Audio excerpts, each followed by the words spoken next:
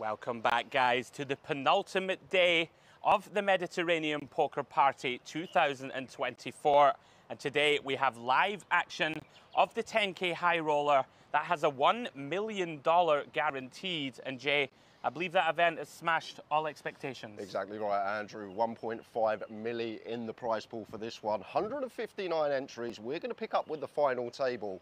9 left, $34,400 locked up for everyone, and all playing for that first place prize of $365,000. Wow, fantastic stuff. And of course, alongside that 10K, we have day 3 of the main event. That, of course, Jay, is the 5K, 5 million guaranteed, getting down to the nitty-gritty late stages. And Jay, that one also absolutely crushed it. It's just been the feature of the week, Andrew. All guarantees getting smashed out the park. And this one for the main, creating a first place prize of $1 million. Ooh. But we will be picking up with main event action tomorrow.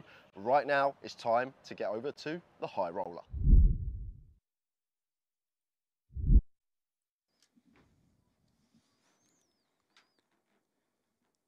And a very warm welcome, ladies and gentlemen. Beautiful aerial shot of myself and Jay's hotel rooms there for you. Private pools, Jay, the lot.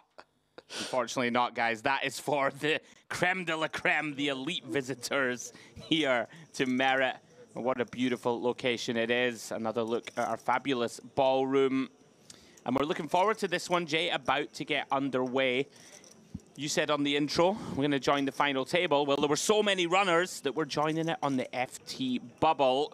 And there is the lineup, Jay, if you want to take us through it. Yeah, so chip lead up for our feature is Jovan Kenjic. Saw a lot of him yesterday, impressed me thoroughly. 10 million for him. Marcin Djupzizela with 36 BBs, 9 million. Michael Molinar, one to look out for with 31 BB, 7.9 milli. Anatoly Nikitin with 27 BBs, just shy of 7 milli. And Timo Kemphaus, the man that's going to need a spin with just 6 big blinds and 1.5 million chips. Yeah, interesting to see Nikitin there. He was pretty short when we bagged up for the night. Had a nice little spin of his own, so 11 left. Very good work there, Jay, on the pronunciation. One of those names, I look forward to my attempt. He's allergic to consonants, the lad. The trick is, Andrew, just do it with confidence, and then right. no one second guesses you. That's basically what I do every day in the booth. Just pretend I know exactly what I'm on about. So here we go, guys. 5-handed here on the feature table. Of course, means 6 players on the outer. Yeah, everyone locked up. 29K. 11th would receive that, but $365,000 up top. Huge first place prize. Great turnout, as we mentioned on the intro, for this 10K high roller. Yeah, very nice. Blinds, guys, 100, 250K, so pretty steep 250K ante. And we are still on a 40-minute clock, Jay, so do expect this one. It's, you know, it's not going to be short, but it's also, there's going to be pressure put on these stacks pretty quickly. We see Michelle looking to apply pressure. Ace-5 off here on the button. Min raising off a shade over 30 blinds. Yeah, and straight away decision for Kenjic here with the Queen-Jack in the small blind. Yeah, could go for a 3-bet fold, Jay. Yeah, could do. Obviously, we'll be aware Molinar, very good opponent, will be opening a fair amount from the button, and looks like Kenjic going to take the spot right off the bat. Very nice, very nice. Yeah, Michelle with one of those unappetizing ones to continue. Likely just to fold, Jay. You never know in the modern game. Yeah, I think this one probably just wants to get out the way as Molinar. Yeah, very nice from Kenjic, setting his stall out early doors. Yeah, never going to be calling, but maybe if we think Kenjic is getting after it too much, maybe like a little click 4-bet. I'm loving it. We're back to the days of click 4-bet, click 5-bet. You know me, bit of a nerd. I like to do my final table studies and the like. I've been watching loads of the high stakes ones recently, and you see loads of it now. Even, 25 blinds or whatever, people are like, well, you're polar. And I'm polar, so let's click these buttons. Nice play, Kenjic. We were talking about it, weren't we, Jay, this week? Everyone just taking, all these, elite players just take every spot nowadays. Yeah, impressed with the level of play. Had some great action Well over then. the past few days. Now, will Zubziela decide to take a very similar spot? Michelle this time with a better hand. Pocket sevens five-handed. Yeah, and once again, one that we can use, and is going to take it. And interesting note here, Andrew, like cut-off versus small blind, five-handed. These middling pairs love to do some four-bet send-in here. So when it does get back to Molinar with the sevens, I think we've got a pretty clear jam here, assuming that Zubziela is going to be having some bluffs in there as well. But I think seven seems like a fairly clear jam here. Cut-off versus small blind, five-handed. We'll see what he comes with. See if Michelle agrees. Very tricky, Jay, right? On these final table bubbles. You want to be right, but also can't allow yourself to be run over. Of course, but I think eights would definitely be a jam here, so sevens. There we go. Far behind, and there is the move from Molinar. Nicely done. Very nice work from Michelle. Of course, sporting the old DTO poker patch. Himself and Mr. Dom Nietzsche, disciples of the DTO. Yeah, very nice. You've got to be fearless, right, Jay, these days? Just yes, you have. If you run into it, you run into it. Especially like 11 left in a 10K, like everyone left in this field's going to be good. They're going to know what they're up to. They're going to find correct bluffs. And like it almost makes it less of a stress in some ways than if you're playing against someone you don't know much about. Agreed. Who you think's going to be very, you know, value heavy. Very nice. Well done, Michelle. Now, Timo Kamphaus just had to commit 500K, Jay, of his remaining 1.5. Very dicey waters for him. See if he can find something here. Interesting fold from Zubziela. Could have considered raise call in the big blind there, Jay, I think. It's not a lot of fun, right? But I'd like to see him take a little more time. Might be being a little overcritical, but Queen 8 going to do pretty well against sort of six bigs effective. Yeah, and left room for Nicotine to just send it in, and going to be basically shoving range there as Nicotine into the short stack. Don't think we're going to have many hands that are going to fold. I think we're just going to send in most of them and apply pressure to the shallow stack at the table. Yeah, Nicotine, super experienced player, merit regular. Had the pleasure of being on his table a few times, playing some of these tournaments out here in the beautiful Merit Resort out here in Cyprus. Another look at the trophy table. That big silver one in the middle, Jay, we'll be awarding that tomorrow night. 5K, 5 million main event is underway at the moment, day 3. We'll bring you some updates later on who's still in the mixer there. For now, concentrate on this 10K high roller. Zubziela, Queen Jack. Everyone's just passing Queen Jack around, Jay. I know. Opens the cutoff. Should be round to Michel Molnar. Has pretty dusty one. So expect to just see raise and take. Quite refreshing here, you know, when you see two tables left, six-handed and five-handed, like especially the five-handed, you see a lot of tanking, right? Yes. Because of course you're likely to have to pay the blinds and antes a bit quicker than the six-handed table. But these guys, all experienced regular players, nobody really tanking too much. It's good for us. It is.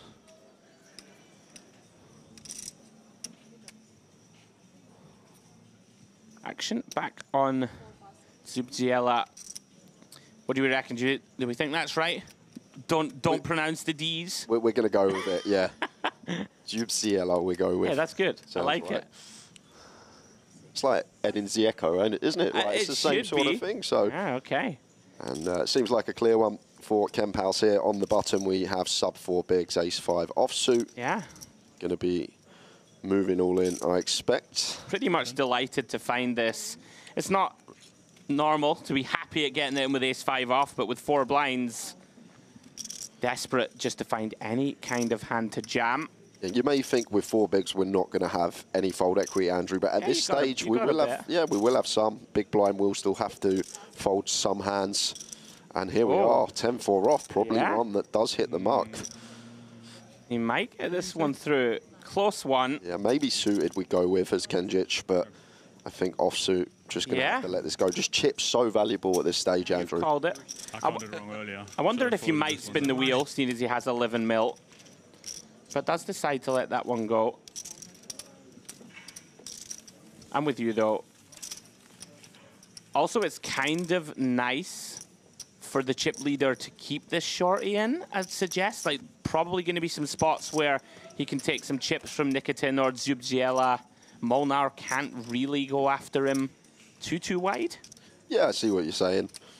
I could be wrong about that. Something that's mentioned a lot more in today's game, this keeping the short stack in as the big stack, because we get to apply the pressure on these middling stacks with ladders starting to get juicy at this point of the tournament.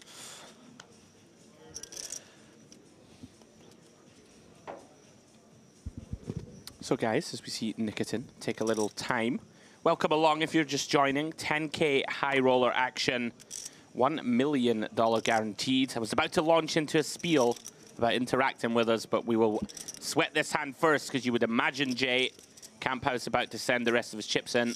Yeah, another clear one. 6 big blinds, King Jack offsuit. Something I was surprised that he didn't do with the ace-5 off is leave like a little chip back, because now ladder obviously every position if there's something occurring on outer tables, but it's just going to go for the send. That's a man who's confident that those chips are coming back. Oh, and what a favorable situation brewing here. It's great for Kemp House, Andrew, because Queen Jack suited for Zubziela should be calling here, you expect. Have to call, yeah. Can't fold this one for 6 blinds. Here we go. And what a result for Timo. Going to see that he does dominate the big blind call. Can he find the hole, Jay? All of a sudden, 3.35 million in the middle.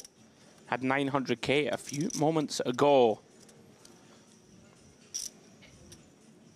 Oh, little wink to the camera. Go on, Timo. Well, off we go.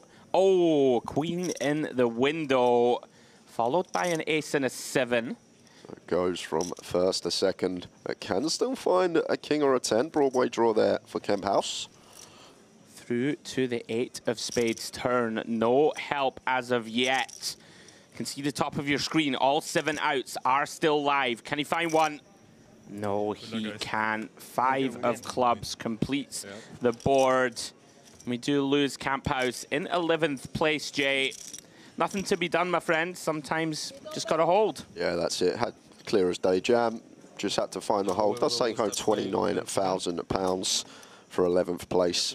And we actually weren't on the ladder. I thought we were. 10th getting 29,000 as well. So that makes sense why he was just going for the all-in and not leaving the chip back for potential ladder opportunities. And there we go. And with that, we have reached the final table bubble.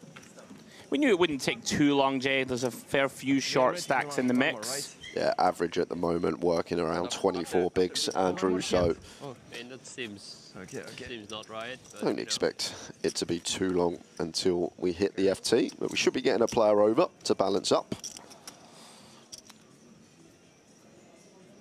As we mentioned, main event going on out in the ballroom. And they're right down to the business end, Jay. Imagine we're last few tables of that one. We will bring you information as we go this evening on who's still in the streets. Michelle getting after it, using the king blocker. Yeah, this is proper getting after it here, Andrew, and probably just a function of us actually being four-handed this hand, so under a gun, effective cut-off. Right, we're still waiting, okay, for a 5th player. Yeah, and Kenjic here just going to have a pretty clear free bet with the 10s. 1.4. Yeah, here it comes. 4 raise, 1.4. Goes for kind of 5.5 BBs. Now then, Zubziela. Does he ever, Jay, get spicy with this one? I don't think he will take it at this stage. Like, if he wanted to call 4, he'd probably have to just make it like 2.7 here. Still going to have some room to fold. So I prefer just letting this go. Don't need to take every spot, Andrew. I think I agree. King-Queen suited, however, well. Would have been more of a thinker. Nikitin, just going to take his time here. We did just reference these shorter-handed tables. Trying to get to that final table as quickly as possible. And Michelle you would imagine with nowhere to go with this one. You expect that. But going to have to let it go. King 5 offsuit. It can be a bit frustrating. Molinar been 3-bet twice already. Sure. I'm waiting for the signature Michelle eyebrow raise. Keep your eye out for it. Still waiting. You warned me about this yesterday. Still yet to see it, Andrew. It's normally when someone does something that he perceives as not very good. So we may not see it today at all. Very accomplished field of players. If I called you, would squeeze. Very nice start from Kenjic. Why? While we wait for a player to come over, might as well tell you about the DTD player stream. What Andrew was getting at before that hand, we are picking up the chat box over on DTD player. So if you want to get involved, any questions for us, you can post it in the chat. And make sure you hit the like button, you hit the subscribe button on DTD player. We've got this one down to a champion today. And then tomorrow's going to be a huge main event for us with $1 million up top in that one. $1 million. And that beautiful trophy that you see there in the middle of the trophy presentation desk. Hey. Yeah, very excited for that one. Not often you get to cover an event with $1 million up top. No, I wasn't. No, it's pure open. Pure, yeah. So table being balanced, we have got Ehsan Amiri coming over in the 6th seat. Yeah.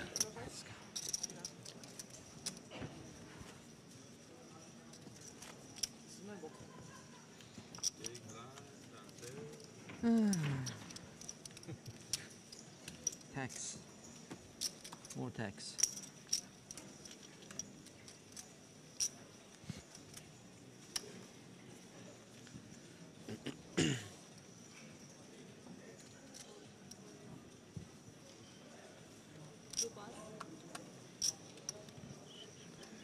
Well then, Kenjic.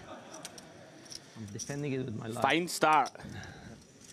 On this feature, King 7 off. Certainly one we could potentially get after, Jay. Yeah, it seems close, especially with everyone covered behind.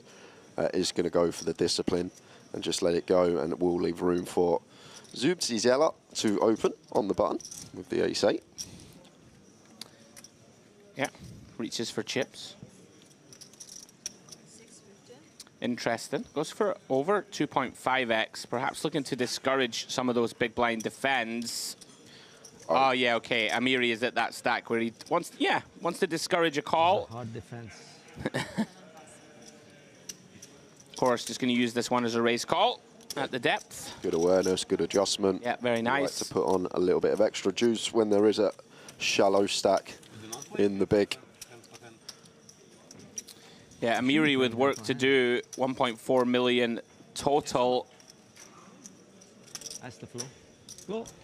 Us, but FT is 9 people, yeah? Yes, I know, but now it's 10 people. Yeah, we should. Players just asking if it's hand for hand. Busy on the phone.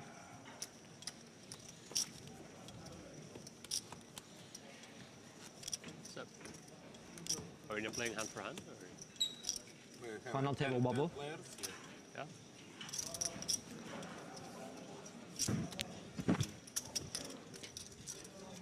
No, okay. No.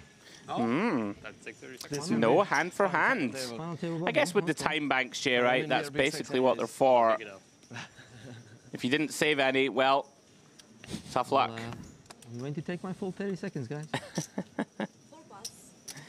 Well then, Zubziela finds a real hand. Pocket queens.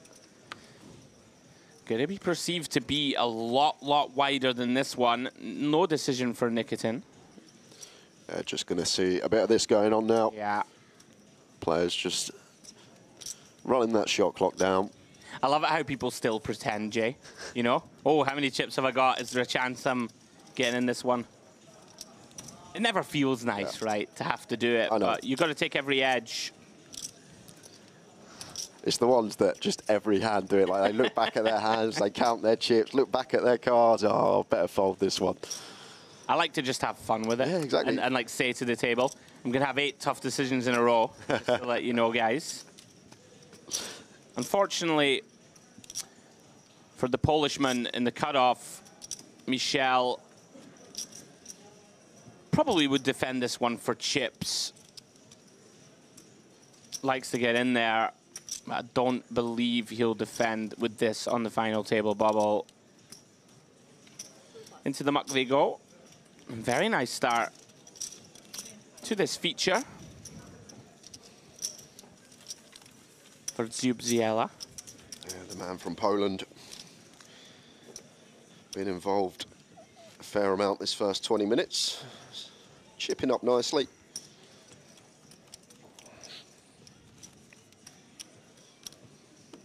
So as always, guys, if you are following along on YouTube, on DTD Player, What number is it done? any questions you have for myself or Jay, Terrible. get in the mix. Let us know what you're up to. Max 6. Gotta roll high, you know. Yeah, yeah. Have a 5 big blinds, you can put 5. And you will have 4 big blinds. No, the higher it is, the more power. So we gotta go with max power right now. Action about to be on Amiri on the button on that short stack. See if you can find something. Always very depressing, Jay, when you look down at the 10 deuce. Oh, with 5 blinds. Yeah, best case for Amiri now really is should if really somehow we can get a bust out before we have to post another big blind, get that final table redraw. This Yeah. looks really bad. Yeah, worth noting that Michel, not going to like his seat with kind of 2 guys covering him on his immediate left. He'll be looking forward to trying to just navigate his way to that final, get the redraw, Jay, hopefully get a better seat draw. And I think the Jack 6 finds a complete blind on blind still. I think we could definitely... I'm surprised they're not doing 750. Gonna go for the old raise up. You know, I think I prefer it to limp. Big blind gonna attack you loads. Can't limp call. Just hope your opponent wakes up with something like this. Telling you, these guys in the modern game just fearless. Yeah. And we want to be really polar here, to be fair, as Molinar, when we are into raise off of just north of 30. One of our best hands, one of our worst hands. And I think we're going to choose like the offsuit stuff as well, Andrew.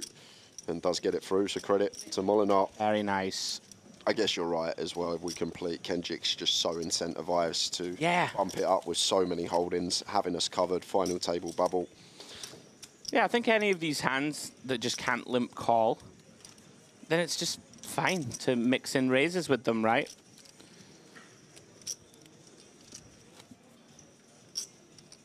It's the problem when you're against these guys that are just been in the lab non-stop for months on end. They just know. They just know, I got to go for it. Well done, Michelle. So, cards back in the air. Nicotine. Ace-6 off. Tricky one, Jay. I don't even think we can do anything here. It's just fold as Nicotine. I know we are 5-handed, but even effective hijack, one of these sort of middling stacks. Yeah. I'm not even loving like Ace-9 off there, Andrew. Sure. Especially with Amiri, who's about to be all in, right? So I like to call it collision equity. You know, if he goes all in and gets called and gets eliminated, we get the redraw, we miss the big blind. Well, 1.3. Strap yourself in, because Michel, with a likely calling hand, Jay, I think. Yeah, agreed. I can't see any world in which suited Ace-9 would be folding. Amiri should be shoving all his ace-x, which we dominate. He also have hands like 9-10 suited, king 9, queen 9, which we also dominate as well.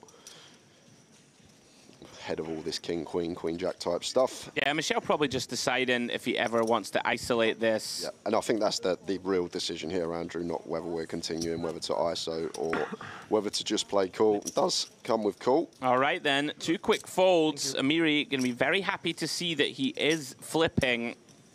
Did see 1 ace mucked by Nicotine, reducing the outs of Molnar. I did have 4, yeah. Let's go for.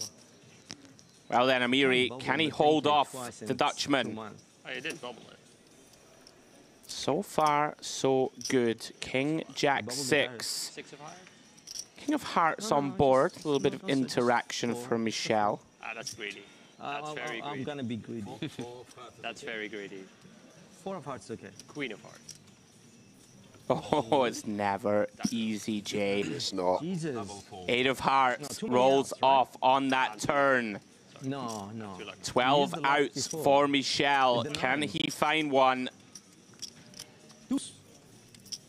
And it is a blank. Red card, Old. but the 5 of diamonds. As we see Ehsan Amiri find that critical one, I guess, double yeah. up. How does this? Ehsan Amiri from Australia, 1.4 million live earnings. Best live cash.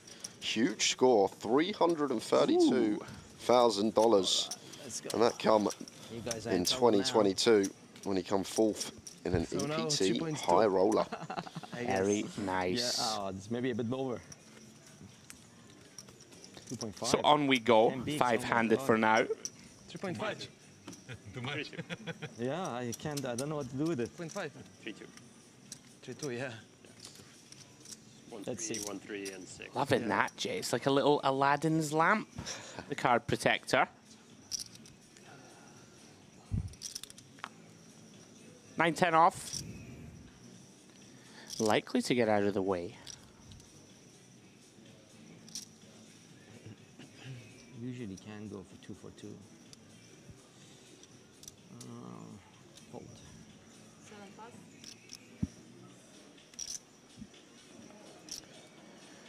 Round 2, Michel Molnar.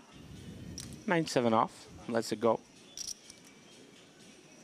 Should be a blind-on-blind confrontation. Zubziela gives Nikitin a walk. He's going to be very happy to see it. Yeah, love a walk at this stage. So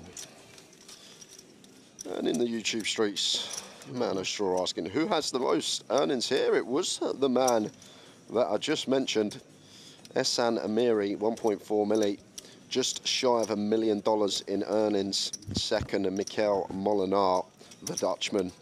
And to be honest, if you have a chance to have a look at Molinar's Hendon, he has been on a storm the He's a last rising 12 star, the months. lad. And it's just been crushing everywhere as well. Andrew looks like he travels all over the world.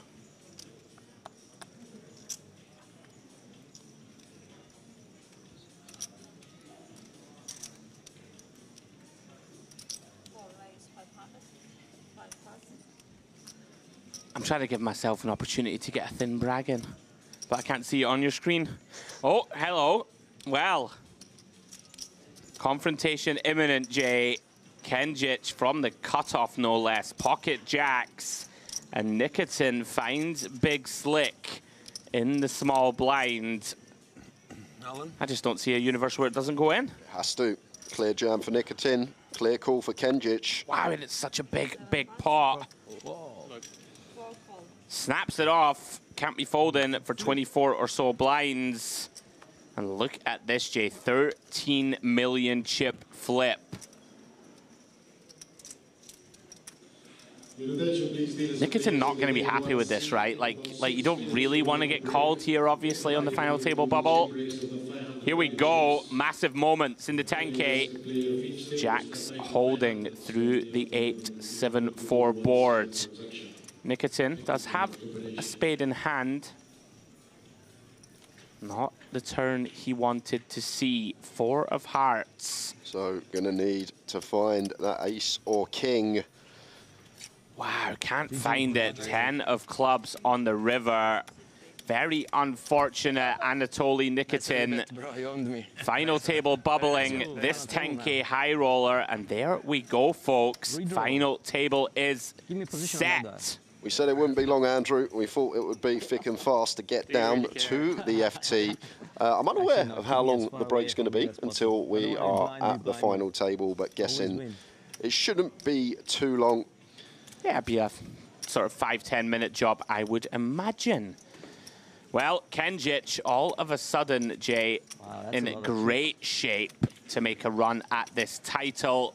Yeah. So we will have a final table redraw, not used folks, to in this. a few moments as we I'll take peel it off very a fast. little look Go at the back to leaderboard. And here we go, Jovan Kendjic with that victory with the jacks, 71 big blinds. Average chips, 6.3 million, closing in on 3x average. Massive spot for him. Jubziela, very steady, shade under 10 million chips. Michel Molnar also 30 big blinds or so to take with him to that final table. And Ehsan Amiri spins it with the fours, 10 big blinds working for him. So guys, we're gonna do that redraw. Please don't go too far. Join us in 5 to 10 minutes for that final table.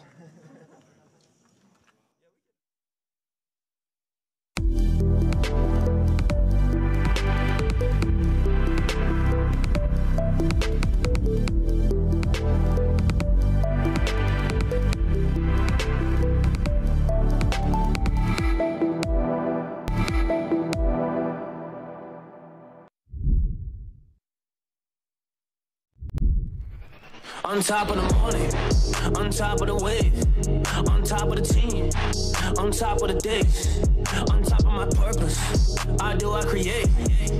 Y'all wanna copy, but we're not the same. Sometimes when it can be dark, sometimes when it can be scary, sometimes you still gotta push on and just do what is necessary. You need that mindset, dog. You're just like a mercenary. You just gotta go push on. You just gotta go and get it.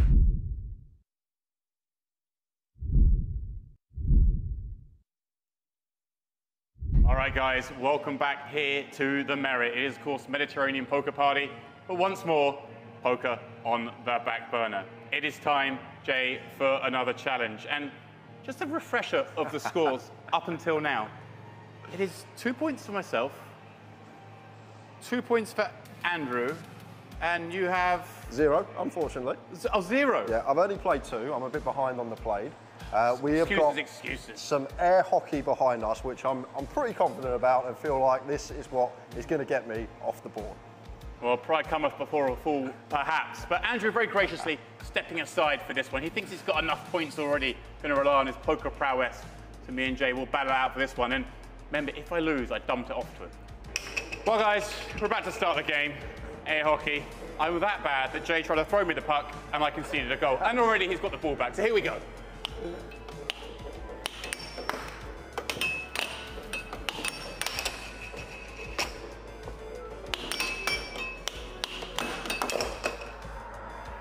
Not going well.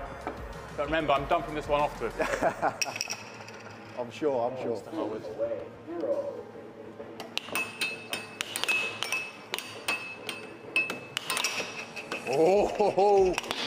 Oh, look at that, so much power. I took it out of the board.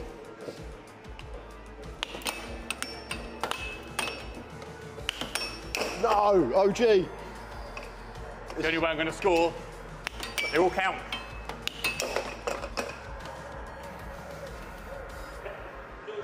No reaction from Harwood. It's not over till it's over. I'm not celebrating too early on this one. Well, what's that over there?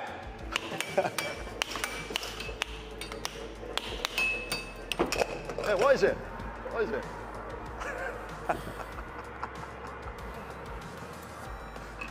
Oh, 4, away, 1.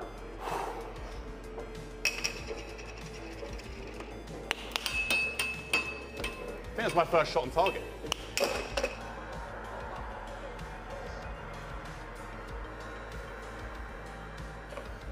Oh, 5, away, 1. I preferred it when Jay wasn't here, if I'm being honest.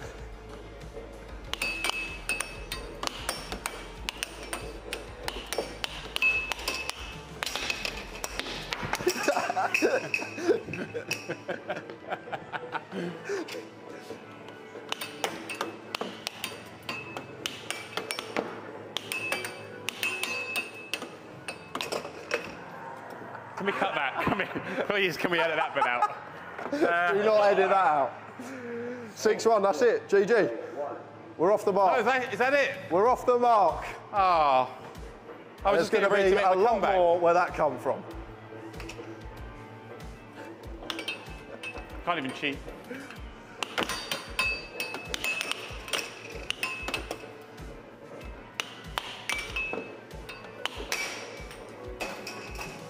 Whew, I feel like Andrew Headley after a game of chess. I thought it was game over. That was just We can keep that victory and just edit this in.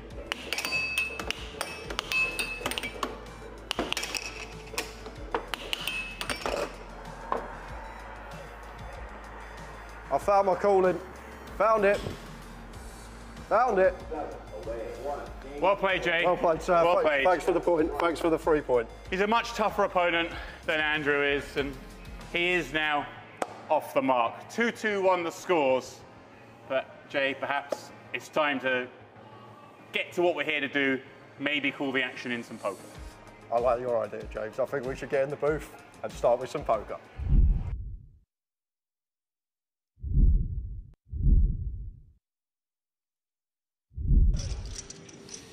Oh, pardon me. I got excited. So did I. I saw a player on their feet. It's the man from Belarus again. Yeah, that was nervy, Jay. I was scared for them, but nothing happened. Okay, so the deuces do find the muck from under the gun. Yeah, it's a good fold. Very easy to get attached to a pair, but these small pocket pairs, ones that do want to be folded at this stage, better to open hands with good removal. Better check here with ace-queen in the cutoff. Obviously, kind of a nice scenario. Obviously, plenty of hands to be raised, kind of getting it in with, but you're never that wild on FT bubbles, but deciding chip accumulation is worth a lot here. I was wondering where the line is in stack size that he might just elect to open jam that hand from cutoff rather than... Yeah, probably at this stage like 13, 14. I don't think we want any jams off of 18 here with 2 tables of 5. Like, so much better to just open here, give the big blind a chance to shove like an ace-jack, an ace-10, get them to defend a hand that we dominate. Ooh. And even here, king-jack suited, these suited broadways are very nice candidates to choose here, and it wouldn't actually surprise me if Puts went for this here. Just because he'll recognise that Patrick has to call very tight here. Right. And even when called, these suited broadways do very well in terms of equity pre-flop. Like, even if we're up against an ace-king, still going to have that 1 in 3 shot to get there. Let's see, he's certainly mulling it over. And he does! Well done, Jay. Well called. Puts, putting Patrick to the test. And... Oh. What happened if 2 players bust in one hand in different tables? Yeah, okay.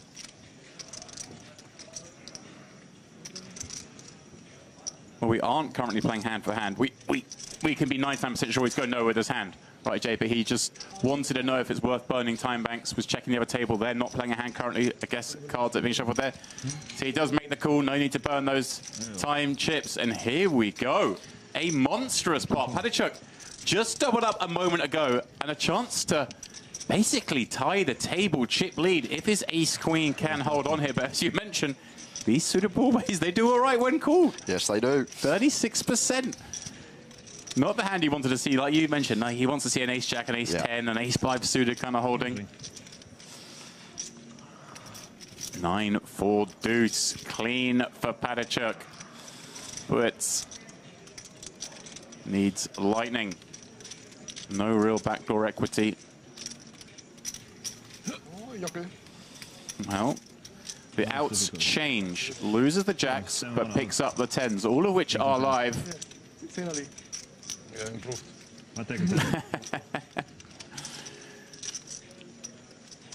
Give me 10. There it is. Clean run out. Patrick continues his ascendancy. Yeah, and a great example there as well as why we just want to open these hands there. Estoy impaciente, quiero comerte. Quiero jugar, baby, 1 hora más. Estoy impaciente, quiero comerte. Quiero jugar, baby, 1 hora más. Estoy impaciente, quiero comerte. Quiero jugar, baby, 1 hora más. Estoy impaciente, quiero comerte. Quiero jugar, baby, 1 hora más.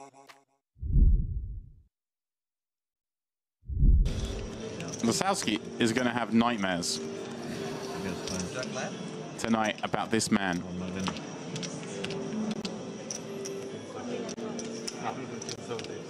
Hard to believe he only has 2 recorded caches on his Henemob database, Aquino. The first of which coming back in March, and was third place in a high roller in his native Brazil in Sao Paulo for $41,000.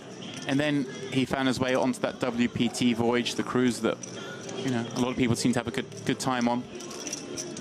He final tabled a turbo there, and then, hey, his next appearance on the live felt here as one of the 8 qualifiers to make this final table.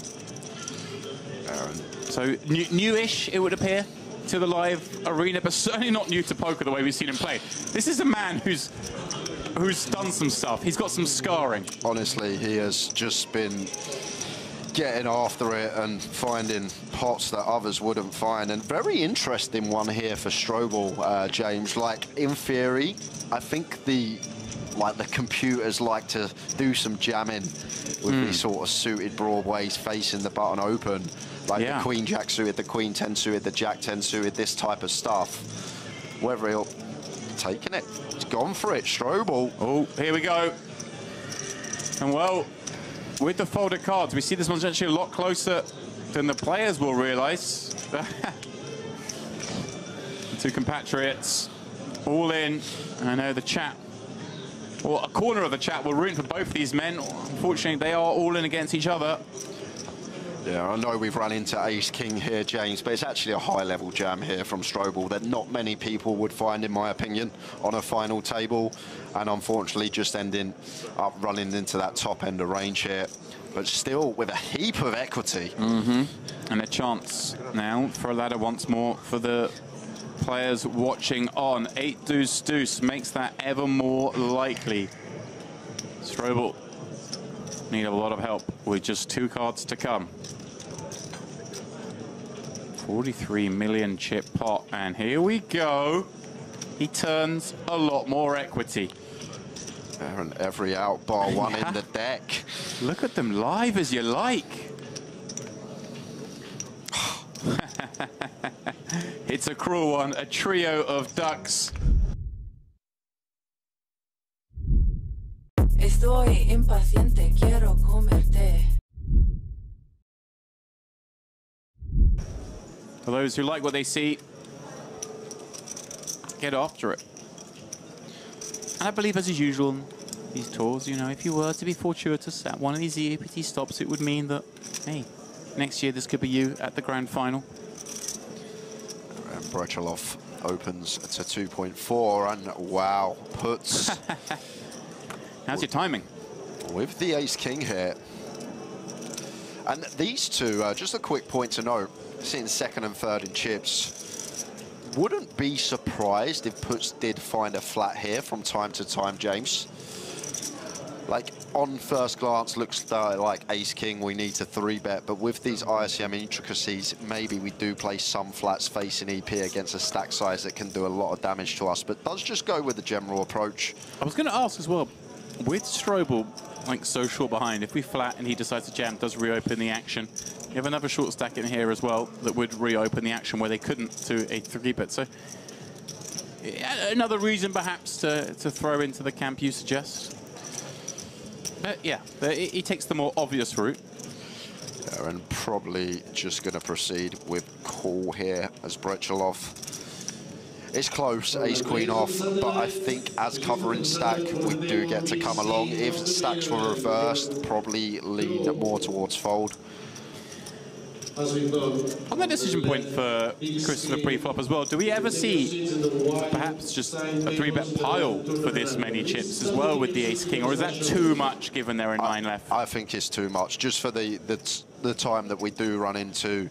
Has he gone for 4-bet? Ah, clicky 4-bet. Let's have a look. He put in a heap of chips. Look to be around. I mean, a stack of those greens is, what, 10 million? Yeah, here we go, 4-bet to 15 million. Dreamy scenario for Puets, in that he set up his stall to 3-bet and then have to 5-bet jam. Obviously, right now, right, he could be moving into the nuttiest of ranges, but understandable, Brechelov, with this ace-queen, you advocate flat, but it does lend itself quite nicely, doesn't it, to a 4-bet fold potentially. Yeah, it's what are we trying to fold out though? Do we think that we get some jacks 10s to fold some of the time? Maybe 10s does go into the muck, but is ace king ever gonna let it go? Right. You feel like it's wasting a strong hand perhaps, but the counter argument is, hey, I don't want to play out of position against this extremely competent opponent. And here we go with 5-bet jam. This final table continues to deliver fast-paced action. Yeah, and huge pot going to go puts his way here. Breslov just has to fold now, and that's a big, big pickup for the German, uncontested.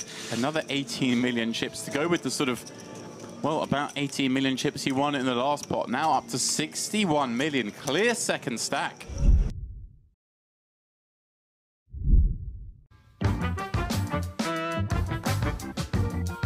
Rank number 7. Yeah. You mean pre-flop? Oh man, okay. The hand ranks 7th, so it'll be king. Ah, that's a tricky question, I know. Kings, queens. Maybe it's second, another ace, ace. Around 10s? Ace, ace. Third, king, king. Jacks, 10s. Kings, queens, ace, king. Ace, queen suited? Ace, queen suited? I would say 10s. 9s? It's same class. I'm a smart guy. Ooh. 1, 2, 3, 4, 5, 6, 7. Jacks. You lose.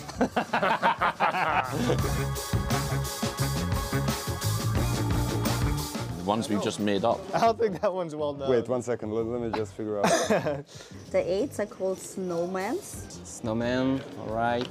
Because it looks like a snowman. Most exotic. Sure, yeah, no, we have some Serbian bullshit.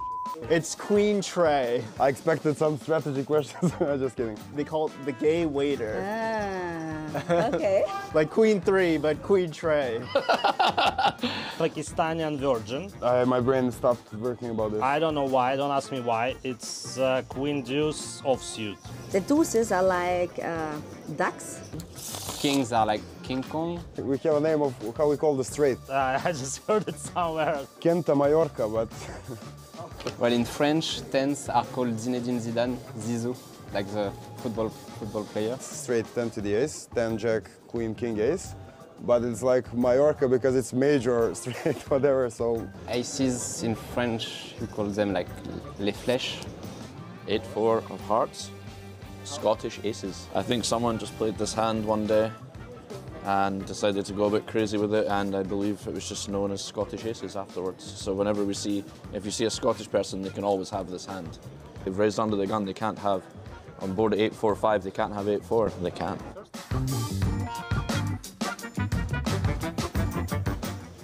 A. Nutty hand or something like that, so then the nuts. Blades. So it's like bullets. American Airlines. Yeah, I heard them.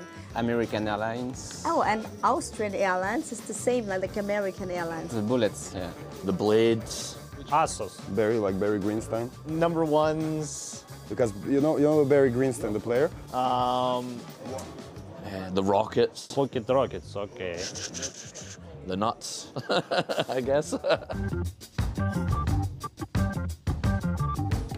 There's a lot of aces crackers. King 9 of diamonds. Every small pairs. By percentage is jack 10 suited. 8-7 suited, I guess. I'm not sure, but it gotta be like something like 7-8 or 6-7 or something like that. 10 jack suited. Always these suit connectors are very good to crack the aces. 6-5 and you make the lowest strip. That makes sense. Okay, yeah. But I like, you know, Scottish aces could be aces.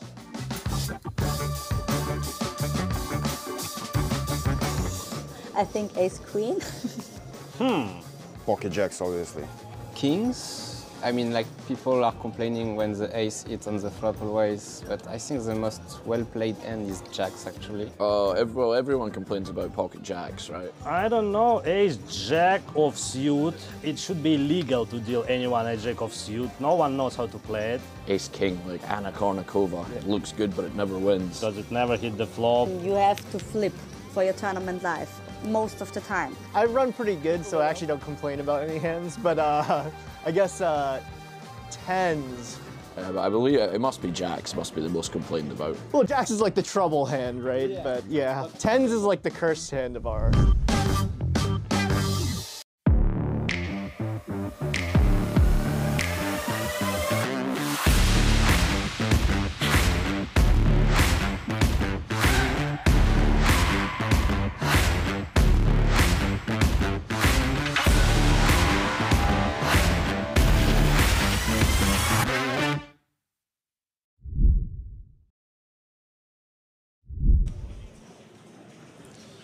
I'm actually kind of sad that Andrew's jumping in after the next break. I'm enjoying watching this final table. Well, we'll just keep it warm for you, and then, you know, by my reckoning, you should be in here for the culmination. Yeah, I'm hoping to be. Some positives. Lasowski finding a positive. Ace-Jack, ripping it in. Breshov, King-Jack suited. Out behind. They're not going to be able to call, though. Pretty hand. It has to go into the muck. But this one will have to call. Umarov, 2 10s. Asks for a count. It is sub 10. And are we going to lose a player on the last hand of the frame? Yeah, should be getting it in here as Umarov. You see, as Levine puts behind. With 28 million chips, really not enough to worry about those players. Has he announced cool? He has announced cool. And for that rare situation, right? The two blinds get it in they behind. Both went all in. Yeah. If one of them does, he still has to call. Both maybe folds. Lasowski's going to be happy to see that hand because Umarov rated to have Ace-Jack in bad shape at a decent frequency here.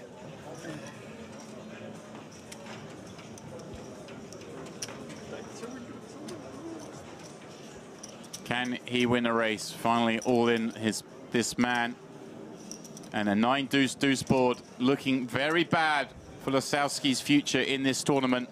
Likely to lose our first player. Well, hold up a second, Jay. A heart on the turn brings a whole host of additional outs. Ace, Jack, or heart is needed. And there it is. He finds the 5 of hearts on the end. Lasowski with a sigh of relief was on the verge of being the first one to bust this final table. Instead, finds a double up, gets back to 25 million and isn't far off where he started this final table.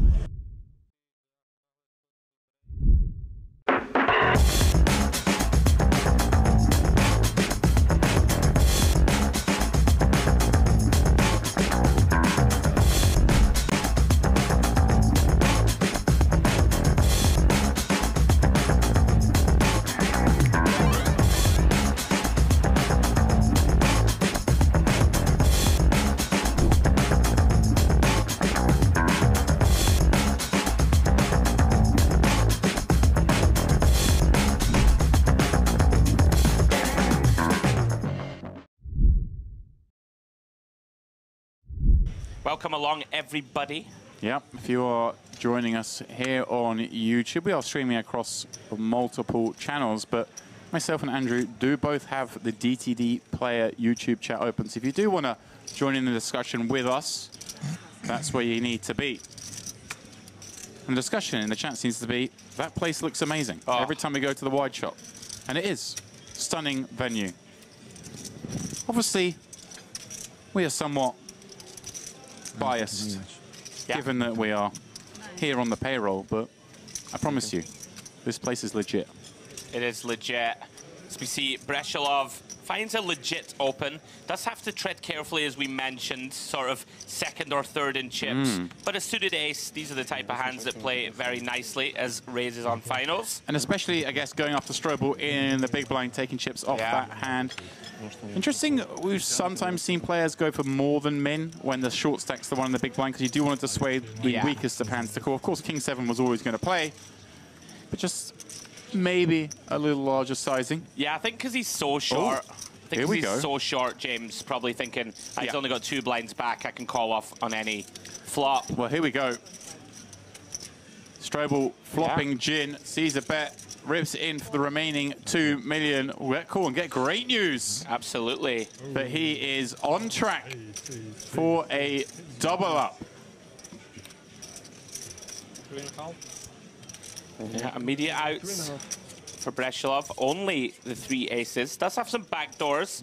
Strobe will be happy that he blocks one of those backdoor, straight door possibilities. 3 of clubs is coming. Maybe not. 9 of spades. Just an ace will send Strobel out. Otherwise, we will continue 9-handed here at the EAPT Grand Final. And it is that ace, Andrew. Oh, my goodness. Breshilov finds it. And unfortunately for him, it is Adrian Strobel out in 9th place. Well, he's not hanging around. Oof.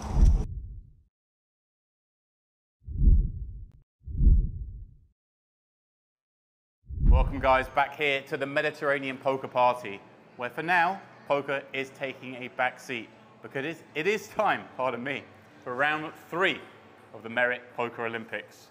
And some of you may have noticed Andrew Headley's gone under a slight change because it is now time, finally, to welcome Jay Harwood here to Merit. How are we doing, Jay? I'm doing great. Hello, everybody. Today's challenge, we are playing table tennis, and Andrew not here at the moment. If you've seen the previous challenges, like myself, you won't be surprised knowing that he's already warming up for this one, looking for his first victory, losing the 2 previously to this man, Jones. And well, as he says, Andrew is out there grinding, but it is now time to get bat and ball in play. Right, guys, we're back. The next challenge, table tennis. I need a win badly. It's not going well so far, Jay. This is going to be mini games of table tennis. I'm going to take on Jay. The loser will take on James. The winner is the first person to get to 5 points. And at the end, the 2 winners will play each other to find out who wins this challenge. By God, I need it. Let's get after it. Good luck. Good luck, sir. You're going to fucking need it, I've buddy. seen you in the basketball. You're good at hitting the net. Right, Not. Oh. Right, ready? Let's go. Oh. Oh, he's sharking at the lad. All right. Yeah, you can serve this one. 1-0, let's go.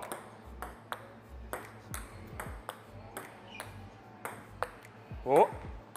All right. Oh, we've got him. Oh, he's in trouble. He's in trouble. Oh. Oh, no, too aggro. Aye, 2-1. Oh, That's love second it. serve. Do you get second serve? No, you don't. No second. Surely no second serves in Merit table tennis, motherfucker. There must be a second serve. 3-1. Second serve. You're finished. Oh, 4-1. We've got him. On you. Don't choke. Don't choke. Not looking good. Hey! Ooh. Let's go. Good game, sir. Good game, sir. All right. We're back. By God, we're back. You get him on film. You're next. Good luck, All sir. right then, Mr. Harwood, let's have it. Well, that wasn't at all embarrassing. I'm going for my deep squat. Oh, the war of attrition. That's not good. There we go, 1 apiece. See, he's a first timer here in Merit. He's not used to the table.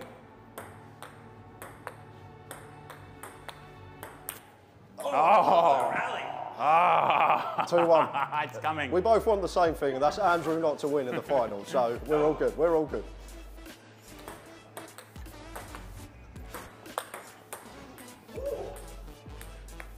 Brute power. It's the power of youth. But finesse wins in this game.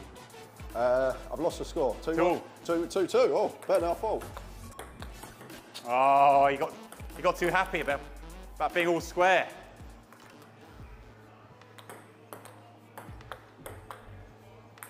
Oh, all of a sudden, 2-4 match point. It's not good. Another date with Mr. Headley. Oh dear. Well, that is the end. Terrible debut. Terrible. Jay, his first day here, his first challenge, and he's done the honourable thing and taken the wooden spoon away from my next opponent, Mr. Andrew Headley. The old... Right, is it? Ah, yeah. Is that...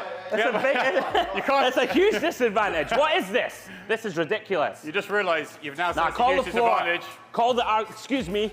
Call the floor. This is outrageous. You now realise that's on camera, so they're going to edit that in and Jay's going to have an out. Cheating all the time.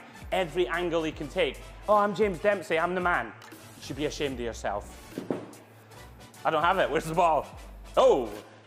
Are you going to do the hand thing that we do every time, and I get it wrong every time? Film the back of this. I want to know if he's cheating, because I'll never get it. It's always in the wrong hand, miraculously. Right, that one. That one has the ball? Yeah. This one? Right, come on, what's going on? Get it revealed. Fucking unbelievable, like, every time. Whatever, you can have serve. I hate you so much, honestly. Ooga! I admire you, but I hate your very soul. Imagine losing to a man in this hat. Like, imagine I don't, it's something I do not want to even countenance as a possibility. Whoa! Oh, he's had a good start, the lads. Oh, the first point I've ever won off you. All right. All right. Oh, no. We're back. Oh, no. He's got this secret spin serve thing he does, and I don't think it's legal. If any table tennis people know. Could have had a career in it, mate.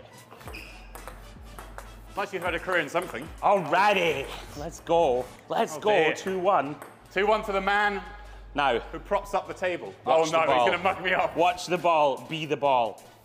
Okay, you ready? No. You're all backhand, I've noticed. I am. Something You're gonna play to my forehand, are you? Yeah. This serve is not legal. It's got far too much spin. Woo. What even is that? I don't know, but I'm gleeful. I actually better win We've from literally here. been waiting the best part of a week to see a victory dance out of this man. He's gone up in the challenge. And the I need dance to has win come out. because I've gone too early with the celebration. 3-1 you. I've gone too soon. I think you're there. All right, let's go. Oh, wait a minute, that's a let. Oh. There's no second serve, Jay, but if it hits the top of the net, you get a let. Oh.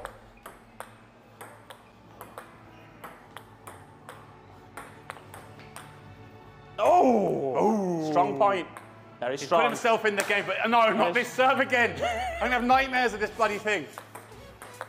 No, it can't be legal. What is this wizardry? It's legal, bro. What is this championship You have to find a way. You have to find a way. Come on, Jay. One time. Come on. I mean, come on, let's go. We've all heard of Andy Murray. We have to take Somehow him down, the Scots man. can play these Gotta kind of take racket him games, down. but Andrew Headley, this guy, at table tennis, honestly, this is going to be embarrassing. Come on, let's go. Enough of your incessant chirping. Oh! Woo! Yeah! All right. Come on, buddy, it's going to be okay. Now, come on, I'll be gracious. Good game, James. Come on. Hold on, Andrew. Thanks, James. You're a good man. I want to apologise to my family, to my friends, to everyone who knows me. Your cat? And to all the people Andrew's going to gloat to. I've let us all down. I won't gloat. Good game. Jay, good game. Come on, I'm back. I'm back in the Olympics. Whew. Yes. Someone play the Rocky music. Play the music. Da-da-da, da-da-da.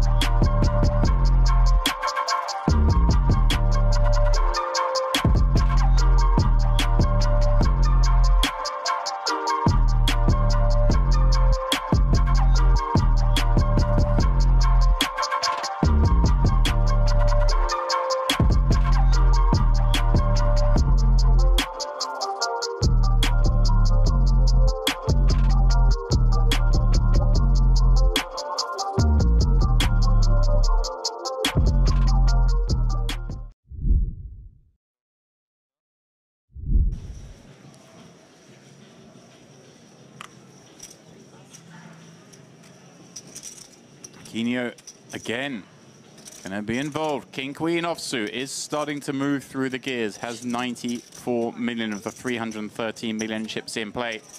And really is working with the big M. Momentum in his favor. Yeah, such a great feeling. And if you're the sort of stack like Kolev, you don't mind seeing the chip leader kind of pound away now, do you? It's kind of a good thing if he can take chips away from the likes of Umarov, stop these other stacks attacking you. And Levine, all right, here we go. Ace Queen, a little over 20. Now, again, Aquino hasn't been hyperactive. I think he will just call this one, Debs. Yeah, it's also one of these spots busting now, a bit of a disaster. Right, if Aquino had been opening relentlessly, then this makes much more sense as a 3-bet jam, wouldn't it? Sure. Or even maybe arguably some sort of induce, but as it is, an open gets met with just a cool and a great flop for Levine, having somewhat slow played this ace-queen from the big. He's a dreamy looking forward. Ace-king 10. He knows this is the board the opener is going to attack, and he just gets to have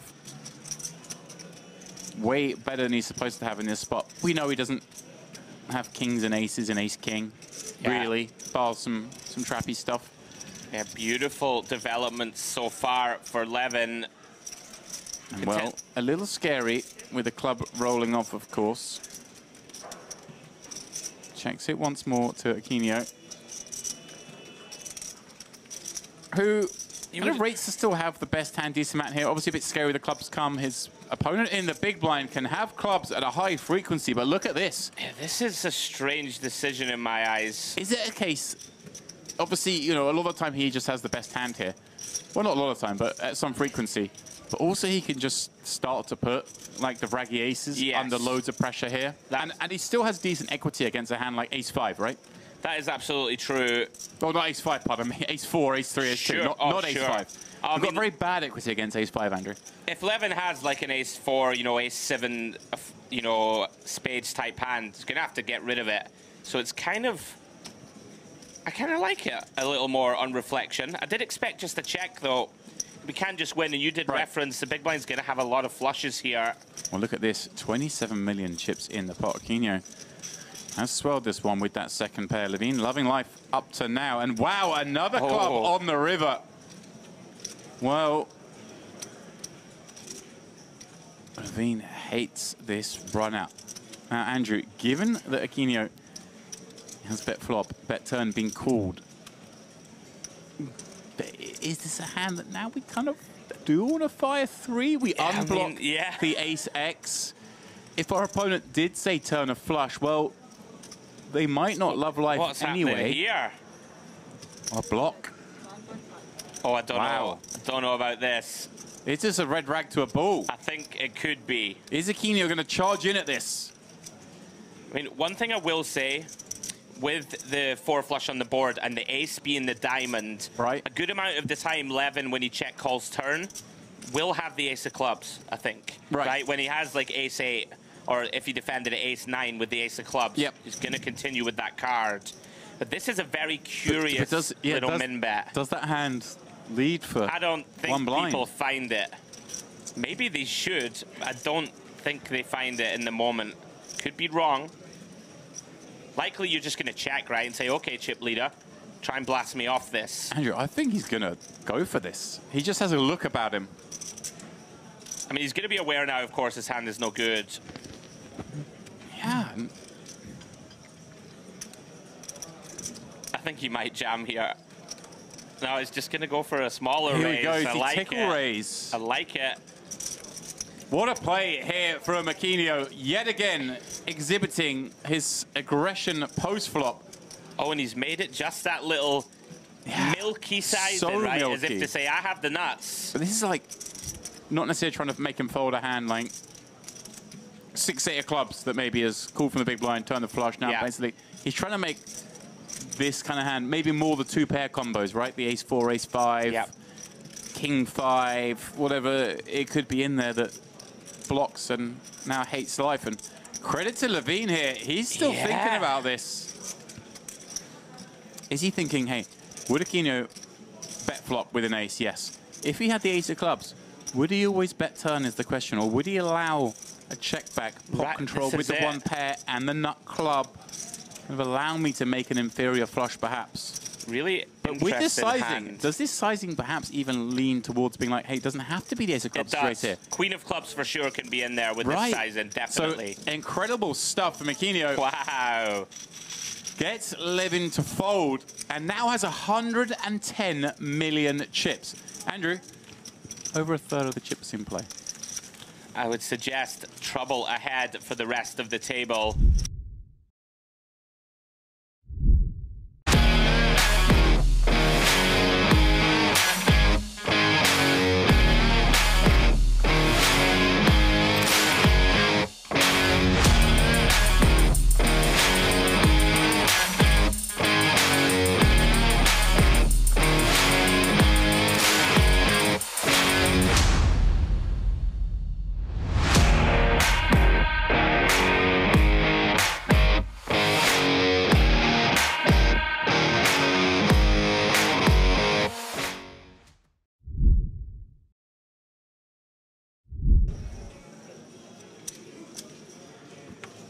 Yeah, interesting. Maybe Breshilov just perceives 60% to be more value heavy. Maybe thinks his opponent would go larger with bluffs. Incredible. Just got away with 2 big bluffs in the same orbit. Really extending himself here. Oh, Petachuk opening up. Kolev away from the table for this one. Bad time to miss a hand. See him coming back into frame now. I guess deciding, let's go now before the blinds hit me. I like this from Petachuk. We're going to have to find some steals. You know, we are starting to get to that very dicey stack depth. King-Queen qualifying as a raise fold. And Lasowski, Queen 7 of hearts in the big. Yeah, these are real dicey. Off the short stack, though, is going to stick around. I think the problem is Petachuk is going to be pretty tight and going to have a lot of picture cards. Oh, hello. Oh, wow. This is as cold as this could get with these 2 holdings. Lasowski flopping top 2. Petachuk with top pair, loving life on the Queen 7 tray. Oh, my goodness. This is an absolute disaster. I mean, there's no getting away from this, Demps. If Lasowski fast plays flop. Lasowski. Oh, he's trapping. Hello. Actually, don't mind that. Wow, and such a wet-looking turn card that one assumes Lasowski is just going to let to bet this fairly big and leave not a lot back for the river. I agree. He has so many draws that could be bluffing here. May even bet at a size that means Petachuk just jams over the top. Yeah. Reasonable, I think, to just jam here. I think he will shove here. You know, you're going to get called by a queen. You may even get called by a 9 Demps. Right. Very occasionally. You deny slash, you know, maybe get it in against some combo draws, but you definitely don't want to give him the free pop. Wow, is he just slow playing this? What? He's seen enough of Lasowski. Maybe he's thinking Lasowski's way out of line here. Sure. Which, if you've been watching, is possible. Oh, king on the river, albeit a club, Andrew. The club is somewhat concerning. Wow. 2/3 pot back. We have top 2 versus 2nd and 3rd, or 2nd and 4th. What an interesting river. Lasowski hates this card. Very comfortable on the turn with his 2 pair, but not anymore. This just falls into bluff catch, surely. Yeah, it does. But it's one that we do press the call button with, right? I think so. I mean, when we check, you know, Petachuk, this is super interesting. Gonna have like 10s and jacks in there, Demps? Or is he not just gonna bet 1 big blind on the flop? Is there ever a chance? If let's say we do check here. Okay. Is there ever a chance Petachuk values?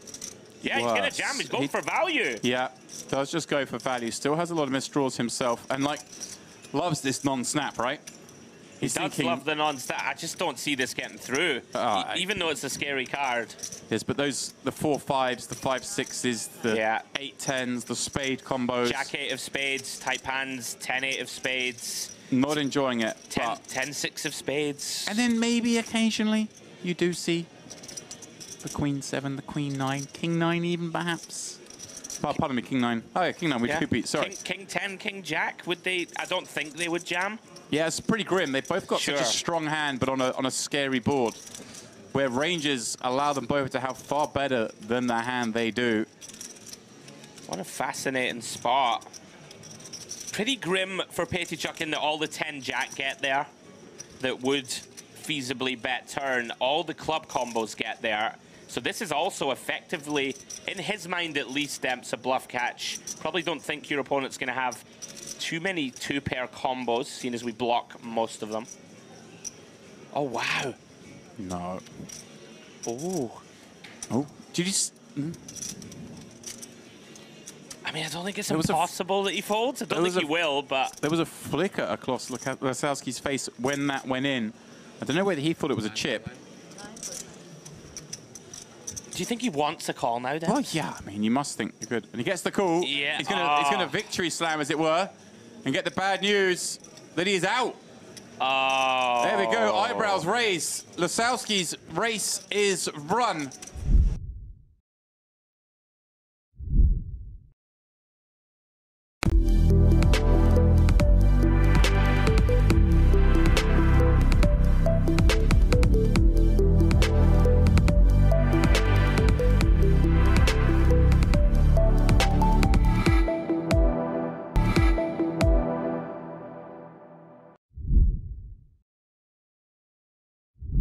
I was just looking through. I mentioned I've been impressed with Breslov, the man who's under the gun here now, and the way he's approached this one is he looks down at Ace-King. And I showed a look. He was here back in 2022 for the MPP, where he came 21st in the MPP Open, 14th in the EAPT, 12th in the Malta Poker Festival event, wow, and 15th in the Irish Open event here. We had all these sort of brands here together. So 4 very deep but non-final table cashers. So nice to see this year he has got here with this big stack. And, wow, a great situation for him here because it looks to me like he may get well, we did just see Umarov fold 7s from +1, which I really like. You know, again, I always ask myself in these final table moments, what are my opponents incentivized to do? And Breshilov not really incentivized to get after it here from under the gun. So 7's shrinking up. As we see Levin in the tank, and it's kind of grim, Demps. You don't really want to shove, right? We're pretty shallow for a 3-bet fold. Flatting doesn't appeal. Like, it feels like if this is a Quino raising, right, or puts with the big stack raising, we can just put it in. Yeah, this coming from under the gun. Like I said, Breslov's played a pretty sort of snug game that I've been very impressed with up to now. Let's see, though. Oh, he is going for it, Andrew. Wow. He thinks he's seen enough. Has a playable one. Decides he needs to make things happen here at this FT. With all the players still to act behind. Maybe a pip wide. I think if this was ace-queen, we'd be saying it's a slam dunk. Exactly. And he's jack-suited even. You could argue with that. Here we go. Oh, wow. Andre Pettychuk sees all this action in front of him and looks down at the ladies in the small blind. Now, up against Levine. More than happy to get this in. But he does have Breshilov opening under the gun. Wow. This is a little dicey. Again, queens surely just too much hand. And he does go for it. And now, what is Breshilov going to do with ace-king seeing this action? What hand does Pettychuk put all these chips in with, Andrew? I think you can fold this hand. Yeah, he does, and he just and quickly does. Swiftly. I like it, honestly. Wow. Pettychuk never has worse. It's like queens, ace-king plus, I think. Yeah. Maybe jacks very do you occasionally. Think partly that was the speed at which Pettychuk put the chips in? I think he's just super aware, Breshilov. He knows that Pettychuk has to have just such a narrow range. I spent the start of this hand heaping praise on Breshilov, and brilliant. Then that hand comes up, just signifying how good he really is. As we see a 10-9-3 flop, we will flip back, of course, to the action here. As Levine has just, what, 2.5 million chips back. They're surely going to go in now. Pettychuk asks for it. Levine's like, well, this isn't great, but here we go. You figure you're going to have 3 outs here. The most interesting Breshilov, thing... let's see his face as he gets shown. Sorry to cut you off there, Andrew. He's going to feel very happy about the fold he's made when he sees it was queens. He kind of knew it was queens plus, maybe You're ace king. probably chopping it best against Pettychuk, I would suggest. Great, great fold. But it means Levine is live, Andrew, of course. If it was a 3-wall in, we'd basically be dead here. Right. Can find an ace or 7 or queen now would do the job. Although, looking at the folded cards, there aren't many left.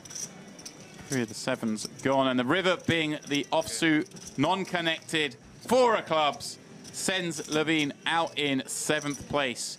Good for 78,000. And maybe, just maybe, a little wonderment as to whether that was the time to make his move.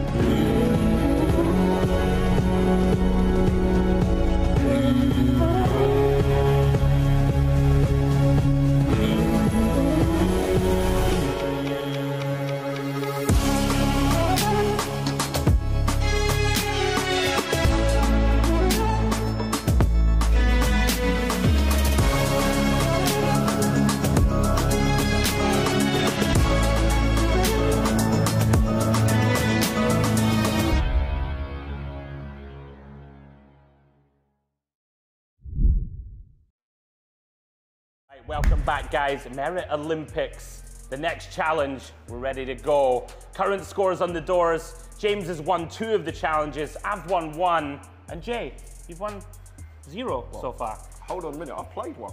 You boys have played 3 each. You've got to remember that right now. You should have been here. Well, I was working. I've gone from work to work. I've got to catch up somehow. We've got to find some way for me to get in, surely. Excuses, excuses, my friend. You'll have your opportunity now. Next challenge, we all love it. Pool, me against you, my friend. Not sure where Demps is. Think he's been called away to a business meeting or something, or that was what he claimed. Jay, me and you, let's get after it. Good luck, buddy. Good luck. Right, guys, we're getting ready to go. The challenge, as we already said, is pool. Jay, we're gonna decide who gets to break. I'll hold the white ball in one of my hands behind my back. Yep. You choose. If you get it right, hang on. If you get it right, you get to break. We'll go with your left, my right. This one? Your left. Okay, up to you, sir. Unlucky, what can you do? I get to break. All right, brilliant. Good luck. Good luck. Good luck, Jay, mate. The very best of luck. Let's get after it. I'm sorry. All right. What are you doing with that cube? I have the weirdest strategy ever. Everyone always comments on it. They call it the claw. The claw. Have you seen Scary Movie where the guy's got the weird hand? I was more thinking Toy Story. Unfortunately, that's me. I haven't left myself a shot, though. But we play to win in this game. Right. Let's go. Oh, he's made it. I hope you got that, by the way. That might be the best shot I've ever hit in my life. Right.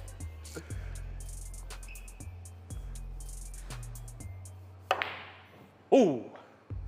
All right, you're in, Harwood. Let's Show me what you got. See. Not much. Show me what you got, bro. Not much, I don't think. Etiquette. I won't stand in the way. Very nice. Oh, get there! No chance. I might be in a little bit of trouble. Are you hustling me, Harwood? I would never do that, Andrew. I don't know, like. There you okay. go. There's a no hustle. This is what they do, right? When they play snooker, and they look pensive, as if they're surveying the table. They definitely do that on the telly. They do, right? Pretend to know what they're doing. Oh, it goes. It goes.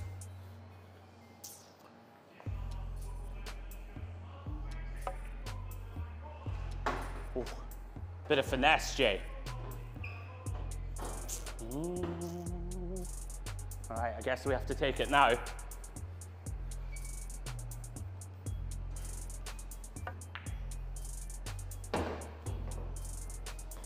Oh, you hate seeing that. I love seeing that. You hate seeing it. Oh no, could be in some trouble. Look at this, Jay.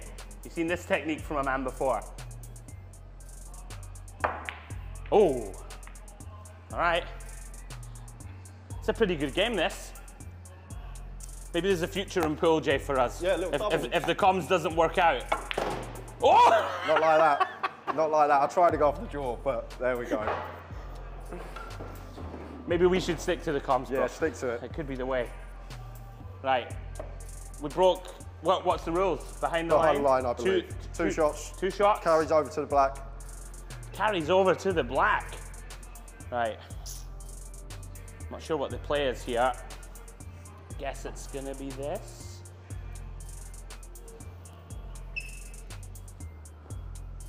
I don't know, I'm gonna struggle to get up there, but whatever, we're gonna go with this.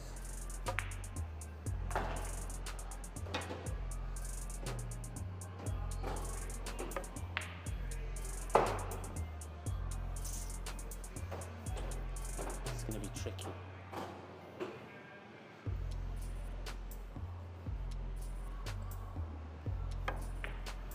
Gotta get it out of there. Okay. Over to you, Harwood. Do you not have 2 shots? What? Nah, it doesn't carry. I'm a fair man. We're not doing that. None of that. I wouldn't carry, fancy this cut into the middle either, to be fair. Oh! Whoa, whoa, whoa!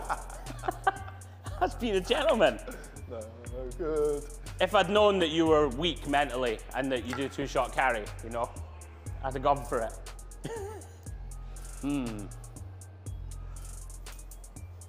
You wouldn't fancy that cut into the middle, he says. Oh, that's a very bad effort. I'm letting you back in.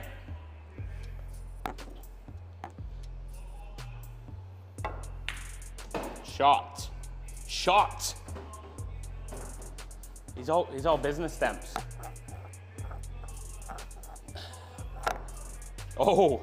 Was there a little nick on that? I don't know. I heard a little nick. Can we get a sound test? You heard the nick. You heard a little nick. No, here it comes. There, boom. There's the nick. Oh yeah. A little nick. Controvert. Where's the rest? Your little finger's the rest. From what have you seen? Have you seen? That's my rest. All right, whatever. Oh Jesus. Little finger gets the job done. Just like in Game of Thrones. Do you like that pun? I've never seen it. Oh, for God's sake, Jay. Right, I don't think this can go in, can it? Up and down. You reckon? Yeah. Oh, the little doubler? Yeah. Yeah, you might be right. All right then, let's try. Oh, he's fell for it. He's fell for it. You knew that was going to happen, didn't you? Hey? There's no carry, by the way. Oh, no carry? No carry. Oh! Oh, no! No! Bounce! Yes! Oh, what a sweat. It's all coming down to this. I'm going to go here.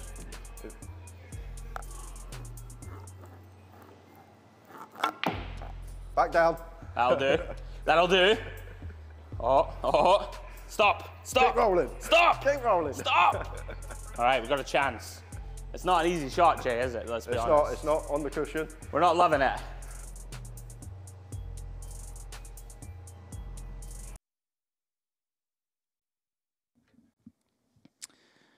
And welcome back, ladies and gentlemen. Little longer break than we expected, but we got to get ready for our final table ceremony, Jay. I was enjoying that little frame of the pool. We left it on a cliffhanger. I was on the black. Yeah, you missed, and then I potted the black. Did I miss? I made it, didn't I? You did. I believe I made it. Right, guys, final table time. 10K high roller. Little look at the chip counts. Jovan Kenjic. Well, he's got I wouldn't say stranglehold, Jay, but he's got a lot of chips in great position, just a shade under 18 million. Then we have Kirichenko and Zubziela, both with around about 40 blinds. Michel Molnar, sort of on his own in fourth, but not by much. Kalanin and Madanziev in the 20 to 25 big blind range, 5 to 6 million-ish for them.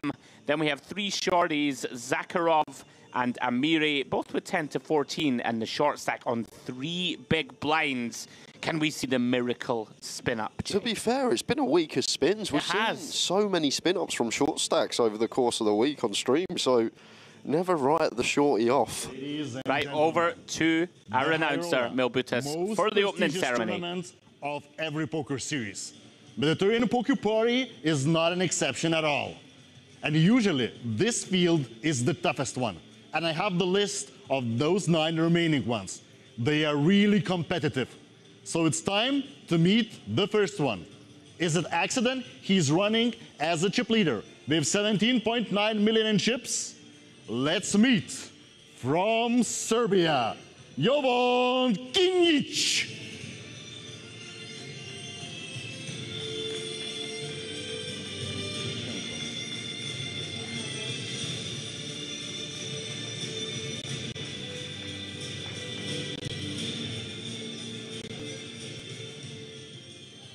Could it be an accident? I think we will have amazing broadcast because second in chips, he has the second position. So 10.3 million, it's Alexander Kirichenko.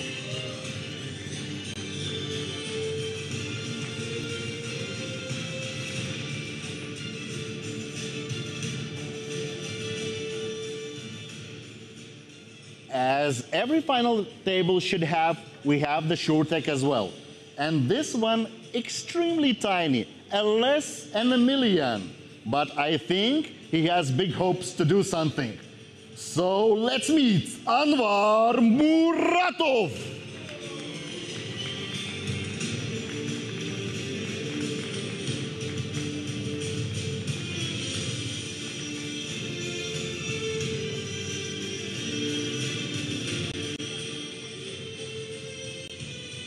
What could be more comfortable as to have an average, you know what you're doing? This is the guy, 9.5 million in front of him. It's Marcin Dubjela.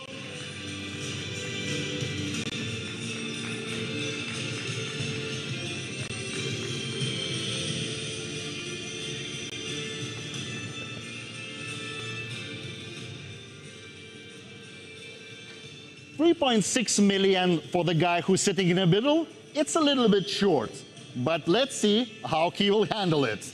It's Dmitry Zakharov.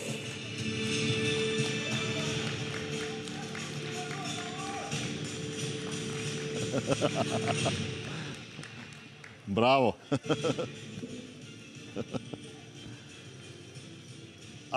The guy who has 6 million, he has the dream made true for every poker player because he's the champion of WSOP main event.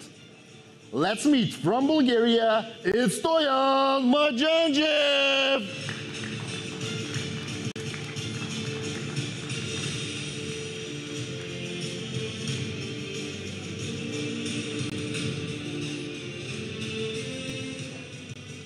What is the most exotic country you would think if you are in Cyprus? For me, it's overseas, and this time it's Australia. 2.7 million in front of him, Ehsan Amiri.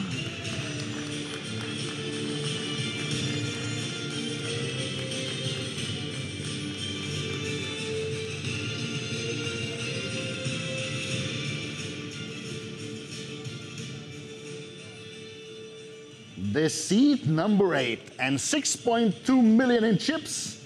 Let's meet Russian Nikita Kalinin.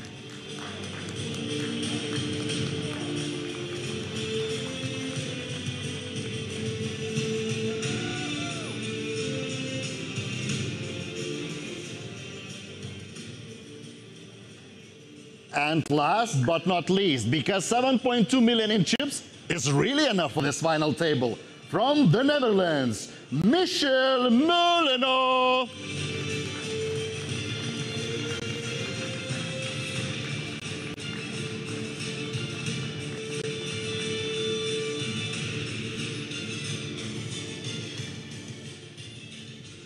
Look.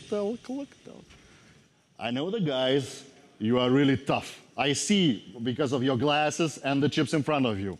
But please show something special for the stream. Dealer, please shuffle up and deal.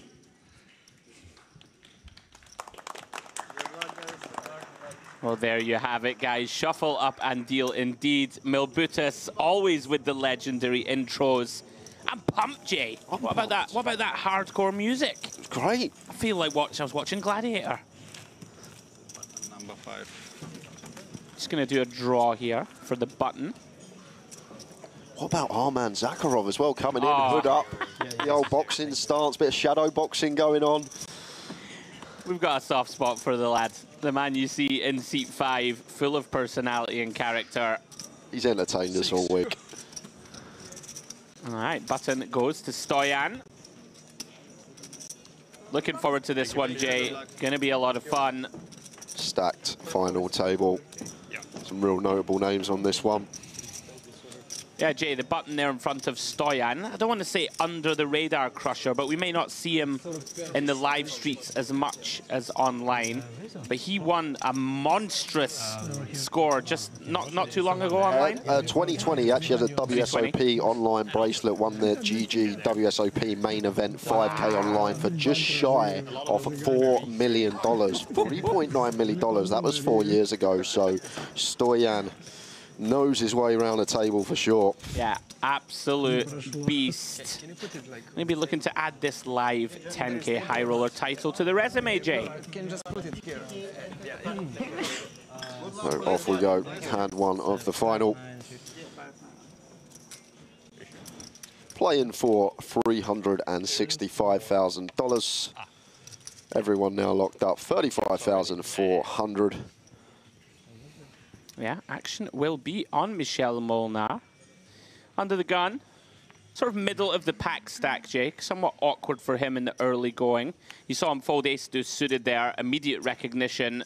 Got to play pretty tight here. He's around about 5th in chips. Yeah, spot on, Andrew.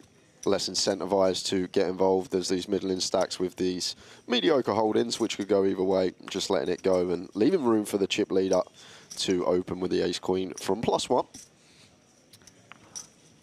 Yeah, Kenjic, who we saw have a very fruitful final table bubble. Round 2, our man Zakharov. You gotta love him. Full of charisma. Gets out of the way. Round 2, Stoyan Madanziev. 8-9 off, 20 blinds. Gonna go into the muck. So, round to the big blind. It's Kalanine. Yeah, and one that expect to hit the muck here, Andrew, obviously, in terms of chips, can defend 7-5 at this final table. ICM is real, want to be defending much tighter, especially against stacks that cover us, and chip leader Kenjic takes the first one. Yeah, we do have a 3 big blind stack in the mix, Jay. So if, you know, the remaining 8 players can just outlast him, you're going to ladder up 10K, you know, a 1 buy-in ladder just by folding. So you would expect to see. It's always the same on these finals these days, Jay. Everyone quite educated, aware. Got to play tight for the moment. So we may see a bunch of opens from the chip leaders and potentially some tightish play from the mid stacks. Hit the nail on the head, Andrew, with Moratov sitting there as short as he is. People less inclined to get involved too much. And Kenjic here, 6-7 of hearts. Yeah, let's see if he wants to set his stall out. Not really one of those hands that plays too well as an open. Does to get out of the way. Kirichenko now. Plenty of pedigree here at Merit. Ace-7 off. Some potential. Jay's second in chips. We do have that ace working. Let's see if he decides it's a little wide. Let's let it go. Yeah, nice seat for Kirichenko on that direct left of the chip leader, sitting 2 of 9. Yeah. Table draw very important. Yeah, notable. We said that Molnar would look for a better seat draw. Well, he hasn't got it. Out of position to the 2 chip leaders. Well, here we go. Immediate decision on our resident Rocky Zakharov. Tricky one, Jay, 14 big. I believe it is, Andrew, because we've noticed, well, noted Moratov stack. So there we go. Yeah. Does go for fold because I don't even hate it. I think a lot of play is just going to revolve around Moratov getting that stack in and see what happens, whether he busts, whether he doubles. I think Madanziev here, though, this hand too good not to be opening. Ace-2 suited. Just nice opportunity to put some chips in. Oh, is that a limp? It is a limp. Very intriguing. Okay. It does make some sense to have a limping strategy here. You know, players should play quite honest anyway, right? So, you know, the small blind not incentivized to complete with garbage. We have a very capable player in the big who can reshove. Don't mind this. So, Michelle, round to you. King 5 off. Very likely, Jay, you would imagine to check. There is some scope for creativity here. You know, if you think Stoyan never has a strong hand when he does this, is going to take a look at the first 3.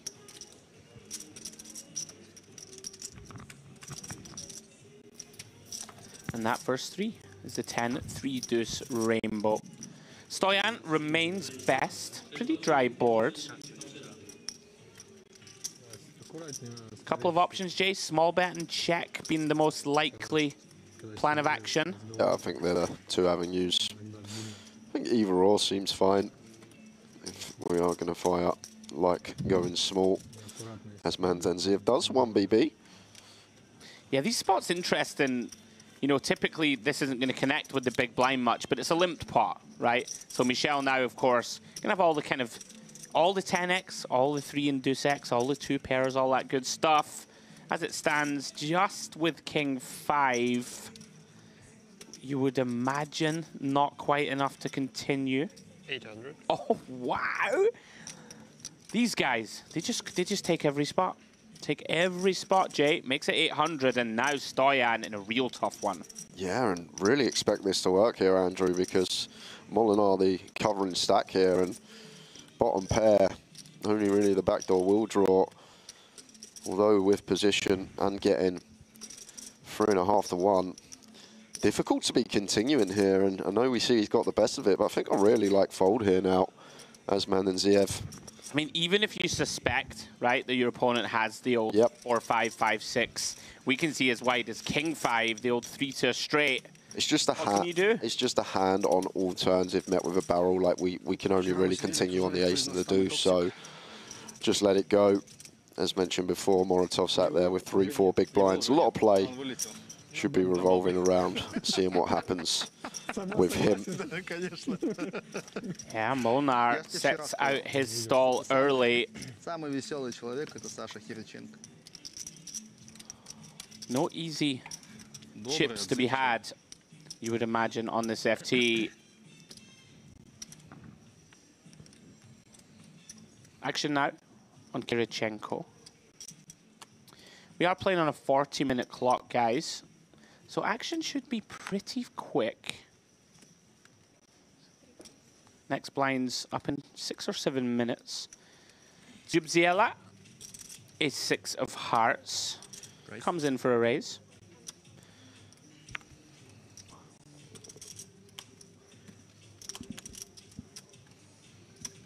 Can't see Zakharov doing anything with the Queen 4, but always very attentive, looking at stacks, seeing what's happening around the table.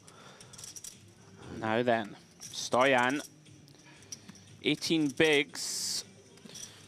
Seems like one at this stage, just goes into the muck. Yeah, you called it. Yeah, it's just not appetizing to be continuing. I thought there was a chance he would 3-bet fold this one. Decides with that short stack in play to get out of the way. I'm just used to them, Jay, taking every single viable spot. Aaron Callan in here with similar holding, and maybe he is going to take the spot. He is going to get after it with the ace-10. I like it a lot.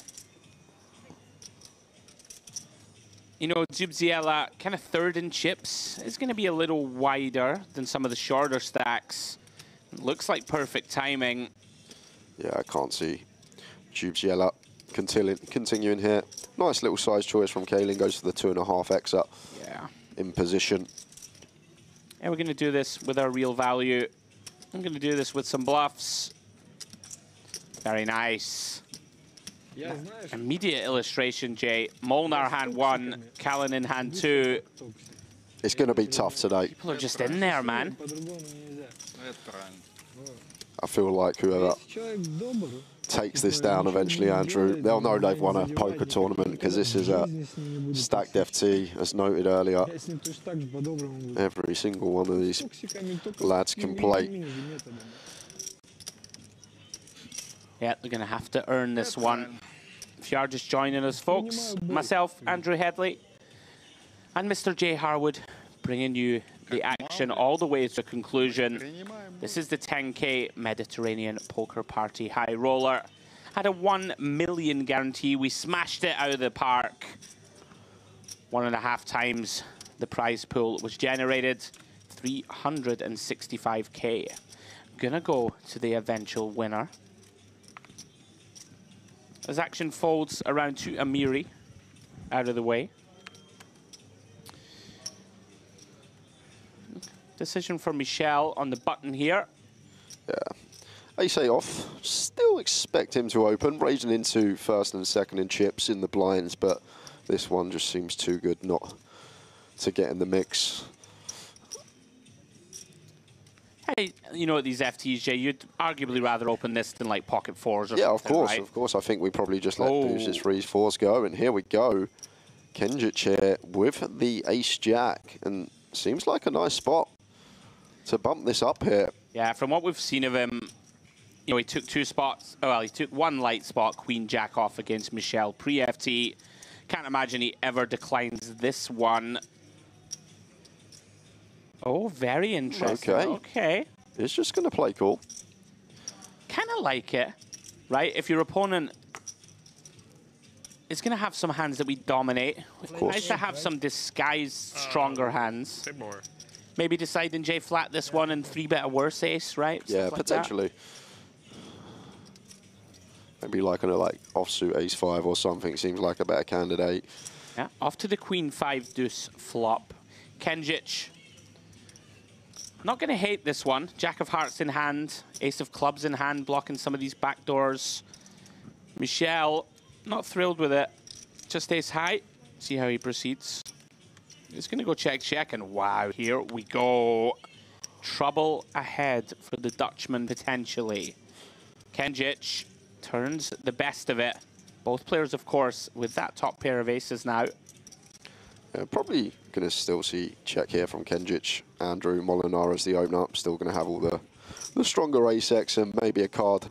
The times that he doesn't, he will represent. Sevi elected to check back, for example, a king-jack, king-10. Seems like a nice one that would delay continue. I'm a big fan of the check. And over to Molinar now. And it's an interesting one, Andrew, because I don't think we're ever going to get 2 streets for this hand. And yeah, there it is. Does go for the check back. Oh, hello there. Offsuit 8-ball on the river. Now then, Kenjic is going to think, Jay, that he's just way in front here, right? Of course. Had an opponent that's open, check back twice. Can't imagine Michel checks back a hand like an ace-5, an ace-deuce suited, an ace-queen, never going to have them. If he does have a trap like a set of queens on the flop, gonna bet turn. Now then, this may come down to sizing. Wonder if Michel ever wants to seek more value, but it looks like pot. Yeah, over bet. Just a call, never raising against this size. I think so. And he may, Kenjic, think he's good here, and rightly so. Wow, very sad river for him. Big swing. Molnar up to 11 million. Delicious river card for him, because probably would have had to pay off a bet anyway after checking back turn, but finds the 2 outer. Yeah, we talked about, you know, this one not so much hidden run good, but right, we talked about the importance of it, of course, in these tournaments. Very likely could have been down to sort of 4 million there, Jay, if not improving on that 8 of diamonds. What a result for him. Up to 11 million now, second in chips. A big moment in this FT. Like the line from Kenjic. Really nice still. Recognizing on the river, mostly going to go for big bet or check. Unfortunate for him. To run into that river 2 pair. Action round to Stoyan Madanziev. Big hand, pocket jacks.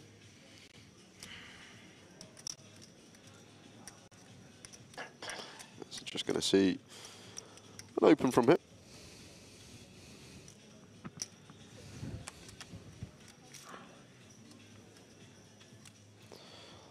Pretty looking hand for Amiri, but can't do anything but fold here. Gets out of there and over to Kalinin. We saw him take the spot with the ace-10 off. Not going to take this one with the king-queen. Well-timed fold. Yeah, I think recognizing Stoyan, world-class player that he is, not really incentivized Jay to get too out of line at the moment with that short stack in the mix. 18 blinds, right? He should be fairly snug here from this position. We'll see how Kirichenko perceives him, because he has a candidate too. Ace-10 off here in the small blind. Is the short stack in the big? He is, right? I believe he is. He is. Moratov is in the big, so... Let's hope my muscle memory is good. Yeah, this is interesting. Yeah, because it seems like all options available here, Andrew. Yeah. Like with the short stack in the big. I don't think we'll ever call. The thing is, Mandanziev here off of like 18 opening from EP. He's going to be fairly tight. Oh. So looks like is just going to go for the free bet. Yeah. Assuming with the intention to cool off here. I think he'll 3-bet fold this, Jay. Oh yeah, of course, yeah, free bet fold.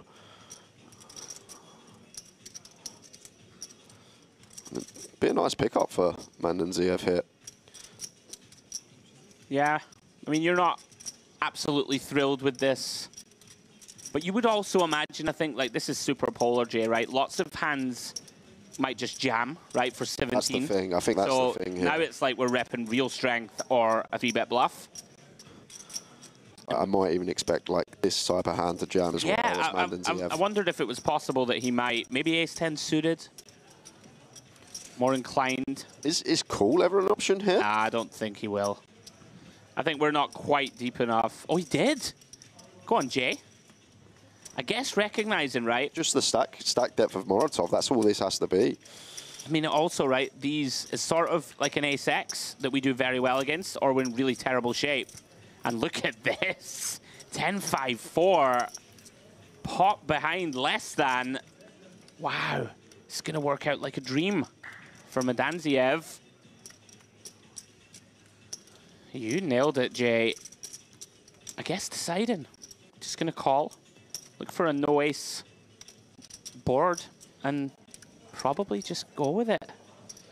Yeah, probably over 2 streets, though, here for Kirichenko with the ace-10. Very small, you expect to see on the 10-4-5 as the 3-bet up. Now then, decision on Mandanziev, whether to send it now, Jay, or just call. It's just so awkward with Moratov sitting there as short as he is as Mandanziev here. And like you think as well, Kirichenko is going to be aware once we open from EP off this stack depth, the way the stacks are distributed, that we're going to be tight. Like we're not going to be opening stuff like ace-10 off ourselves or like ace-jack off may even just fold. The really sick thing here, sorry Jay, if I interjected through my excitement. If he jams, like what are the bluffs? Exactly. What, like you saying you think Kirichenko could bet fold this, the top pair, top kicker? I mean, there's no way ever that Stoyan has Jack-10 suited through King-10 suited. He is just calling. I wonder how Kirichenko perceives this. Yeah. Because this looks like a trap. It could. Right? Yeah, exactly that. And it's not a full trap, but it's kind of a trap. And I know we said, like, Mandanziev, like, he's flattered the jacks here, but he may just expect jacks, queens, kings, all this stuff to just rip it in pre-flop as well as Kirichenko. I thought he would put jacks in and just accept his fate if he was crushed. Kirichenko, this is fascinating. And the crazy thing is, look, there's the all-in from Kirichenko. Like, we're not even loving this spot as Mandanziev now. No, we really are not. We're absolutely hating life here with jacks because we don't beat anything for value. And what's Kirichenko going to find here is some bluffs, like some ace-X of diamonds, perhaps? Yeah, is like a king, queen off, just I doubt going for it. And highly unlikely, right? So you're sitting here with Jackson, you're probably thinking, how can I be good here? And Kirichenko probably thinks he's actually value jamming, but we're sort of in that strange spot. What a brutal spot here. And if he does call off, Kirichenko's going to think he's good. Yeah. Potentially. But then again, what hands it's a call and then call off that we beat? It's a strange spot, Andrew. Very strange. And you know what? We're in the weeds somewhat. Now I'm really thinking about this. I don't fold is out of question here because what do we be? And is Kirichenko, like you say, just run like an ace-king, a king-queen, this type of stuff? The bluff's probably only some ace-x of diamonds, which isn't always going to 3-bet pre, going to play some flats as well. So maybe just says, okay, our man's probably got queens, kings, aces here and lets the jacks go, and Kirichenko gets away with one. Wow. And there's no way that he can know it, Jay. Absolutely none. Wow, what a hand that is.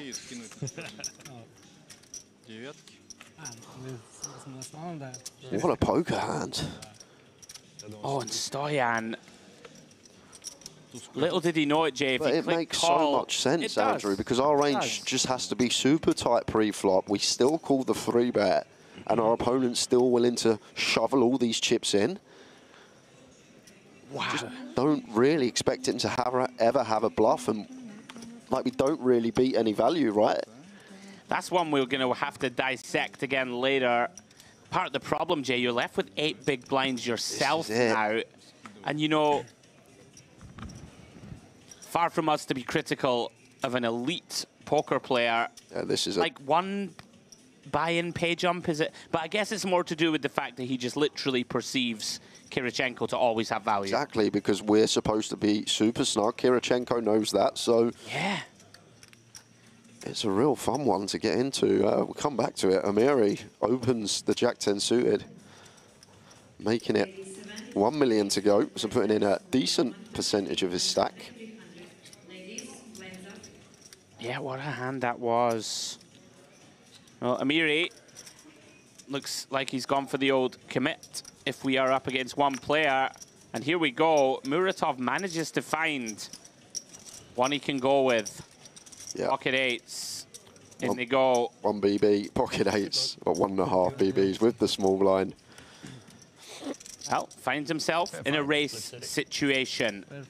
Looking to get back to 1.5 million. Good luck. Critical pot for Amiri also. Here we go. Look how close those equities are running. Very small favorite, Muratov.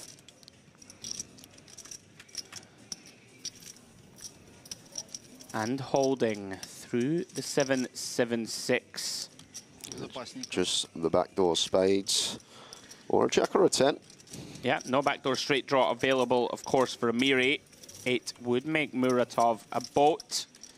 Remains safe through the 5 of hearts. So Amiri looking for a jack or a 10, or Muratov with new life. 3 of spades completes the board. And the first step of the spin-up is complete. That's it, Andrew. And we've seen some this week. 3 big blind spins, 4 big blind spins. But this man at 1.5 BBs, it would be the best yet if he could somehow turn this around. Still there, still a tournament life. Gone through the blinds, got a full orbit to find something. Yeah, throwing back to that Stoyan hand, Jay. Like it's hard to like argue with Mandanziev how he's played that hand. It is. He's an elite player. As mentioned earlier, just under 4 million cash in, well, winning the GG 5K WSOP main event back in 2020. $3.9 million he won that one for. So to win that tournament, you've got to be some player. Yeah, I mean, thinking about it in a little more detail, perhaps perceives Kirichenko to just jam like an ace, king, ace, queen, right? Especially the offsuits. So if you remove them, like he probably just rips them in pre, right? So if you remove them out the equation, all of a sudden it's queens, kings, aces. A hand at 3-bet bluff that ace 10 would be the only one, I think, that thinks it's betting for value. Like king 10 off's not going to go for it, I don't think. Queen 10 off, jack 10 suited and stuff versus early is just going to fold. So all of a sudden we're just bluff catching. Yeah. And there aren't many. Agreed. Wild one. Well, Stoyan has found ace queen of clubs. And just in time, from under the gun, commits his stack. Shade under all in. Leaves 1 big blind back. Yeah, that was a fascinating hand. Great hand to dissect. Kirichenko here. Ace 6 suited. Should be into the muck. Yeah. I doubt he's going to call this off, Andrew. Yeah, 8 blinds, a few too many. Well, excuse me. You could start thinking about it around about the 5 or 6 realm, I'd say. Coffee for final table. Okay, thank you. Nice pickup for Stoyan. And the other thing, mentioning about the ace-10, does the ace-10 really like... The ace-10's not even loving jamming the turn, really, is it? Once Stoyan calls the flop after he's called I'd have been terrified, you would to be be terrified. It's... Like, you may even expect ace-10, if it's in there, which it won't be a full frequency, to start knuckling at some point as well, Andrew. Yeah, as soon as we get flatted pre... I mean, he went the full 6 BBs 3-bet too. So, like, that's gotta, you know, narrow down Stoyan's continues pre-flop. Great hand. Like, ace-queen probably has to fold with Morotov there, like, for sure. And ace-king off not even loving life. Yeah, very interesting one. Round to Kalinin. Back to the action we go. Pocket 3s into the bin. Round to Michel. Pocket 9s from +2. Great start to him on this FT. Got that King 5 offsuit bluff through, and then found the 3 outer river. Against the man on his left, Kenjic. Opens to 600k here. Round to Kirichenko, King Jack off. Yeah, and one that could definitely be used here as the covering stack. Could potentially go after Molinar here. Maybe like 1.6, 1.7, or just let it go into the muck. I think both options available, Andrew. Well, aggression seems to be the order of business on this final. Another tricky spot for Michel. Yeah, I think 9's just going to be slightly too high up, though. We're never 4-betting, but I think we're just going to have to play cool when it's back on him as Michel. But nice from Kirichenko here, finding one here with a nice candidate to use. Nice stack to go after in Molinar as well. Yeah, these are the spots that really separate good players from great ones. We'll see what Michel lands on. I don't think we can land on anything other than call here, Andrew. But he surprised me already with the King 5 check raise, so wouldn't be surprised if he had other ideas. It does seem like a pretty clear continue in the form of a call. He agrees with you, Jay. Commits the chips. Is out of position. Very difficult kind of hand combo to play. Even more difficult on the Jack 4-10. Kirichenko flops pretty big. Top pair. Backdoor Broadway. Backdoor club draw. Yeah, and that's the 3-better here, Andrew. Board that do expect some higher frequency continues on, but maybe King Jack, King of clubs. Could ever see check with this one of the top pairs with some nice backdoors to go along with it. He's just going to bet his hand. Yep, shade under 1/3, 1.1 million. Michel not going to like this board at all. Yeah, no club in hand, 2 overcards. Let's go. Like a lot of the pre-flop bluffs getting there as well, like the Queen Jack, King Jack, Ace 10, this type of stuff. Yeah. Very nice. Little does Kirichenko know what he got away with, Jay. Madness. 10 minutes or so ago. Fabulous start for him as he starts making a charge. I'd love to hear the thought process of Stoyan on that hand. I'd love to just hear him talk through the spot and what he was thinking. The thing that's amazing for me when you cover these final tables, these elite minds are kind of just, I don't even mind saying it, just a little step ahead of mine in that spot. I'm thinking, all right, well, if we flat pre, comes 10 high, it's an aggressive player, I just need to accept my fate. But then when we delved into it more, you recognize that this is so underbluffed pre, right? Like in terms of overall ranges when he doesn't jam and he attacks it from the small. But the thing is, like, it makes sense to fold turn, even though it seems on the face of it, potentially like a wild laydown. It makes tons of sense. Yeah, it makes so much sense. Because obviously need to be thinking about what our range looks like to our opponent, and when we don't have like ace queen in there and our range is basically going to be like ace king, maybe 10s plus, and he's still going after us. Like, yeah, how can we be good? But back to this hand, Kirichenko started this final table terrifically, and 10-8 of spades here. May fancy continuing the momentum. Does open for 2 BBs. And over to Moratov with the king at 10. Only 5 bigs. Not going to be getting Kirichenko to fold. No fold equity. Just let it go. Wait for a better spot. And here we are. Jubziela. First time the boot's making an appearance on the high roller FT in the cutoff. A pretty good spot, Jay. Above average. I wondered if you will ever trap here. Like, I wouldn't hate it. You have 2 rejam stacks behind that will not play call, I don't think, ever. And if you did flat here pre, Stoyan would have had a hell of a decision. He would have done, but now Stoyan does just get out the way. Oh, you're so angry, though. Here. Oh, of course you are. King, queen suited, like, folds around to us in the small. We're doing cartwheels and handstands in our head, ready to get this in. And now we just got to let this appetizing holding go into the muck.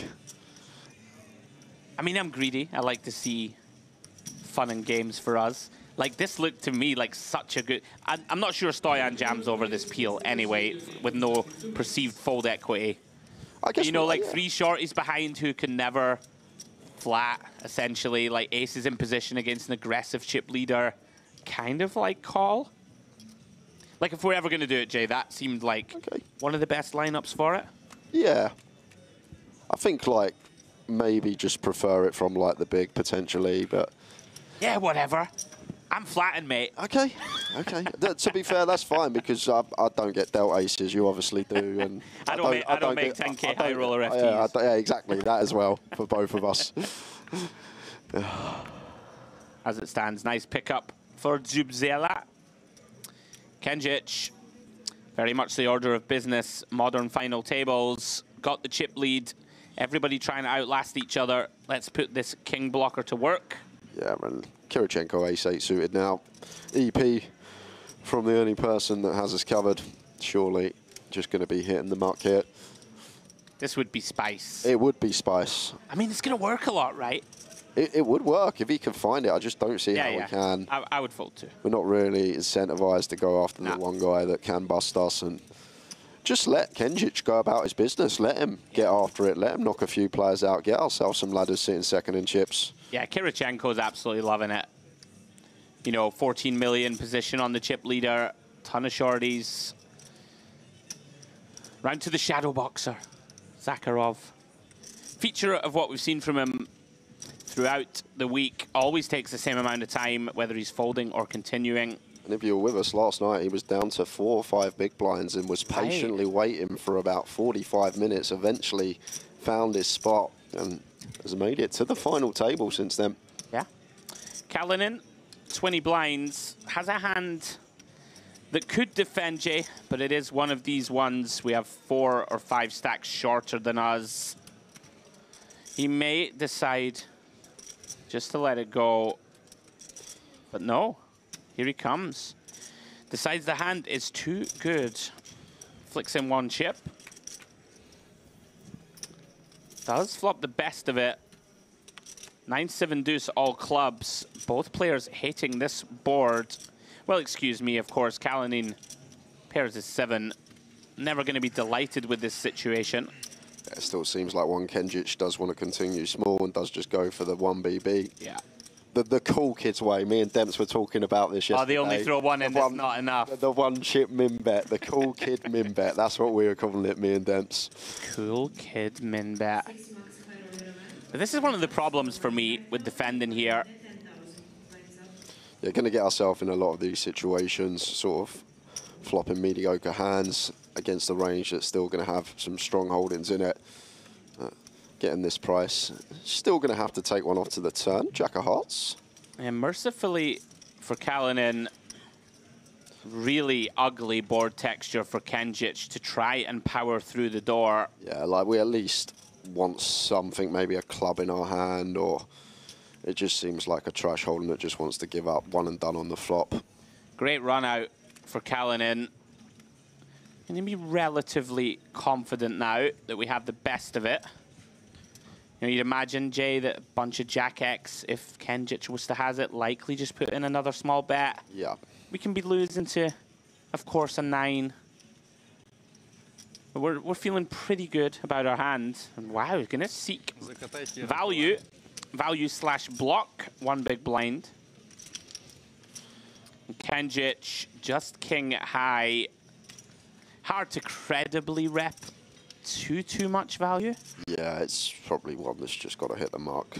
Andrew, I think it would be a bit optimistic to bluff raise this combination. Yeah. Very well done, Kalinin.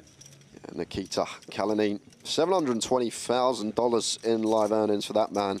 Biggest cash coming in Vegas last summer in the mystery bounty at the win for $117,000. I'm assuming he got a few bounties to go alongside that score as well.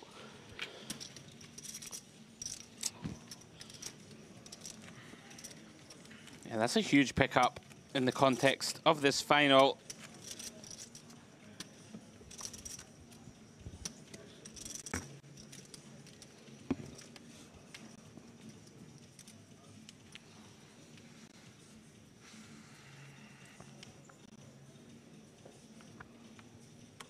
On we go. Kirichenko, ace-8 of hearts, second in chips. Hello. From +1. Get one double espresso, please. Yeah, should see an open. Always nice when we get the green light as well. Chip lead up. Folding on our right. And Moratov here with the 8-9 suited. Unfortunately for us, gonna have to let it go. Just trying to find that spot to get them 5 BBs in. Over to Giella. Don't really want to tangle with second in chips, hitting 4 or 9. Probably wants to be letting the ace-9 suited go. And does exactly that. Over to our man Zakharov, and does find a pair, but once again, seems like a hand that does just want to hit the muck. Yeah. Small pocket pairs. Reducing in value at these final tables with ICM over our heads. It's annoying. We're short. We find a pair and we have to fold it, but be surprised if the 6s went in here from Zakharov. The thing I love about these spots is you know that your man Kirichenko is likely, like, you know, I don't want to say messing around, but, you know, he's going to be a lot wider than he has to be, right? Like, with this chip position and the way the stacks are distributed. So you probably know, Jay, that you even have fold equity here, right? Like, you're going to get hands to lay it down, but 6 is just such an unappetizing prospect. Does let it go. Of course, doesn't close the action either. Bunch of players behind. Amiri, similar situation, but with no fold equity. Into the muck.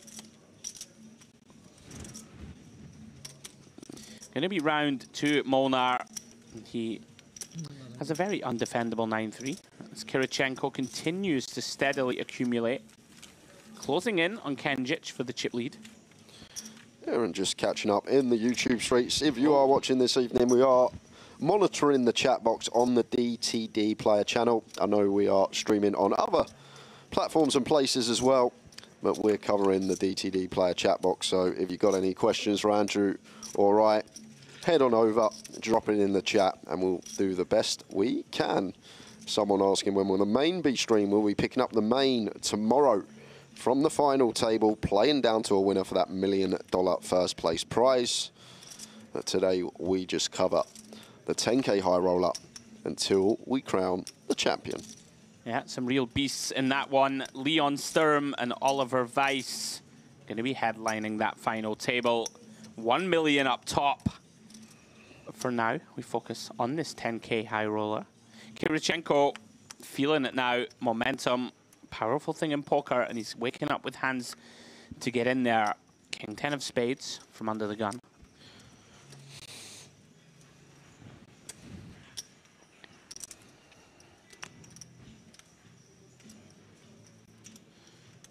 Round to Michel in the small. King, Jack off. Another one of these hands that I'm sure he would like to play, but with the stacks the way they are, I'm going to play very honest. Kenjic, though, says, I'll look at 3. Queen 6 deuce, flops best with that 6-7. Kirichenko, king 10, 2 spades, no spade on board. It still seems like a nice 1-2 be continuing here versus big blind. We're just going to get a lot of folds here and just pick up the pot. Can still fold out some ace highs as well, maybe some king jack that defended. Yeah.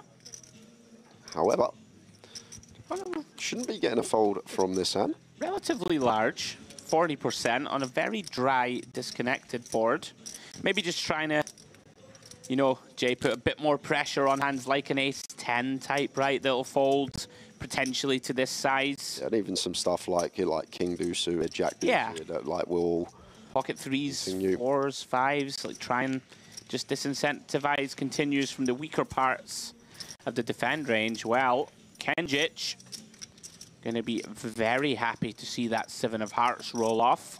Yeah, beautiful turn to see here. Now over to Kirichenko, decision here, whether he does want to try and dislodge Kenjic off of a 6x, deuce x type holding here. Whether to just wave the white flag and move to the river, but he is going to get after it here. This is spicy. One thing I will say, Jay, when we do size up flop, like, don't we start narrowing our opponent's range to more of the queen x, 6x, you know, pocket 7s through jacks? Like, I think that Kenjic will just flat jacks pre here for sure with the distributions. Yeah, I think he will. I think that's a good point to make. But I think like the deuce x suited with the backdoor flush draw still gets to come along just because we are still covering slacks slightly as Kenjic. So maybe this is just designed to fold out some deuce x stuff, some 6x stuff. Maybe, as you reference, some 8s through jacks. Yeah, okay. 5 on the river. Kenjic, 100%. Yeah, but only lose this one if he somehow folds. Now it becomes difficult to find this triple here because we expect the 6x and deuce x to fold turn now. So we sort of condense our opponent's range to a queen or some stuff like 6x of hearts, like something that's picked up the heart X tree, 4, 5 of hearts, 4, 3 of hearts, this type of stuff. So it becomes a lot more condensed now and sort of needs to make that decision. Do we think that our man Kenjic would fold a queen here, facing a 3rd barrel? And as well as that, he can still have some traps, Andrew. Yeah, I mean, he's going to have all the sets, right? Yeah, very nice give up from Kirichenko, recognizing his opponent's range strengthened markedly on the turn when he calls that big bomb. Nice give up. Wasn't getting it through. And Kenjic now opens up daylight once more from second in chips. Yeah, exactly. Testing her skills. Intriguing spot there. Gotta do something, I'm getting bored here. Let's do flip for red or black club. Poker players just love it, eh? A little bit of side betting going on, Jay. You can't just play an FT for 365k. You got to flip on red or black as well. What are we like, Andrew? Just optimistic souls, right? Muratov, not having the best of times, is about to have to commit 40% of his remaining chips in the big blind. For gambling, 3 times. Zakharov, as is his MO, going to take the full time. What do you think to that, Jay? Like, I'm all for being balanced and the like, but like this for me starts. Is it really necessary? Like, do you really pick up that much more respect for when you open pots, or like, I know the timings want to match, maybe like 6-4 off. I don't think so. I think it's fine. Just move on to get on with it. We've got 10 minutes till the blinds go up, unless he's already thinking about where the big blind's going to land. But at these FTs, I don't think there's any reason to tank illegitimately. And Mandanziev here. Sorry, Zakharov, we love you, but you know. We do love him. Yeah, Stoyan deciding, Jay. There are a lot of shorties, but he wants to remain in contention. Has that ace in hand. Hand that's going to play fine when called for the most part. These suited wheel ones are very tidy candidates to choose just because of the blocker, and then when we are called, they run very fine in terms of equity. As long as we're not up against the aces, we have at least 33% versus any hand in the deck. So tidy little candidates to use, and keeps his head above water, and that's what we got to do now that we're this short. Just try and pick up a pot from time to time. Yeah. One thing I will say, Jay, this next blind level is going to be carnage. There's at least 4 stacks who are going to be sub sort of 8 bigs. Yeah. And like, pretty wild. And it's going to be mad for Molinar because he's just caged with the 2 biggest stacks on his direct he's just left. chilling, isn't he? Yeah, and he's just going to have to sit there and do a lot of folding where he's situated this table and how the rest of the stacks are. And over to Jubes Yella. Pocket tens under the gun. One thing he's got going from here, quite a nice spot to open pots. The chip leaders are way around the other side of the table, likely to give it respect. We're raising into a guy with 4 blinds. Like, we're just never, ever light. Or, you know, you understand where I'm coming from. You're not opening a king 10 off, king jack of course we're not. From here. Like, might even fold king 10 suited. Like, 8s would definitely go into the muck here for me, the way the stacks are around the table. So should get some respect with this open, because should be opening a tight range. As Jubes Yella. Now, can our man Muratov find something? Very disheartening. 7-8. The intriguing thing for me, Jay, there's 3 or 4 stacks that, what, 2.7 million and below? So you can actually blind down a lot shorter than normal. Is that fair, or should we still flick this one in? It seems close. You know what I mean, right? But like I say, I think against Jubes Yella here, when he is supposed to be very snug from gun, maybe we do exactly that. And does just let it go. Yeah, I think I quite like it. I mean, we have Zakharov, Stoyan, Amiri, all sub 10 BBs. You know, so if we can get our 3 blinds in double, we're going to be close to them. Not a lot of fun to fold, though. We might still be able to hop into the 6 max at this point. I'll take ICM. Yep, I second that. Now then, what to do, Mr. Harwood? King, Queen. Seems pretty grim for Zakharov here. Could we ever open? Is he going to open? I like raise fold. Yeah, I think raise fold seems nice here off a 10 from gun, Andrew. And we haven't got involved yet on this final table, which I think is important as well. Just aware of our image, and I think we will get some respect. Very nice. I think this is very nice from Zakharov. I just don't think you'll get messed with. We can call Amiri. We can call Muratov. Oh, wow. How's your luck? Faintly brutal for Zakharov.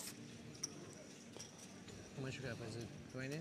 Runs into the kings. 2,000,006. Yeah, and it's funny here for counting what to do, because I think our hand's way too strong to jam. Could we ever just make this 900k? I think people will make it 1.2 as like a standard here. Yeah. Well, you called it, Jay. It goes for a milli. So slightly more than a click, but I think this is the best way to proceed. That's Kalanin. And it's just so unfortunate for Zakharov that we've run into this hand. Yeah. Can't argue with you. But this is why we just open as well, Andrew, rather than going for the open send through, trying to get through the whole table. Will Zakharov feel compelled, Jay, to try and crack a big hand? Wow. Okay. Yeah, he's going to call. Okay. Well, we can see he's in horrendous shape. Yeah, this comes queen high. It could be good night, Zakharov. 9-9 deuce. 2 spades.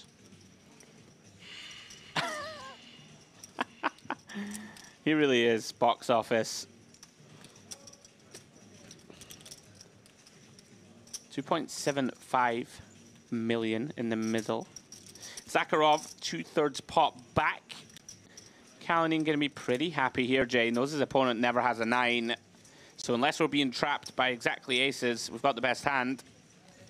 Oh, and he checks. Okay.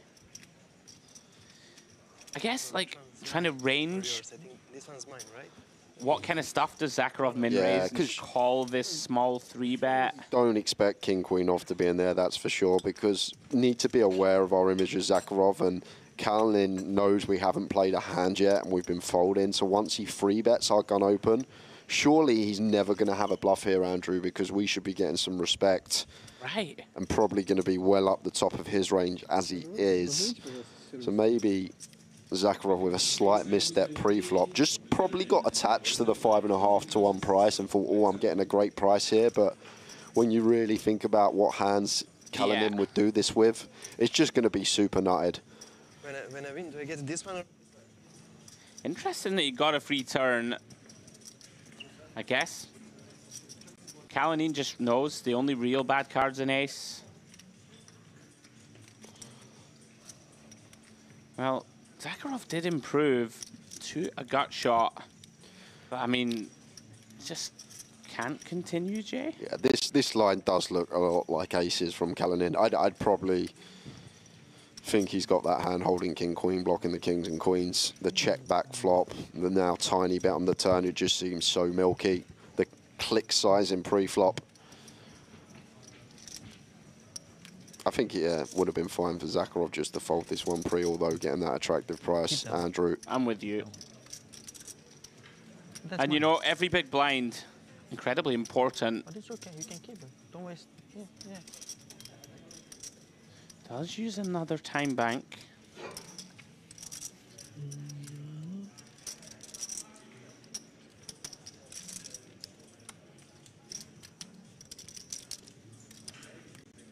Intriguing, this to me. Don't really want to burn them, Jay, unnecessarily. Like, is he ever considering something crazy here? Don't think we can call. You know, it's such a significant portion of our remaining stack, Jay. Oh, wow.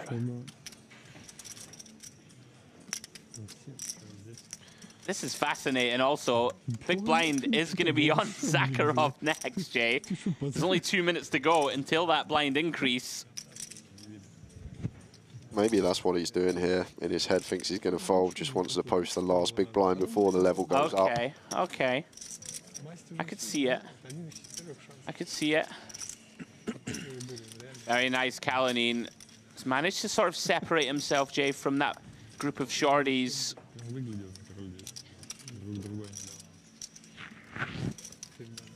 Great result for him.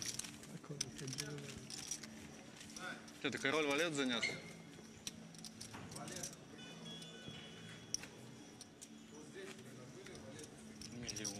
Не, вэлю было. Вот это. Вэлю что у тебя? Тут здесь. А, у тебя тут здесь?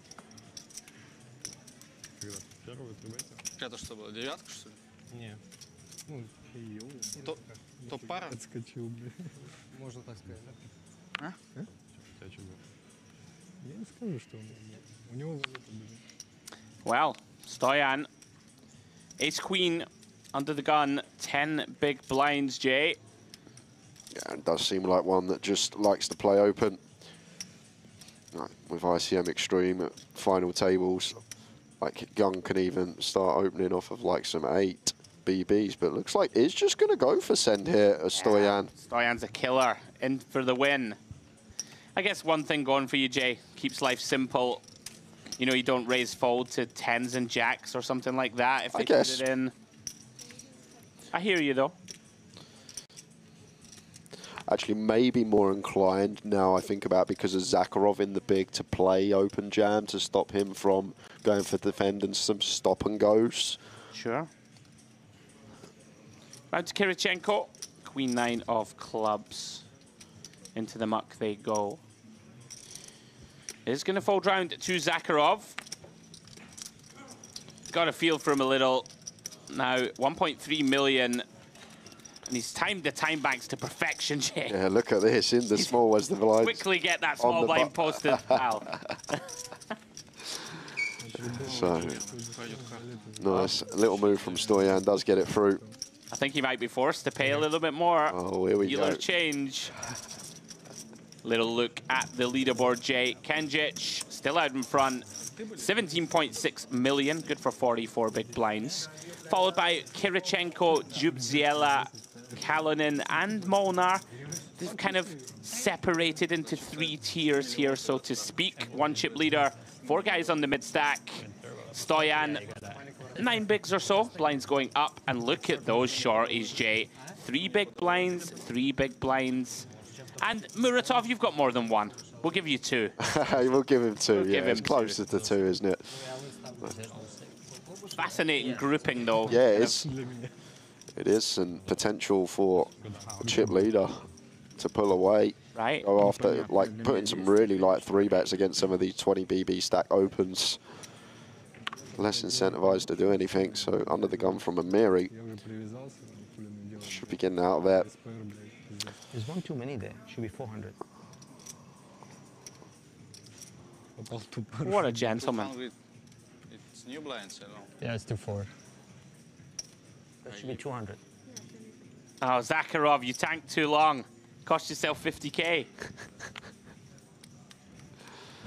And a couple of time banks, Jay. Kalonin out of the way.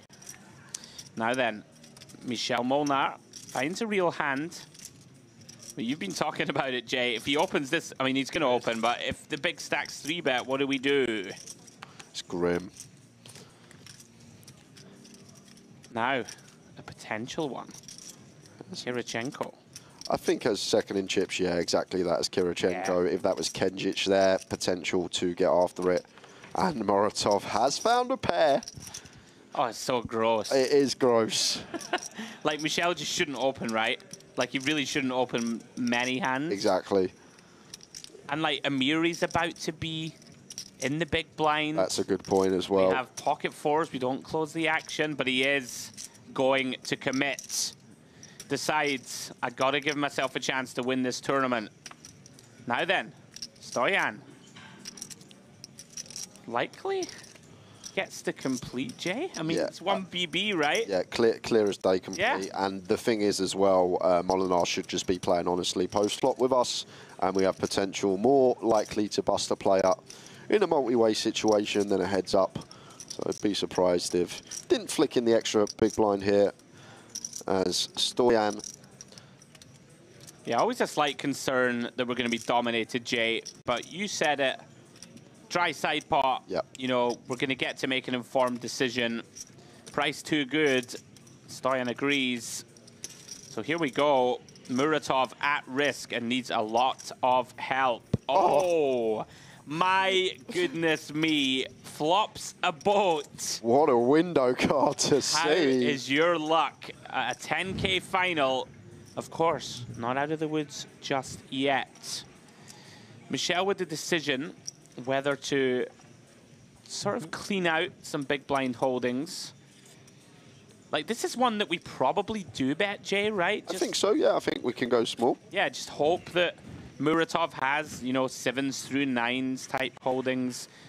Can get Stoyan to fold, something like this, a king-jack, a queen-jack, hands like this that have a lot of equity. And Stoyan will know here, Molinar not going to bet like a queen-10 here or something along those lines. Has to have 2 pair plus.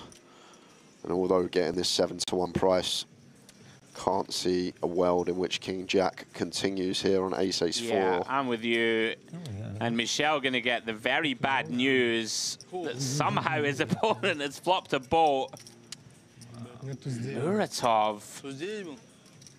From out the door on a couple of occasions, Jay, to being firmly in the mix if he can hold here across turn and river.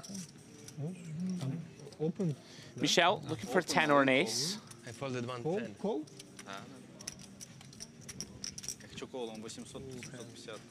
Yes, 4s, he has 10s. Fascinating spots. I'm not even. I have no idea if the 4s is a call pre-flop or not with the distributions. As it stands, 88% to double. Jack on the turn. No help to the Dutchman. Muratov, can he fade it? Yes, he can. 5 of hearts completes the board. And new life once more, Jay. I'll take that. Up to 2.85 million. Well done. Nice job, man. Nice job. The two of you couldn't be the full house. Yes. All the short stacks absolutely hating life there, Jay, right? They're loving it when they see the all-in and 2 calls. They're like, here we go, finally going to get a bust out, finally going to get a little ladder. Yeah. And then Moratov flops the boat. So if you are just joining us, guys, welcome along. 10K high roller at the Mediterranean Poker Party. What a week we have had. More still to come. Main event final table coverage tomorrow. Myself and Jay will be taking you all the way through to crowning a champion.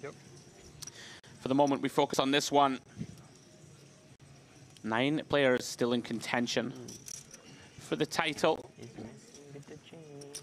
Wow. All right then, Kenjic, King Queen, opens for a raise, and Kirichenko finds a big hand. Yeah, this is interesting here for Kirichenko, with Queen specifically facing the chip leader, sitting second in chips. I'm going to put my neck on the line and say that he might call here. I think I would call, and he does. I just think if you 3-bet and get shoved on here, you're going to have to fold queens, which is pretty insane. You keep your opponent with a wide range, which he's going to have, right? You know what the bad cards are for your hand for the most part. Play in position, Jay. Shorty's behind who can't do anything. You like it? Like the call? Yeah, I like it. I like what you're saying. Makes a lot of sense. Everyone's too good at poker now, you see. That is the problem. Back in the day, all right, 3-bet. If you got it, you got it. No. I'm going to call. Yeah, an intriguing one for Mandanziev here. King 10 suited with a lot of money in the middle already, sitting here with just 6 BBs. Could we ever call here? No. As Mandanziev? I mean, I don't think so, Jay. Not versus 2 ranges. Because Amiri's forced in as well, though, in the big. He's going to be forced in. He's only got, what is that, like 600K back? Would he fold and leave himself with a big and a half? Oh. It seems really intriguing here for Mandanziev when Amiri sat there as short as he is. He's thinking about it. Wow, and you have called it. I reckon we're the best in the world, Jay. I called the Queen's call. You called the King 10 call. Oh, Amiri. See, this is the thing. This is why I think call could be a thing here for Mandanziev, because Amiri now with just 1.5 BBs back, you just expect him to put it in, and then we get to go 4-way, and surely he's going to bust 4-way. Wow. Can we fold here as Amiri leaving ourselves with 1.5 BBs? Like, I mean, yeah. I don't know. I think so. Against 3 ranges, like, we're going to need a pretty good flop. Of course we are. That is the thing. Well, now, you know, Amiri can fold. Stoyan gets himself in a pickle and busts. Okay, he's going to call and potentially fold some flops. What a wild situation that we don't see too often. 4-way post. Oh my goodness me. Well. Oh. All right, Jay, take us through it. Well, this should be getting in 3-way because Mandanziev's flopped the second nut flush draw. Amiri's got the 9 for 2 pair, and then we got Kirichenko with the overpair. So potential to see a 3-way all in. I don't even think it's potential. It just seems like it's always going to be 3-way all in here. And there's the shove from Mandanziev. But now, like, oh my goodness me. So I guess working for Mandanziev here is if he busts, he will bust in 8th, Jay, right? If he outlasts Amiri. Well, assuming Amiri doesn't hit a 9. Okay, we need a 9. Well, what a fascinating hand. 3 ways all in post-flop. Stoyan looking for a king or a club. Amiri with 2 outs, drawing to a 9. And Kirichenko, smile on face, looking for a huge hold with the red queens. And to be fair, Mandanziev's going to love what he sees. Clubs are live, kings live. Got a backdoor, or no backdoor straight draw with the queens out there, but going to like what we see here as Stoyan. Oh, the turn is a jack. No change. We can see the case queen would be no good to either Mandanziev or Amiri. Kings, clubs, and nines to fade for Kirichenko. And he does it, Jay. River is the 3 of diamonds. And we have a double elimination on this high roller FT. Commiserations to Ehsan Amiri. Out in 9th for 35,400. And Stoyan couldn't get it going, was in that fascinating pot with Jack's post-flop. Unfortunately for him, that was the critical moment for him on this final. $45,000, Jay, for his 8th place run. Yeah, so that means everyone with a little $13,000 ladder, 58K locked up now for the remaining 7. Yeah, and Muratov and Zakharov doing cartwheels in their head. Yes, of course they are. What a fascinating hand. Fold. 58 now? So now we are even, maybe. Нормально там сразу. Mistakes. 20 тысяч где-то, да? It's only big blind. С 9 до 7. No skipping big blind, sir. 58 now. So we are like 56. 56? 56? 35, yeah. Сейчас карта сразу пойдет. Yeah, you got 58 now. I think. 10. Yeah. Okay. 12. Raise. Yeah, I think we are the same. Cool. Well then, a little pause for breath there for us in the booth. Back into the action. Molnar under the gun, King, Jack of diamonds. Gonna bump it up to 800K.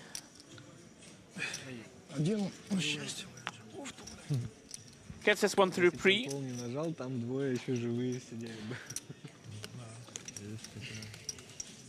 Intrigued to see if we light the blue touch paper, so to speak, Jay, after losing a couple. Folded jacks on take a board. Yeah. Yeah. He shoved a stand for a value. He folded jacks over pair. When? Here, this one. Yes, it was 3 apart. It's one all in 10 on the flop. It's First or second hand. 10, 5, 4, 7. Just talking about the Jack's hand that Stoyan folded. Probably the talking point of the final table so far. And Kirichenko wipes the sweat off his forehead after hearing that. And the pocket 3s here. And now with some chips, like one of the players that will get to open this hand, now having everyone covered, get to ask the questions, opens to 800K.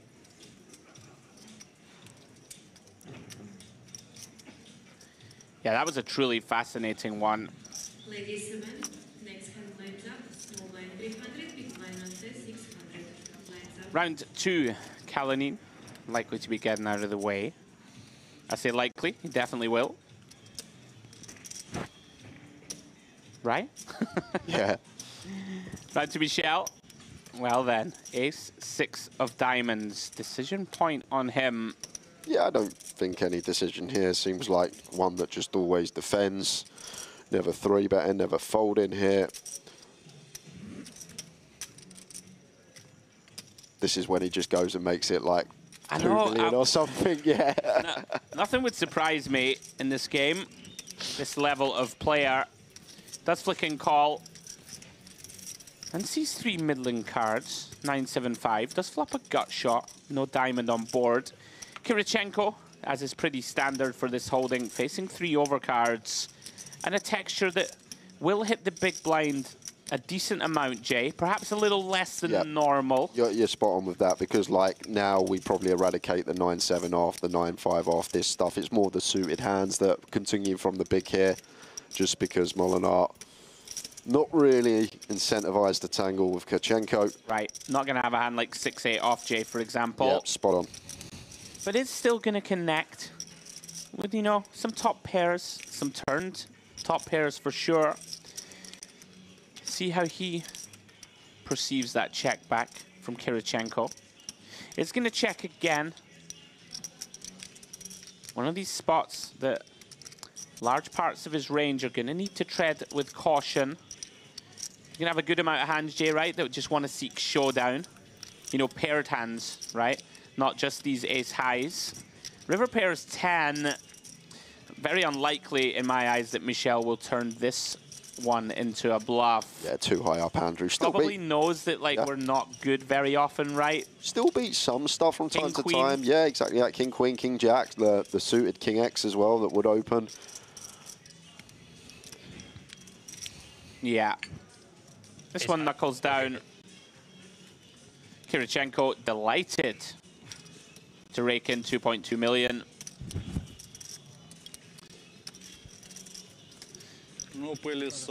Michel loses a small one.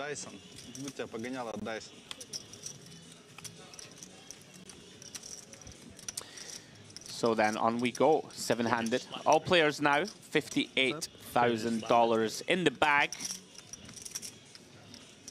Live a little. Ladder's starting to increase. When we get to 4th place, that's when we reach the 6-figure club, excuse me. 122K for 4th, right the way up to that 365K up top. And Kirichenko, Jay, the real big mover on this final. That ace-10 hand. That was the key point of this final table. Critical moment.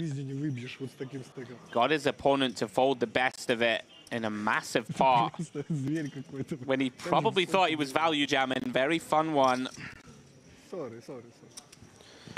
Callan here with Queen 8 on the button. He gets out of the way and looks like it's going to be walk. Yeah. Or Kenjic.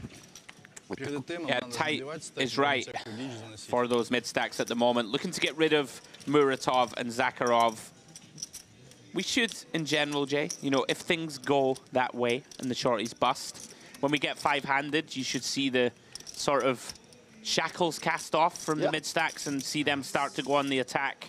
Try and, you know, have that freedom just to play their game, try and get that big stack and go for the win. Yeah, exactly that. Like a lot of players revolve around these short stacks right now. The chip leaders get to do their thing and just put some pressure on.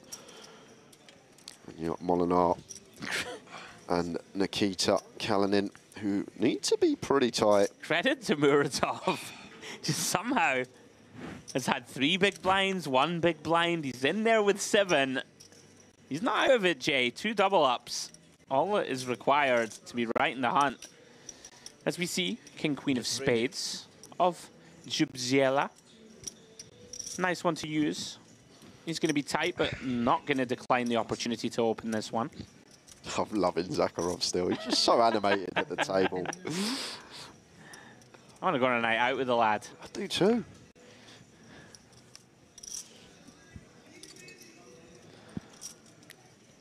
Nothing Molinar can do with King 10 off.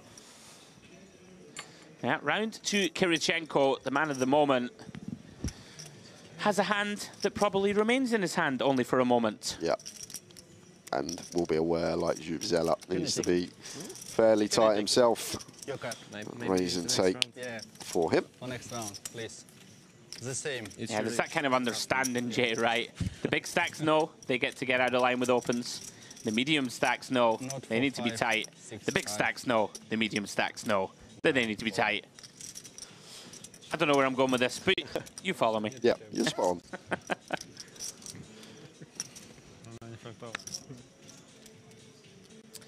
Muratov ducking and diving in the big blind once more. Jam, king, queen. Do you call? Wait, queens. When you get queens, will you call if I just jam? Jam? Yeah. Yes. Snap. Almost all. Almost all. Yeah.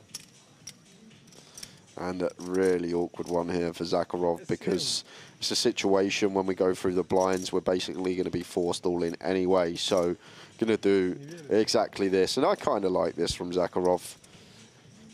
1.1 milli. We've got just shy of 3 bigs. We're going to be forced all in the blinds anyway. And the great thing about it, we are shoving into Muratov's big as well. So if it does get round to him,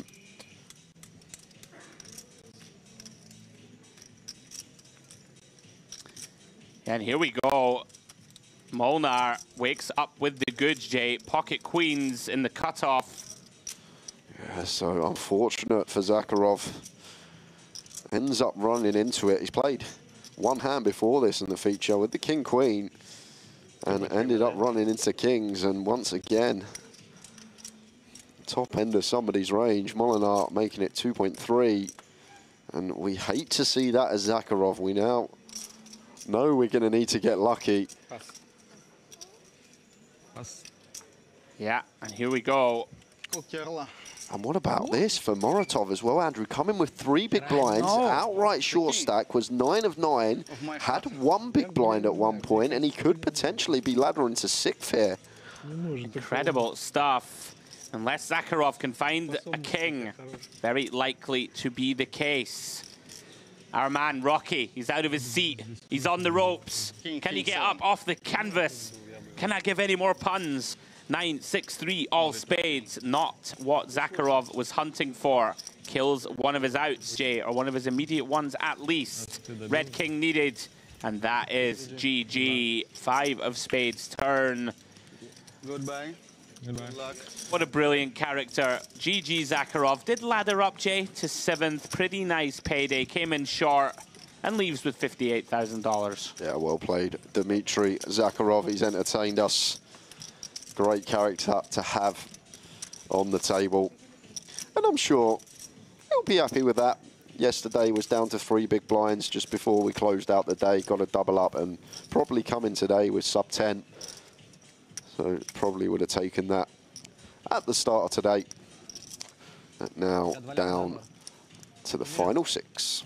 $75,000 locked up for everybody. 8.3. 8.3. Okay, raise the blinds. Then one turbo, please. One now. The 1.5 thousand. Lights up.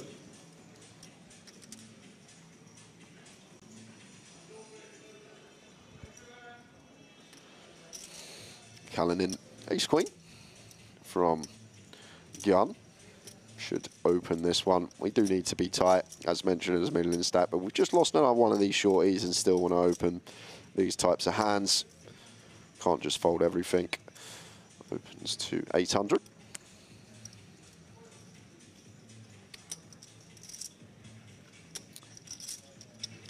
Yeah, action round to Kirichenko. Nothing of note for him.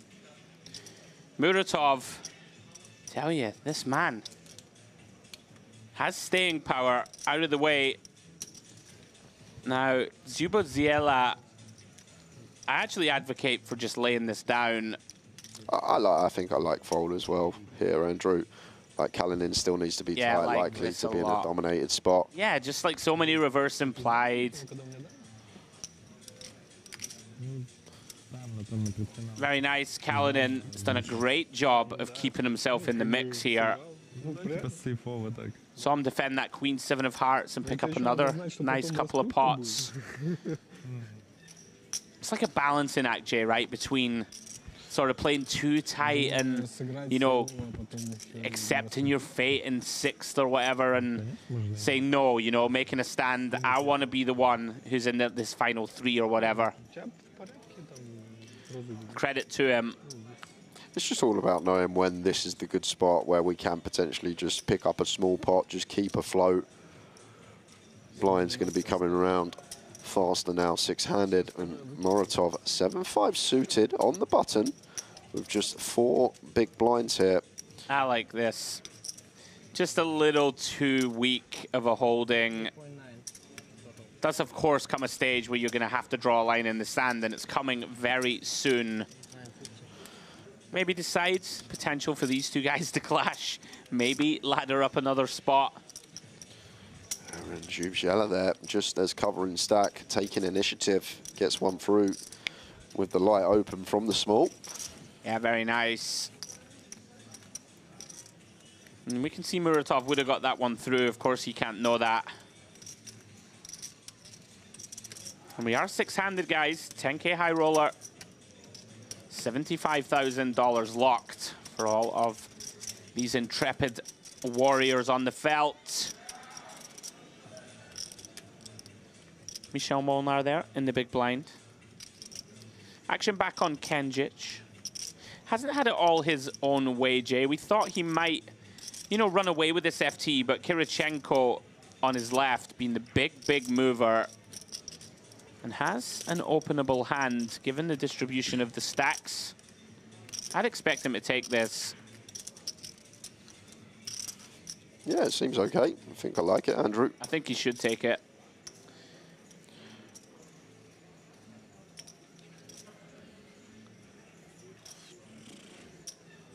You know, we can call Muratov. I'm somewhat surprised to see him lay that one down. And I'm a little surprised that Muratov didn't jam that one. But they're both better than me. Ace King of Hearts. Zubziela finds it behind. Makes it 800K from the button. Action on Michel. And again, just awareness of the situation. We can make $20,000 by folding for the next few hands, quite likely to do so. Interesting to see Muratov. You think, Jade, like Jack 10 cut off 4.5 blind? I would have put it in, I think. I think we want to, Andrew. I could be wrong. Like we're really cut adrift, right? Yeah, that's the main point now. We literally have, what, 3 hands now? Yep. I think it has to go in. I think that's the key point now. There's no other short stacks around. We're just outright short stack. We need to try and make our move sooner than later. Yeah, like we conceded ran into Ace King, of course. But he would have been in pretty good shape. I might be nitpicking a little, but it may be one of these spots, Jay, where you've been in fold mode for so long, it can be hard to flip the switch in your brain, if you get me. Yeah, potentially. And turn it back to the aggressive route. You know, it can't be too critical. Oh, there we go. He knew what was coming next hand, Andrew. Yeah. Maybe that's it. He didn't want a jack and a 10. He wanted 2 10s. Well, Muratov has put on a short stack clinic, in fairness to him. Has gone from being likely 9th place finisher up to 6th. And now has a chance, Jay, to get back in the hunt. Yeah, essentially laddered 40K. Was coming in with 3 big blinds to this final table. And some great short stack play to get those ladders. And now gonna need to win a flip. Good news for him. Kenjic folding one of the remaining kings, you would imagine.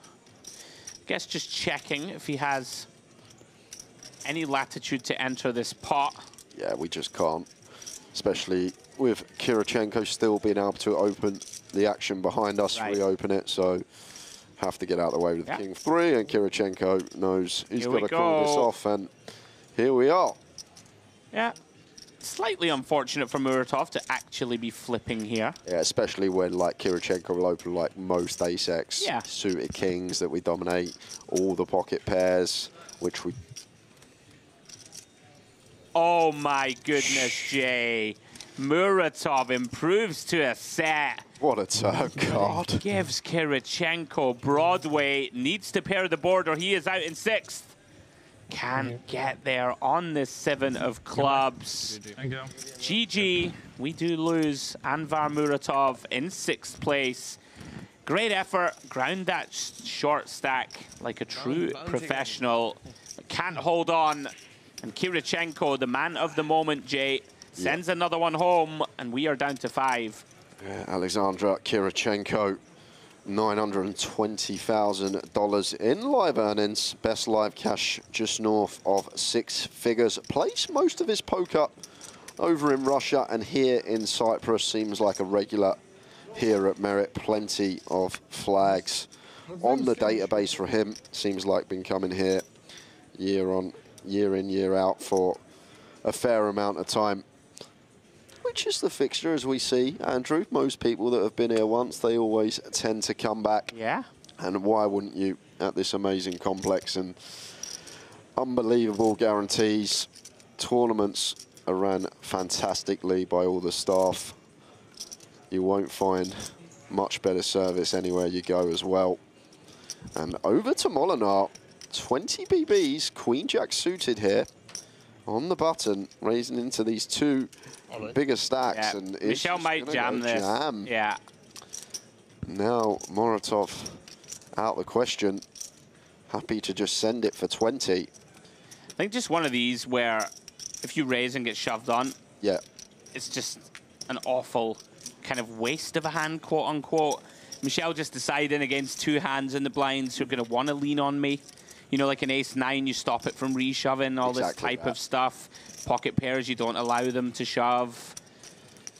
Yeah, a lot of good reasons to just play jam. He's crunched the numbers, Jay. Decided this one's going in. And I think the computers do like using these type of holdings. The sort of Jack 10 suited, maybe even Queen 10 suited, Jack 9 suited, this type of stuff.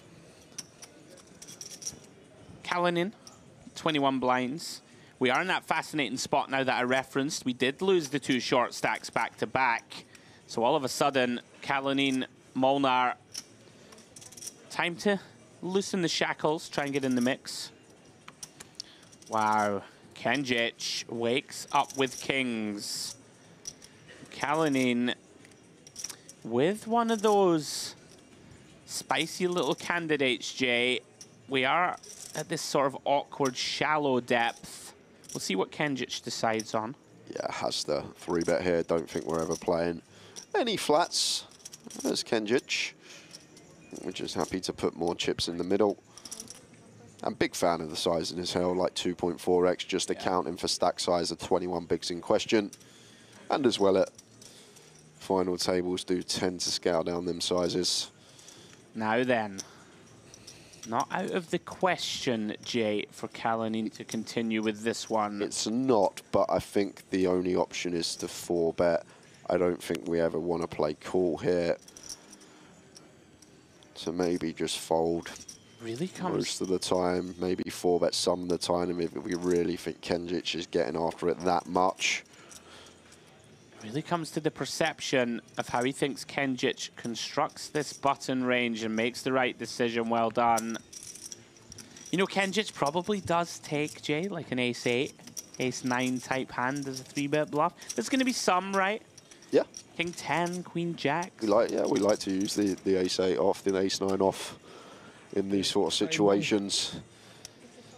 But then it's still, it's sort of that as well when you're on the final table, everyone's watching and you send it in and you run into kings and you're out the door and you're like, oh, what have I done? Everyone's watching. But I think it was a viable people give route you a to pat take. on the back and go, yes, Yeah, that's love it. Heart shown. Love it.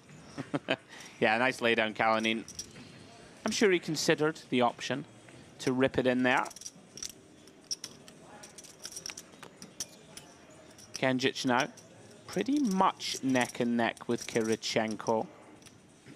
Gets out of the way, and they are neck and neck. Wow, really is the man of the moment, Jay. Pocket queens on the button with the chip lead.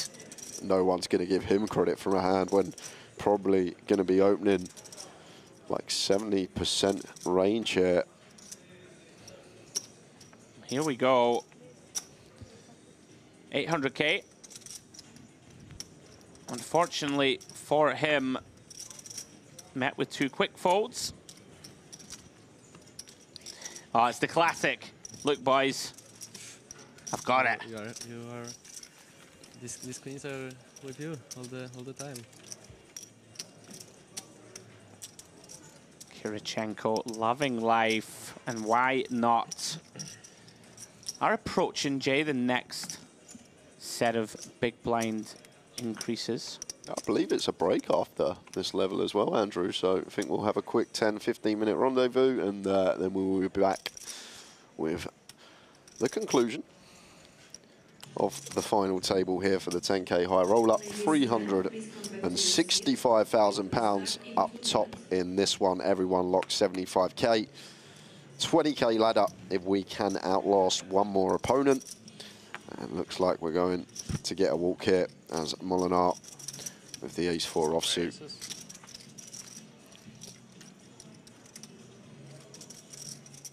Still good enough.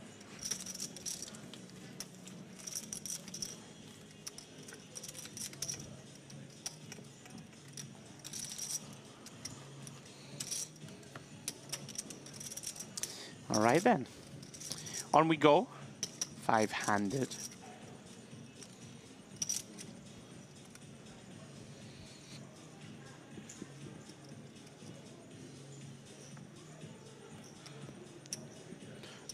Does have chip lead, but this one, be surprised if he done anything with, as Kirichenko from gun specifically.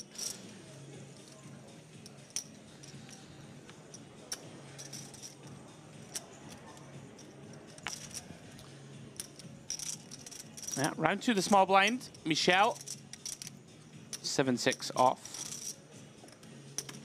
Very tricky. Big stack on his left, but does decide to complete. It's 9-3, I believe. Kenjic. It's 2-8, 8-5, 8-7. I have 8-9 behind. Just getting So, some, yeah, 9-3. just getting some inventory of Molnar's stack.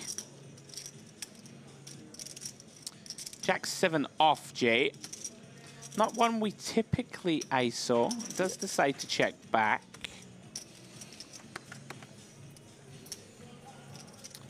Through to the king 9 deuce.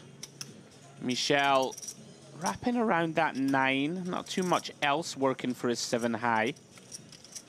Maybe could be one. Yeah, he's going to go for the stab.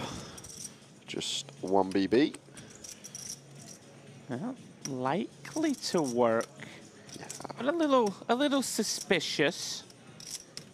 Kenjic, a little suspicious of this stab, of course. He's like, nobody gives you an easy one anymore, Jay, of these. Of course. These elite guys.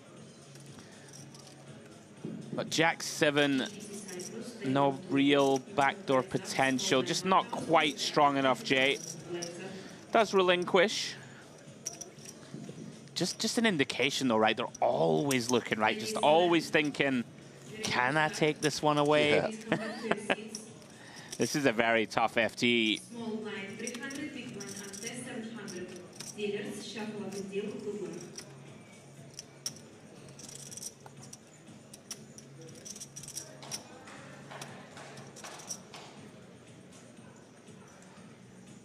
So last couple of hands, guys, before the break. In fact, this is the last hand pre-break. I'm hearing from our magnificent production team, going to be a series of interviews with our final table bust-outs. So stick around, guys, through the break for interviews with Ehsan Amiri and with Stoyan Madanziev. Those interviews will be coming up during the break. Myself and Jay will go away for a little 15 minutes, recalibrate. So we see Michel opening from the button with Jack 10. On to Kirichenko. Oh, Jack 6 off, Jay. Well, we saw what can happen with this hand earlier in the week. I don't think Kirichenko's thinking along the same lines as the Brazilian Aquino, though. Maybe he knows about the hand. Do you know what? Imagine he just 3-bets this. If everyone's seen the Jack 6 off hand, he's just going to play defend here. A little surprised at this, I must say. Feels a bit too wide for me. It does, but does have Molinar covered. He saw the hand, I'm telling you. It must be. It's the new Robbie, or whatever it was. He checks it over to Michel. 1 BB. I think this one clear as day, the King Deuce with the Jack 10. 400. Yeah, here he comes. Agrees with you. And we'll just take a small one for the last hand of the session, but not sending the Jack 6 off into the muck yet. If he continues here, Andrew, he has to have seen the hand.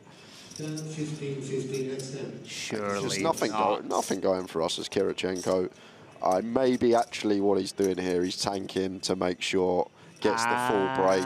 Could be running down the clock just so we don't play another hand and we head out and get the full 15-minute break. But he's used the time bank, though. Maybe wants the big blind to go. Oh, my goodness. Getting after it. The Jack 6 off, some special powers this week. Wow. He's seen the hand for sure. Small check raise. My goodness. And that will be that. Wow. And the Jack 6 off. Well. Yeah, again, a big final table. There we go, Jay. It's Kirichenko's world at the moment. Guys, that takes us to the break. So stick around for those bust-out interviews, which are about to be on display as we take you through these chip counts. Kirichenko, 52 bigs, followed by Kenjic, Jubziela in there in third, and then Molnar and Kalinin bringing up the rear. Guys, we're going to take that break. We will be back in 15 minutes. How was the whole tournament for you? The series wasn't great, but this tournament was good. Obviously, I went deep in this 10K. It was good fun.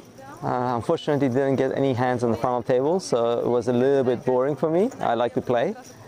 But you know, a win is a win, so you know, I'll take ninth. It's the second ninth in 1 month, so a bit disappointing, but it's okay. Second final table of a high roller.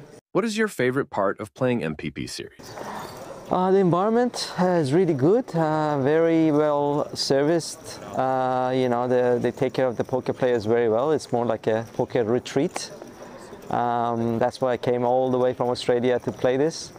So 34 hours, door to door. So it's a long way, but definitely worth it, I would say. I wish I ran a bit better in the main, obviously in this event, but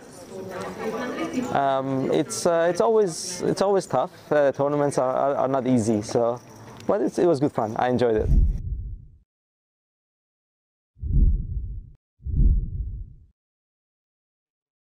How was the whole tournament for you? It was good. I was running good. It hasn't happened recently, so I enjoyed it. It was going okay. Just before the final table, I lost some big pot, and I went on the final table a little bit short. There were more shorter stacks than me, but yeah. Any lucky or memorable moments?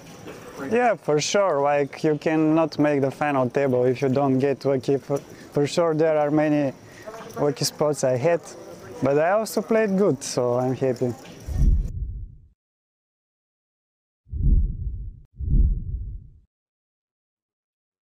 How was the whole tournament for you? I think it's the middle. It's not so good, not so bad. I lose the main, 2 flips, ace king, and double line, and then the high roller. I stay in final table. I think for me it's very, very good. Any lucky spots worth mentioning? Yes, it's triple all-in. I have the king, queen, aces, and double jack, and I have a full house. What is your favorite part of playing MPP Series? I like this casino. I like a restaurant. I like to travel. I like all these places. It's very nice sea. I like to swim. It's all cool. Come on, all players, come here. Who do you think will win? Kirichenko Sasha. I would like to good luck for him.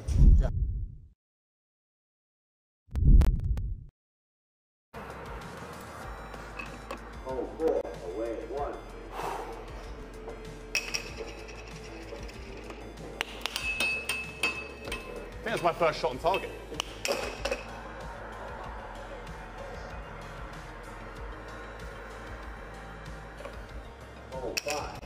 I preferred it when Jay wasn't here, if I'm being honest.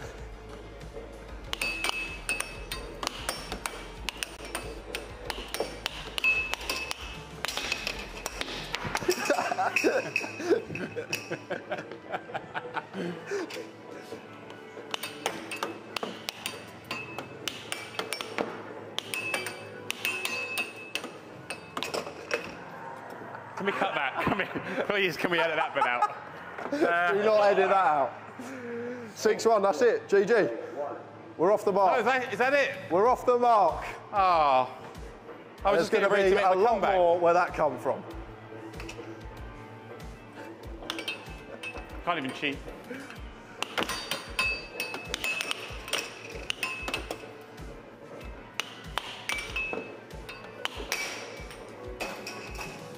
Whew, I feel like Andrew Headley after a game of chess. I thought it was game over. We can keep that victory and just edit this in.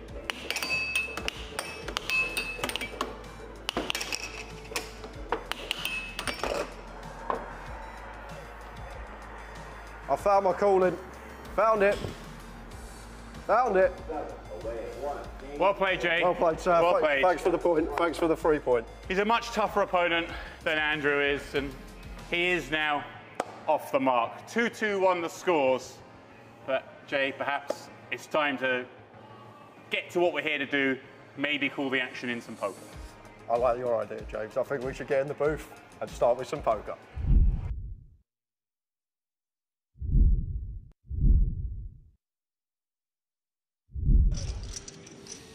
Oh, pardon me. I got excited. So did I. I saw a player on their feet. It's the man from Belarus again. Yeah, that was nervy, Jay. I was scared for them, but nothing happened there. Okay, so the deuces do find the muck from under the gun. Yeah, it's a good fold. Very easy to get attached to a pair, but these small pocket pairs, ones that do want to be folded at this stage, better to open hands with good removal. Better check here with ace-queen in the cutoff. Obviously, kind of a nice scenario. Obviously, plenty of hands to be raised, kind of getting it in with, but you're never that wild on FT bubbles, but deciding chip accumulation is worth a lot here.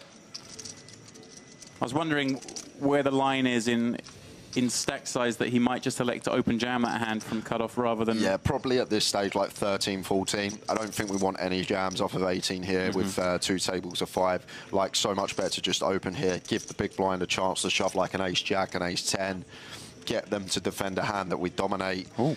And even here, king-jack suited, these suited broadways are very nice candidates to choose here, and it wouldn't actually surprise me if Puts went for this here. Just because he'll recognise that Patrick has to call very tight here. Right. And even when called, these suited broadways do very well in terms of equity pre-flop. Like, even if we're up against an ace-king, still going to have that 1 in 3 shot to get there. Let's see, he's certainly mulling it over. And he does! Well done, Jay. Well called. Puts, putting Patrick to the test. And... Oh. What happened if 2 players bust in one hand in different tables? Yeah, okay.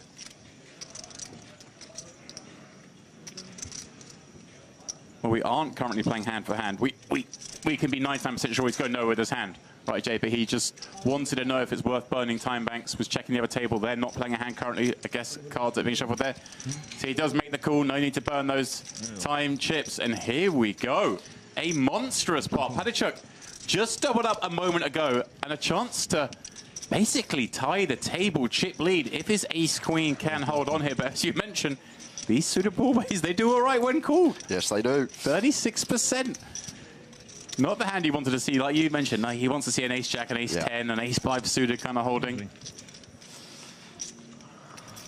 9-4 deuce. Clean for Patrick. Puts. Needs lightning. No real backdoor equity.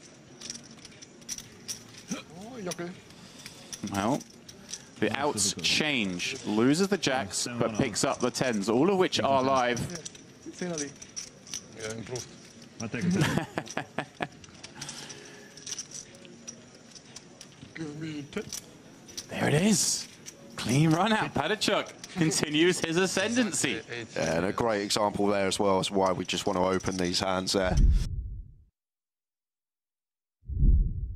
Estoy impaciente, quiero comerte. Quiero jugar, baby, 1 hora más. Estoy impaciente, quiero comerte. Quiero jugar, baby, 1 hora más. Estoy impaciente, quiero comerte. Quiero jugar, baby, 1 hora más. Estoy impaciente, quiero comerte. Quiero jugar, baby, 1 hora más.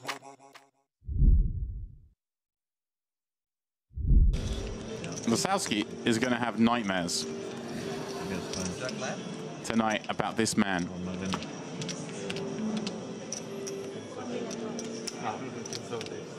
Hard to believe he only has 2 recorded caches on his Henemob database, Aquino.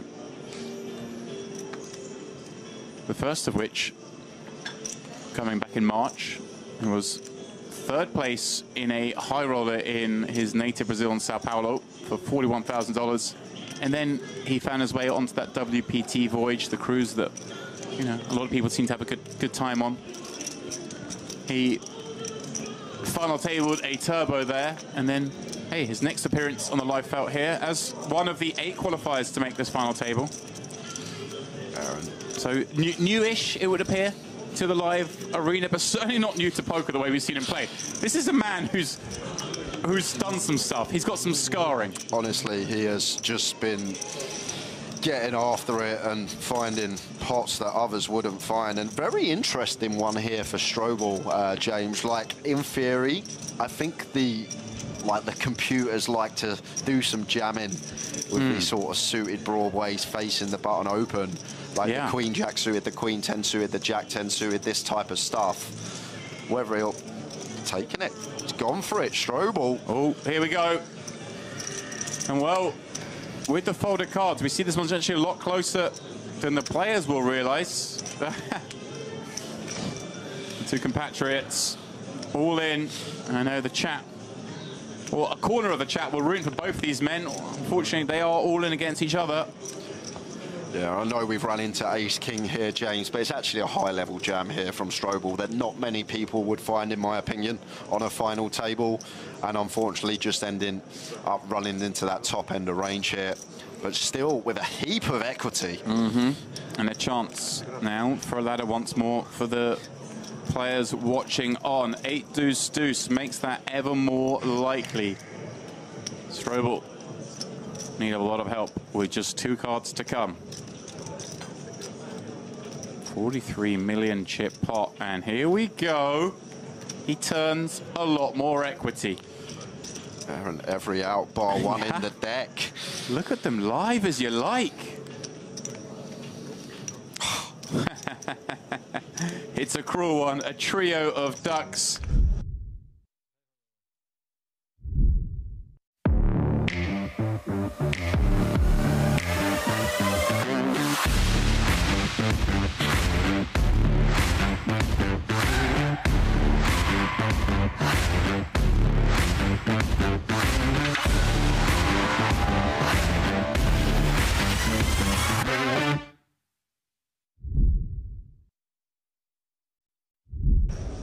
For those who like what they see,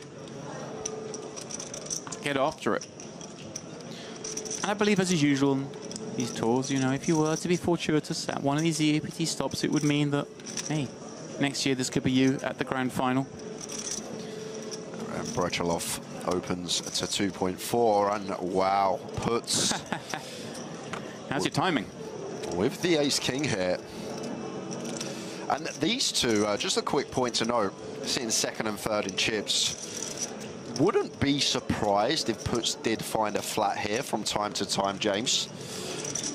Like, on first glance, looks like Ace-King, we need to 3-bet, but with these ICM intricacies, maybe we do play some flats facing EP against a stack size that can do a lot of damage to us, but does just go with the general approach. I was going to ask as well, with Strobel, like, so short behind, if we flat and he decides to jam, does reopen the action. You have another short stack in here as well that would reopen the action where they couldn't to a 3-bet. So yeah, another reason perhaps to throw into the camp you suggest. Yeah, he takes the more obvious route. Yeah, and probably just going to proceed with call here as Brechelov.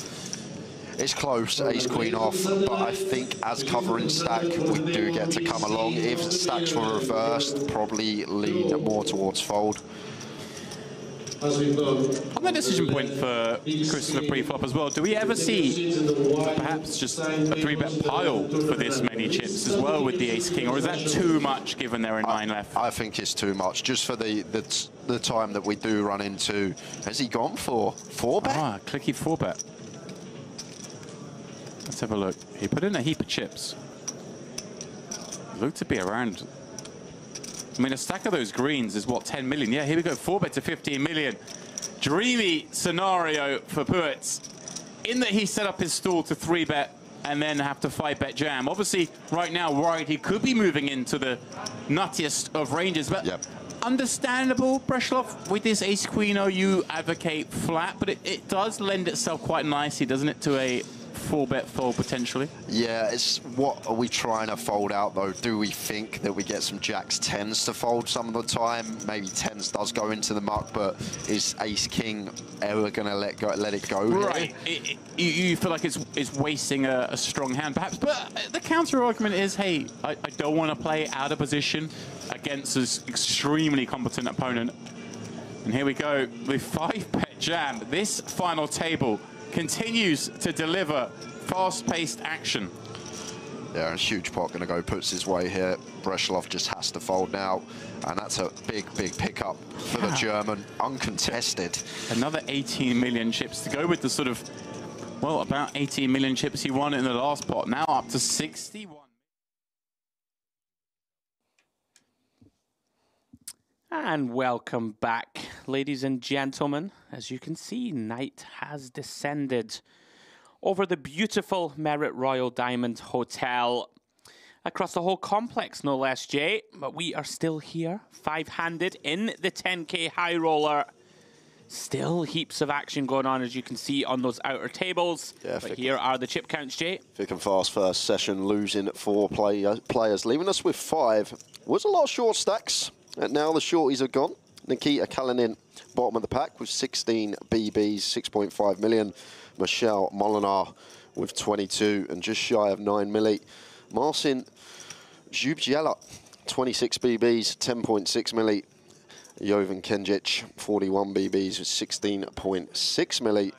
And the star of the show so far, Kirichenko, did come in second in chips, but now does have the chip lead. 11 big blinds clear of Kenjic, 20.85 million for him. It's been impressive to start the FT. Yeah, like a mixture of like great play and some run good mixed in. He got that fold from jacks on the 10-5-4 board that, you know, yeah, it's tough to say. Like, I would love to see his thoughts after the tournament. Like, did he think, oh, I just need to put it in and hope for a fold? Or is he confident he had the best hand? We saw him win that 3-way all-in with queens against king 10 of clubs and a 9 on the 9-5-5. But then getting after it, like this jack 6 spicy number before the break, calling the open, getting the check raised through on the flop. So a big mixture of like some great play. And, you know, you need a bit of run good to take down these titles, Jay. Yeah, exactly that. And maybe the jack 6 off was a feature of what happened the other night on one of our final tables in a huge pot involving that hand. Yeah, if you haven't seen it, guys, the 2K EAPT Grand Final 4-handed hand of probably the sickest hand I've ever covered, and I've covered a lot of events from the booth. So check that out. You can see that on DTD Player. Wild, wild hand that was 4-handed, involving the old jack 6 offsuit. But as it stands, Jay, 5 remain. All still in the hunt for that top prize, 365k and the 10k high roller title. Yeah, so just about to get underway for the next session. Blinds 250, 500. Right. Occasionally we like to do this. Are you ready? When it comes back round to Kenjic, we like to do a little lookalikes at you know, poker final tables. Okay. And I just saw it there, and I thought to myself, Michael Schofield from Prison Break. Did you watch Prison Break? Yes, I did. Right, wait till you see. Let's see if you can see it. I might be miles off it, but I can see it. Right? Wentworth Miller, right? The actor? There we go. Very nice. I'm telling you. Wait, look at his eyes and nose. Anyway, I'm getting carried away. Callahan. Now, this is tricky. 13 blinds now with them going up, Jay. Decision point between just raise or jam. I like just opening in these situations from gun. Still can get value from worse, get someone to put in a light 3-bet and then get to send the 4-bet. And I like the main point as well. There he is, look, there he is. We want the big blind to defend wide. I missed it, but I'll look next time. But like, we want Zubziela in here with hands. Wow. That we dominate, but this one we do not. Pocket 7s here for Zubziela. And 5-handed. Yeah. Do we ever just send this into the middle? No. I think I would. I think I would have jammed. I think it's definitely an avenue to take, Andrew, but just going to take the passive approach. And wow. It's a well-timed flat, because if we did jam, likely would have been doubling Kalinin up. And lovely looking flop here for Kalinin. Top pair, top kicker, backdoor nut spades to go alongside. And do just expect some chips to enter the pot. Yeah, this is pretty grim for Tubjela now. You know, we got nice backdoors. We could have the best hand, but it's getting so shallow. Kind of why I think I would have just favored saying, all right, you got a better hand than me. Good luck. Like, we're going to flip ace queen, ace king. I mean, it's not to critique. Flat seems fine also. Just tough to proceed post, Jay, on a lot of textures. Makes a very nice fold anyway. Quickly laid it down. There he is, Wentworth. Seat 1. Hang on, hang on. Don't get ahead of yourself. Oh, I need a different angle, is that it? Yeah. Look, I can see it, the eyes, He's yeah. there. I can him. see it. If you shave his head, you might have an absolute doppelganger. Fresh from breaking his brother out of prison, he escaped over to Cyprus. Right? Didn't he go missing at the end and they didn't find him? There you go. I've solved a mystery here at the MPP. Now, Kirichenko, well, Jack-6 got after it. Wait, no. Okay. Kalinin didn't just fold Queen-Jack suited, did he? Interesting spot, Jay. You could go either way, I'd imagine. Yeah, I think both are open. Like jam. We're just going to get so many folds with jam that I like jam here. Like Kirichenko going to be opening so wide as chip lead up. Is opting to call. Maybe one of the benefits, like expect Kirichenko to open all suited queens and jacks that we do dominate. Yeah, off to the ace-ace deuce. Pretty good flop for 10-4 of hearts as flops go. You can get your opponent to fold a better hand. I do just expect the 1 BB on this board, Andrew. And there it is. Now then. I think Queen Jack of clubs does want to continue for one here. Yeah. I think as well because we kind of are protected. Maybe we can't have too much ace-x here though, Andrew. That is a thing, I guess. We're going to shove like a lot of the ace-x facing the button open from the chip leader. Yeah, I mean, I think we're still going to have enough. I hear you though. A lot of them have got it in already. We're going to have a bunch of the middling ones, I think, still. There we go. Improves to the Jack of Spades turn. Now, Kirichenko, we saw him earlier, Jay, kind of barreling with a King-10 of Spades in a faintly similar kind of spot. Yeah. Where we're trying to dislodge our opponent from, you know, a relatively strong range.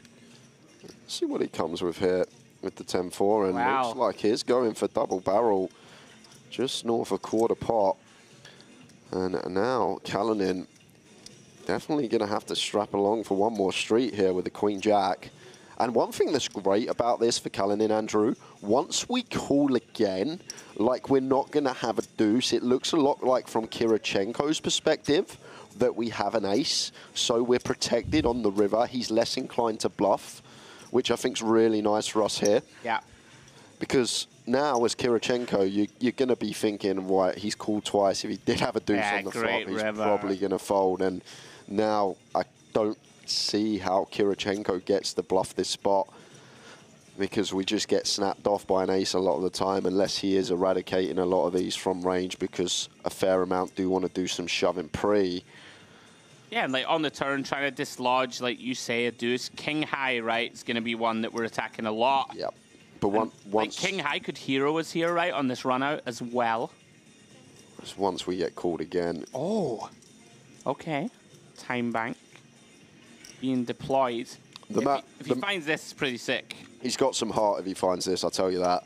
Because Kalinin, once he calls twice, it does seem like range is going to be pretty condensed. Like deuce X, we expect to fold on the turn. Like can have some jack, but only going to be like Queen Jack and King Jack specifically that we target. Because like the Jack 10 just going to fold flop. So I think I like shutdown here. It probably would work, Andrew, but I think I'm a big fan of shutdown from Kirichenko. He announced check. Kalinin knows he's good. Tables the jack. Very nice pickup for him, fresh from that break. And all it takes, Jay, you know, is to wound Kirichenko in a couple of pots. Kalinin now 11 million. Going to be good for third place in chips, I believe. Very nice.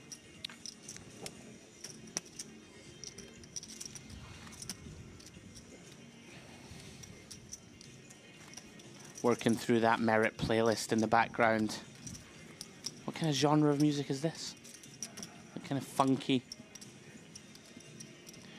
Do you know, like the old school British fruit machines when you get on the board? That's what it sounds like you're up on the board, you're spinning it around. Which fruit machines you been playing? I'd be in there every day playing them. Kirichenko in the cutoff. 10-9 offsuit. Probably going to get out the way. Is the chip leader, though, and is raising into 3 shorter stacks if he does want to open. Is actually going to take it. No, he's not. Bluff me, then went for chips and then folded his hand. Yeah.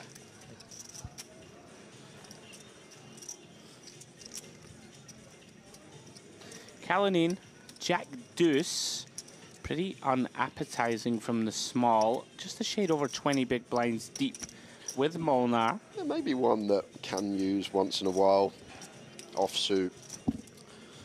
High-low, slight blocker, best unblocker, but is just going to give... Don't mind it. Michael the walk. Nice. And the king 4 off for Molinar. Suited. Double suited. Double suited, yeah.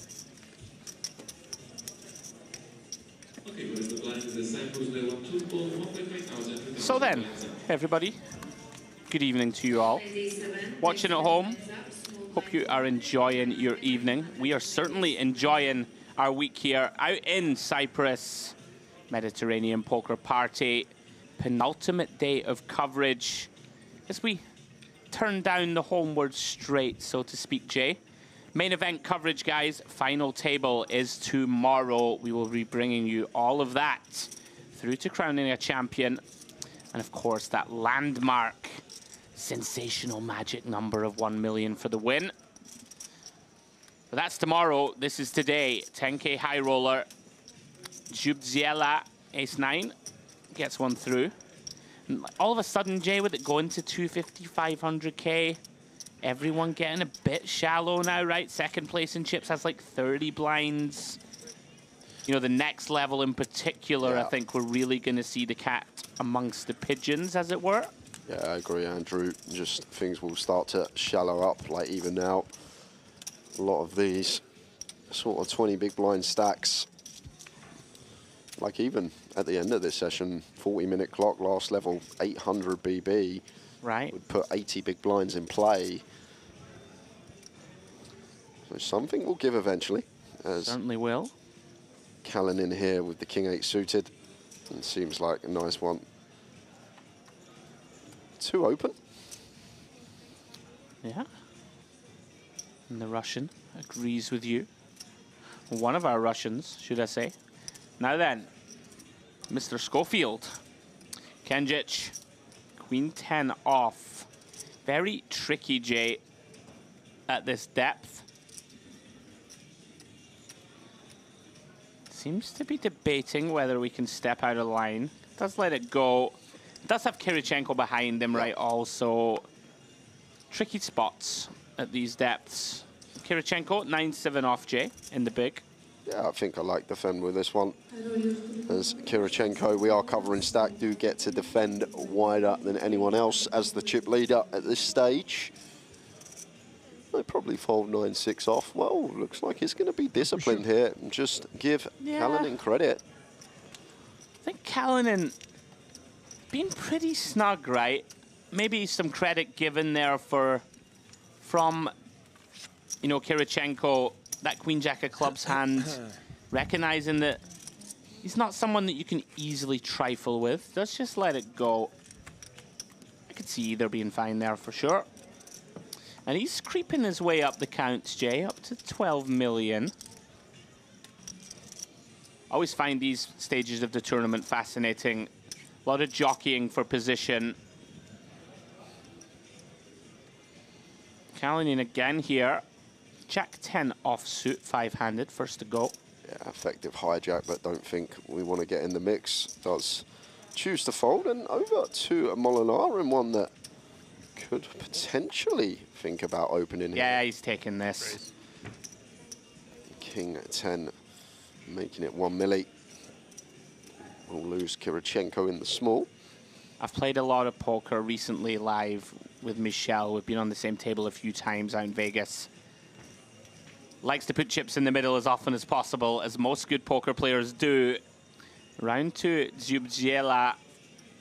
7-8 off. Yeah, he's also going to make a pretty snug fold. Kind of makes sense, right? With like these guys, they all have 20 blinds basically. Like Molnar, Zubziela, and Kalinin, right? All kind of 20 bigs. Kind of makes sense to defend tight, like not put yourself in these awkward spots post J. Yeah, I can see it. But as you said, something has to give eventually. Going to be confrontations as the stacks continue to shallow. Michelle, King 9 into the muck. Round to Kenjic. Does have the inherently uncomfortable situation, Jay, of being directly out of position to the one man that covers him. Yeah, that's the thing here for Kenjic. 7-8 suited. Kind of awkward, but is going to choose to open here. Makes it 1 million.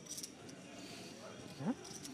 Kirichenko on the button with Jack 9 offsuit. Doubt going to see him get involved. Zubziela out the way in the small, and over to Kalinin in the big blind. 8-6 offsuit here. Probably just going to continue playing tight, letting this one go. Next hand, another raise and take. Feels very much to me like the calm before the storm. Speaking of storms, I know it wasn't a thunder and lightning-esque one, but you saw all these pictures being sent over of the northern lights. Yeah.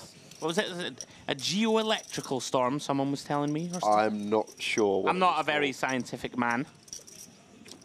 Looked beautiful though, didn't it? All the pictures, it was like they were Photoshop we were getting. It did look beautiful. I'm not sure where I was going with that reference, but, you know, Northern Lights. Apparently you can see them again tonight, folks, so. But don't do that. Stay with us. Good Follow shot. the action. Kirichenko with that chip lead. Suited queen in at the cutoff. Won't be thrilled to hold the 3 of hearts. Yeah, I think still fine to open here though, as chip lead up. Suited queen from cutoff. Yeah. Getting in the mix. Making it 1 milli to go. Zubziela out the way with the 8-3 off. Wow. And Kalinin here in the small blind. Really good spot to move all in here with the pocket 7s. Saw him earlier not take the queen jack of clubs. This one does seem a lot more clear against a man that's going to be opening a decent proportion of range from cut-off. Very nice from Kalinin. Does find the jam and going to get Kirichenko out of there. Picks up 2 milli for his troubles. And just like this, Kalinin winning a few pots is just bringing himself closer to Kirichenko here. Kind of been a feature of the week that, you know, as we approach the end of these final tables, the structure gets shallow. It really is a case of if you win 1, 2, 3 small pots, all of a sudden you're chip leader. You win 1 big all-in, all of a sudden you're a huge favorite. It's dicey, it's tricky to navigate. It's compelling for us. Kirichenko licks his wounds, looks down, get the ace-jack off. And once again, we'll be opening slightly higher up this time. Yeah, makes it 1 million.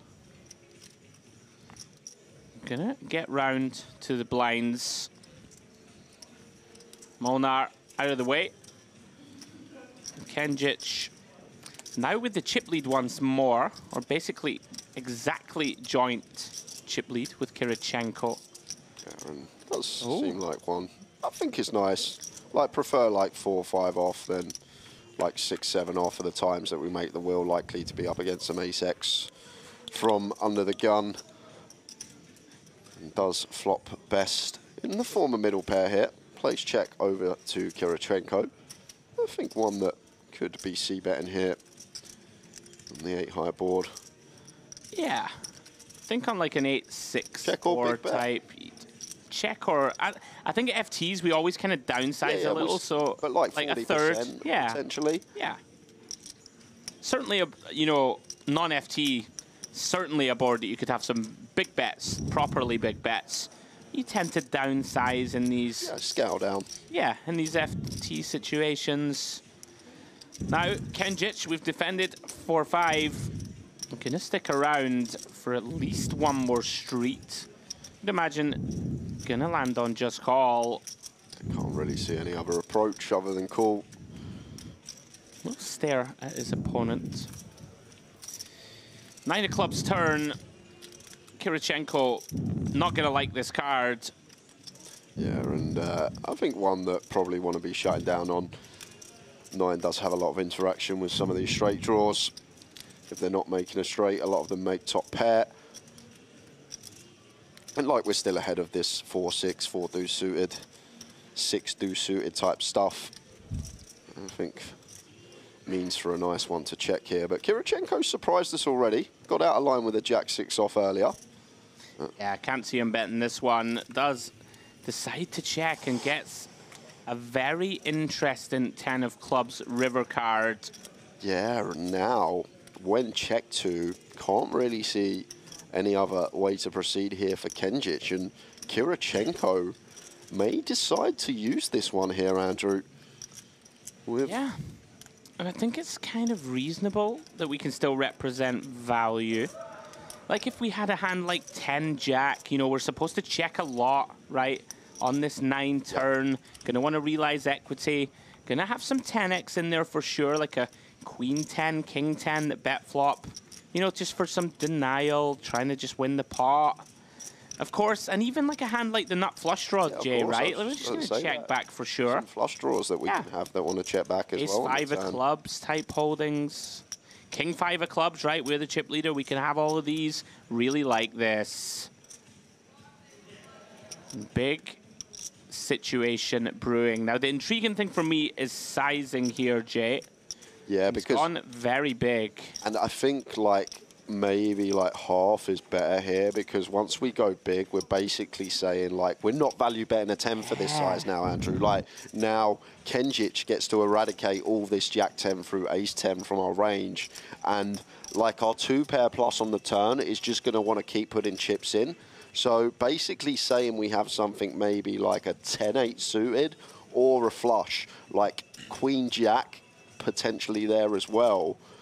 But I think this size is really interesting, because if you sat there now as Kenjic, you sort of don't expect Kirichenko ever to have 1 pair for value, even if he's checked back, say, jacks through aces here, because of the size he's elected to choose. And we assume that 2 pair plus is going to bet turn. So basically saying he's got to the river with a check back flush, and we've got the 4 of clubs in hand. He might call here. Yeah, I think he can. King 4 of clubs not a thing. Ace 4 of clubs not a thing. Stuff that could potentially check back to realise equity with their flush draw.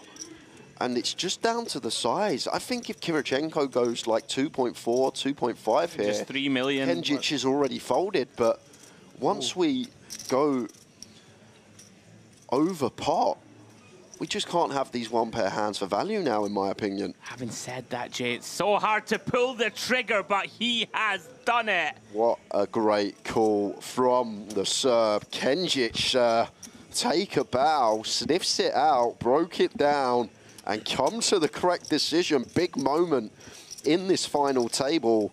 Now puts a lot of leeway between him and second in chips. Great call there, Kenjic. Nice stuff. Just jumping back to the hand, it makes sense. Because especially with that 4 of clubs, and we expect king 4 of clubs, ace 4 of clubs to take the line that would get there with a flush from the river. And we sort of make the assumption that one pair doesn't go that size and two pair plus continues bet and turn. It's... Yeah, and first real cracks in the armor of Kirichenko. Hopefully for him, it doesn't live to regret that one, Jay. I'm with you. Really like how you broke that one down. But as you say, Andrew, still so difficult to call with just full pair there. No really kicker. It's so hard to still stick the chips in, but...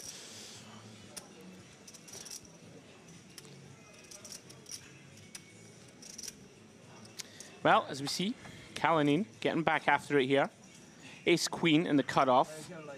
And Kenjic now feeling it. King-Jack in the small. 12, 9, 13. I don't expect to see fold. Maybe one that can play cool here. Five-handed King-Jack from the small. Chip leader now. Yeah, kind of awkward. 24 bigs back for Kalinin. Like, if we had King-Jack suited here, I could see shove. Yeah.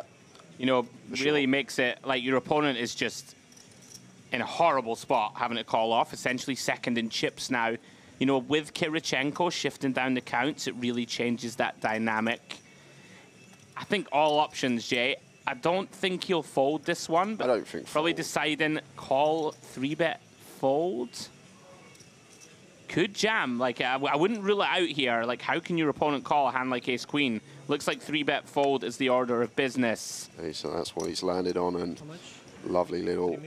I mean, you're loving this in theory. Of course you are, as Kalinin. It's great for us now, because like Kenjic is incentivized to get after us now that we go 2 second in chips after Kirichenko losing that big one against him before.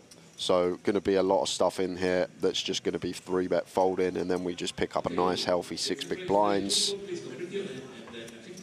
Is he? Oh, he's gone for a time bank. Thought he was thinking about call. I think it's reasonable to think this one through. Big moments. We are second in chips, but as you say, Jay, sometimes if they have it, they have it. It's just it seems way too high up here, Ace Queen Andrew. I think so too. In a five-handed game. Let's see what he lands on. Oh, that is the... Hey. I weren't expecting to see that from Kalinin. Just gave Kenjic credit, but Kenjic is supposed to be putting some pressure on us and getting after it. Like, could take a lot of offsuit ace-X there as well, in theory, and we just pick up 6 big blinds so often, Andrew. Yeah, I think it just has to be a function of Kirichenko blasting off, you know, 7 million or so of his stack. Yeah, potentially. Recognizing we're second, like, doesn't want to jeopardize his tournament life. That could be the case. I think it has to be. Well, Kenjic, what a 5 minutes or so for him. All of a sudden, stranglehold on this tournament. Can he push the momentum forward and take it down? There's a queen at 3 suited here on the button. He'll be feeling it now. Everything going his way. Wow, well, not anymore. Jubziela finds the goods, Jay. Can he find a flat, though? That is the question, Andrew. 15 bigs here, like, we're going to defend wide enough, like, keep our range wide. Kenjic on the button, going to probably be opening 70, 80% of range, maybe. And... but he's just going to go for the 3-bet from the looks of things. Yeah, it certainly is the one. This and aces. And, you know, got to take some risks, I would say. You know, basically joint second almost here, like absurdly so. You know, the stack's so bunched together. Has decided to 3-bet. And of course, can't blame him for choosing this avenue. Fortunately for him, Kenjic, not with a hand. It's going to continue. And of course, just by 3-betting, Jay, you consolidate 10 million. It's hard to be too critical. Yeah, of course. But I'm with you. I'm just... You're against like 2-unders a lot, right? Yeah, exactly that. Like, I'm a big fan of just flatting because of how like our hand performs in equity versus that opening range of our opponent. And as well as that, like potentially can barrel off down the streets to us, get our double up that way. I think important to recognize also, Kirichenko there, 18 bigs. Bunch of the ace-X going to open shove from button. Yes. So if it comes ace high, we can viably station down, right? Yeah, interesting one. Does decide the more traditional route. As we see Kenjic now, king 3. Wonder if he is deciding to put the foot to the floor, but does get out of the way. Kirichenko now, head will be spinning a little, Jay. First kind of adversity at this FT. Being hero called in that big one a few moments ago. Round 2, Zubziela, 9-7. Offsuit in the small. 20 big blinds effective. Wow, okay. Just gives a walk to Kalinin.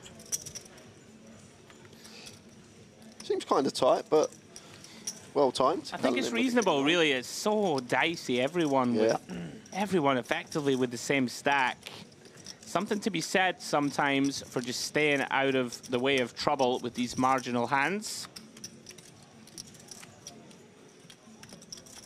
Onward we go. 5-handed, guys. 10K MPP high roller. On our second to last day of streaming, Jay. Been a fabulous 10 days or so. We're taking you all the way through to crowning a champion here. And of course, the big one tomorrow, MPP main. Round to Kalinin with a similar holding that we just saw Zubziela get rid of. 9-6 off.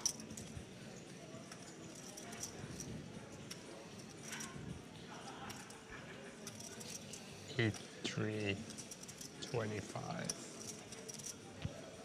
Total. And so it's pretty low down in the range and looks like it's going to use it as one of these polar raises. We want our worst and best hands. Yeah, I like this from Kalinin, really changing gears. Molnar, though, wakes up with a hand that's likely to want to continue. Queen 10 offsuit, 16 big blinds behind. Yeah, it won't be folding here, Andrew. It's just whether we go for flat hit as Molinar. Wow. Exactly. Michel. Goes for the jam with the Queen 10 and does get it through, gets himself back to 10 milli, finds it. Telling you, this kid is a killer. Does just take the spots, Jay, that others may shy away from. I think that could potentially be the difference here at this final table, Andrew. Seems like now 5 left, people aware how cagey it's gone with stacks between 5th and 2nd so tight now. If someone could perhaps just get a little bit more aggressive, take some initiative, yeah, it would potentially work out for them. Absolutely. Yeah, Michel just pouncing on that. I think recognizing that small blind's going to go all in with a bunch of hands, right? Sort of 16 big blinds sort of range. So it becomes pretty polar when they decide just to open. Pounces on it. As we see Kirichenko back to work. Ace deuce of diamonds. Gonna fold around to his nemesis, Kenjic. Fairly weak holding of Queen 5 off. It's the chip leader, though. Does get to defend wider than anyone else, having everyone covered. Under the gun open here. Seems slightly too trashy here, Andrew. Like Queen 8. Probably be in. Queen 7, kind of close. I think Queen 5 maybe one that... Yeah, I think if anything, would rather 3-bet than peel, and I don't foresee that. Yeah. In this lineup, you know, Kirichenko sort of joint shortest. It's not that appealing to go ahead and just go for him here. Yeah, good to see fold. I'm with you, like it. And he's in a great spot to just, you know, apply pressure with just opens, it would seem. Probably doesn't need to take too many marginal spots for the time being at least. Nobody giving an inch, Jay, in this lineup. We've seen that throughout. It's Jubjiela in there, King 9 suited. More than enough to open to $1 million. The offsuit version for Molinar on the button. He gets out of the way and over to Kenjic here. Oh. In the small blind, and gonna have a nice, easy all-in here with effective stack. Kirichenko behind. One thing I will say, Jay, is that something that I've sort of noticed creeping back into the sort of toolbox is that people will widen sort of to still 3-bet call here. Like if Jubjiela, like he's gonna have hands, right, that for the most part either raise fold or 4-bet jam. Yep. And you do give like an ace-jack, sort of ace-10 suited type, king-jack suited type hand the opportunity to like stick around and potentially 4-bet shove if they think you're up to no good. I think he will shove, to be clear, but it wouldn't shock me if he goes 3-bet non-all-in, and I love this. Yeah, it's going to go for that. I think that this is great. Like, nothing too bad can happen, right? Like, if he peels, that's okay. The SPR is going to be shallow. Kind of want to give him the opportunity, right? Yep. To look at us and say, this guy's at it here. I really like it. Basically saying you want more hands than just aces and kings. Yeah, that's what I'm saying. For our value, for our 3-bet, not all Yeah. in here. Maybe throwing an ace-queen suited once in a while, something that can happily 3-bet call off to try and induce. Yeah, and like there, right? He's looking at him thinking, I'm not sure I believe you. Yeah. Okay, so maybe next time he doesn't believe him and puts king-queen off in, right? I really like it from Kenjic. The real question is, how wide do you go down, right? That's the thing. Ace-jack suited, 3-bet call seems kind of reasonable to me, right? You can mix it up a little bit. Very nice play. Kenjic starting to create daylight, Jay. Callanan with the quick sprint back to the table. He could have taken a few extra seconds. Hope you washed your hands, fella. 8-4 off into the muck. Such a low-hanging fruit joke. I apologize. Wow, look at this. Wow, the man of the moment. Kenjic, another huge hand. This time from the button. Kind of praying for either of the blinds to wake up with any sort of playable holding here. Yeah, exactly that. Wow. Bottom of barrel for Jubjiela. Raise and take for Kenjic, and around 45% of the chips in play, Andrew. Approaching that half of chips in play mark. We have been waiting for somebody to announce themselves and take control.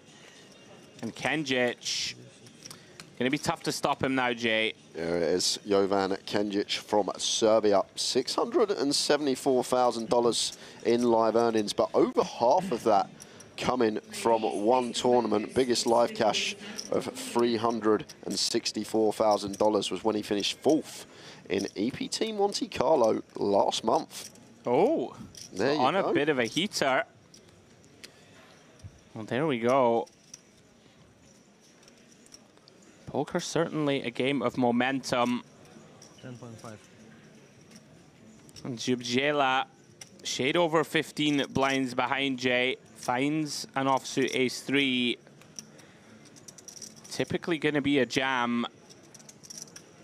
Hard to argue for any other course of action here. Yep, easy jam for Jubjiela. Oh, here we go. Oh, here we are, running into it. Callanan. Count, please. Stop the clock. I think just taking his time, Jay. Like, making sure you don't make any mistakes. That seems reasonable to me. Can't be folding this one. No, we cannot. Blind on blind, 15 effective. Ace-10, gonna dominate all this worse ace-X. He won't fold. He's just making sure. Here we go. In they go. Very unfortunate for Jubjiela. Runs into it. is dominated. Ace-10 of Kalinin. Big favorite here to send us four-handed, Jay. Jubziela does have live hearts. Some potential wheels in the mixer to go along with that 3, but he's gonna have to get there. Here we go. Oh, and it comes 9-5 deuce. It's coming. Oh, he thinks it's coming, Jay. Looking for a 3 or a 4 to take the lead. And there it is. We said it was coming, and he wasn't wrong. Fading 3 outs now. Forward shot, but doesn't want to see a 10. And there's the ace on the river. So Jubziela up to 16 milli, and we've got Kalinin now just with 5 big blinds. Unfortunate for him. Yeah, really unlucky. Has put on a great display so far at this final, but we knew a clash was coming eventually, Jay. Had to happen. Makes a good call. Unfortunately, doesn't get rewarded. And Jubziela, just like that, second in chips. Aaron already smashing his biggest live score out the park. $39,000 biggest live score before this today. Already locked up $95,000, the man from Poland. Yeah, really tough one for Kalinin. He's played pretty much not perfect on this final. We did see the tight lay down with ace-queen. Really the only hand of note I can remember, Jay, where I didn't like how he was proceeding. Excuse me. Unlucky. Still in there. Has room to spin up. Those ones are pain, though. Max pain. Especially like if you hold Jay right, you're probably a lock for top 3. Start to dream of taking down the title. Kirichenko, well, ace-queen. 16 blinds deep from the cutoff. Yeah, probably just open here. Give Molinar a chance, yeah, potentially to shove like an ace-jack, an ace-10 off his stack depth. Yeah, hand's just too good. And Michel, just so aware, especially with that big swing of Kalinin now being on 5 blinds, recognizing doesn't want to be defending too wide. There's some real killers on this table. Molnar, Kenjic, Kirichenko, Jubziela, and Kalinin. Everybody been putting on quite the performance, as you would expect for the most part, Jay, in a 10K. Yeah. Back on Kirichenko. Offsuit, ace-4. Blinds up next hand. That's going to put even more pressure on these stacks. Round 2, Molnar. Well, Jay, 8.7 million. Blinds up next hand. Ace-6 off here for this hand, working with 17. Yeah, this is an interesting one, and does decide just to send it. Says, if you find it, Kenjic, good luck to you. Gets it through. Just another example of, he knows there's a pay jump coming, but certain hand strengths are just too strong. Please go. Ace-6 sends it in. I wondered if he'd ever consider limp shove, like could be an option. But then again, if the big blind just jams, then you have to just fold your hand. Yeah, that's the frustrating thing about limp shove in that situation. There are the chip counts. And Nikita Kalinin gonna need a spin with his 3 big blinds, but we've seen plenty of spins today and over the course of the week, so don't write him off just yet. Kirichenko was flying at one point, but down to 15 BB, slightly pipped by Molinar with 16. Marcin Jubziela, the big move up the last 10 minutes, up to 27, and Kenjic top of the pack and in pole position to become the high roller champion here for the 10K. Now then, Jubziela, fresh off that big double up. Ace, king of diamonds. And Michel with Jack 10 of hearts. Very tricky, dicey spot. 16 BBs. Yeah. Just chooses to let it go. Oh, hello. Kenjic now. Ace-Jack offsuit. It's an awkward one for sure here versus Jubiela, but maybe we do just get to make this like 3.8, something around there, because he should be playing fairly honestly back at us. I would be very surprised if he doesn't take it. And here it comes. Music to the ears of Jubiela. Yes, it does go around that remit. 4 million chips, and Jubiela here loves this. I'm just going to get to send now with the ace-king suited. And Kenjic will be 3-bet folding this one. All in. And there it is.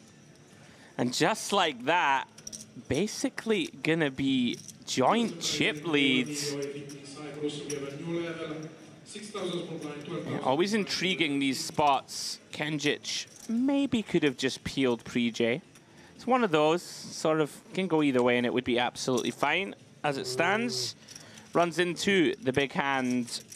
And what a spin up for Jubiela. It's amazing how quickly he was out the door 5 minutes ago. 9-5 deuce, needed to find a 3 or a 4, and no waiting around on the turn to set him on his way. Brilliant stuff. The man in the green cap takes the joint chip lead. And paying it for Kalinin, about to be in the big blind. Now here is a tricky one for Michel. I think the Jack 10 suited off of 16. Yeah. Not going anywhere. Saw him fold, but that was to an open before. This time first in the pot. Makes it 1.2 to go. Yeah, big blind with some potential to apply pressure. A relatively unattractive king 6 for the pole. Yeah, slightly too shallow. Like, tend to use the offsuit high-low king exit around 30, 25. Just going to let him raise and take. And seemed pain to fold the Jack 10 suited the hand before Molinar, and then the dealer's like, there you are, sir. You can have it again.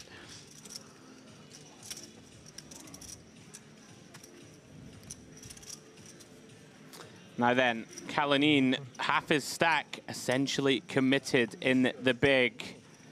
If ever there was a time to find it, Jay, it is now.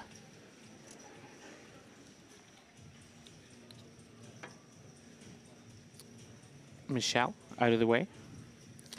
As you would imagine, will be Kenjic. Now, Kirichenko with a hand that figures to be best, Jay, against a big blind hand. Could raise fold this to a small blind shove, in my eyes. Yeah, I think that's an option that's in there, off of 13. We'll see how he decides to proceed. Okay. I'm gonna say, Jubiela, I'll let you do the work.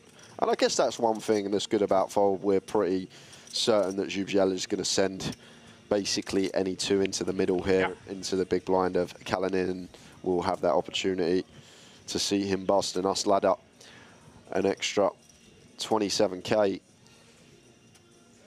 Well, here we go. Kalinin was within a couple of cards of taking the joint chip lead. As it stands, he's on the brink, and he is teetering on the edge of that brink now, Jay. King, Jack 3, 4% equity only for Kalinin. Needs runners.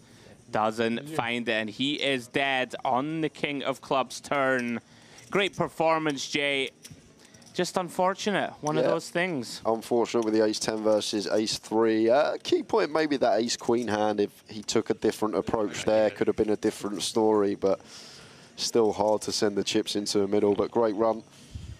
And we lose another, leaving us with 4 players. Yeah, very nice. We are now into the 6-figure. I keep getting it wrong. Into the 6-figure payouts. How was the whole tournament for you?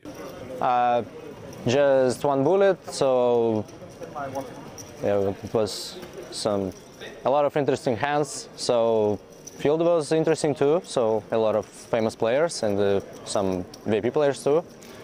Yeah, I think I played well yesterday. Yeah,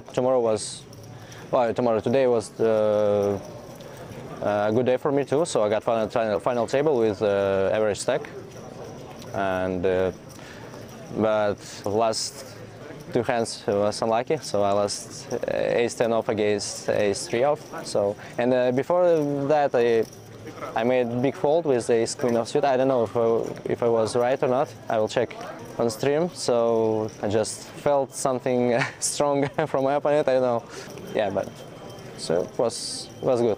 Who has the biggest chance of winning this one? The biggest chance, I think Machin is chip leader now. So.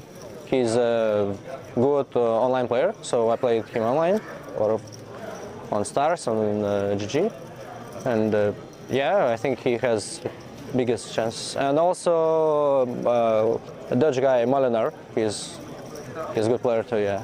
What are your plans now the tournament is over for you? I'm gonna play WSOP in the summer. Yeah, like it's my sixth time World Series of Poker. I'm gonna start soon. Yeah, and go to my home to visit my parents and friends. So, and after go to WSOP. Yeah.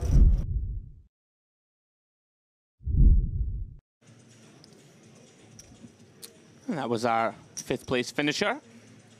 Kalinin, very unfortunate, Jay. What can you do? At times you got to win your all-ins. Back to the action we go. 4-handed, as I was saying, we all, I wish, not we all the players have $122,000 now locked up. All still in the hunt for this 10K High Roller title as we see Kirichenko opening here with King 10. Chubjiela debating his options with King 9, eventually relinquishes. Round 2, Kenjic, and he continues to find big hands, Jay. Pocket jacks. 13 blinds behind only for Kirichenko. Aaron, once again, is there room to choose a non-all-in size in here with such a premium holding in a 4-handed coup? Or is he just going to elect to send here?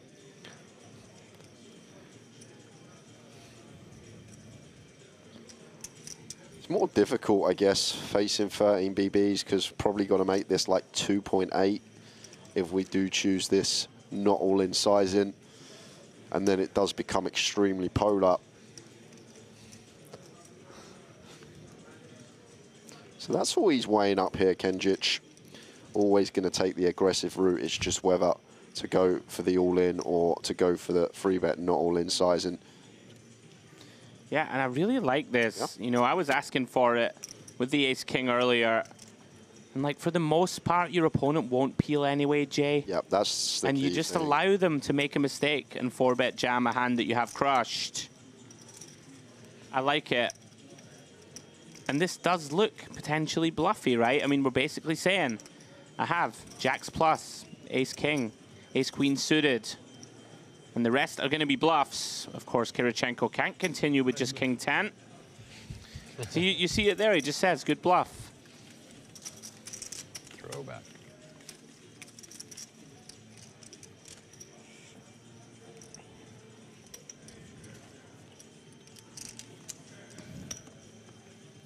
Kenjic, formidable. And when you match formidable with big hands, Jay, very often a winning combination. This man might have a little something to say about that. Yeah. Chubjiela.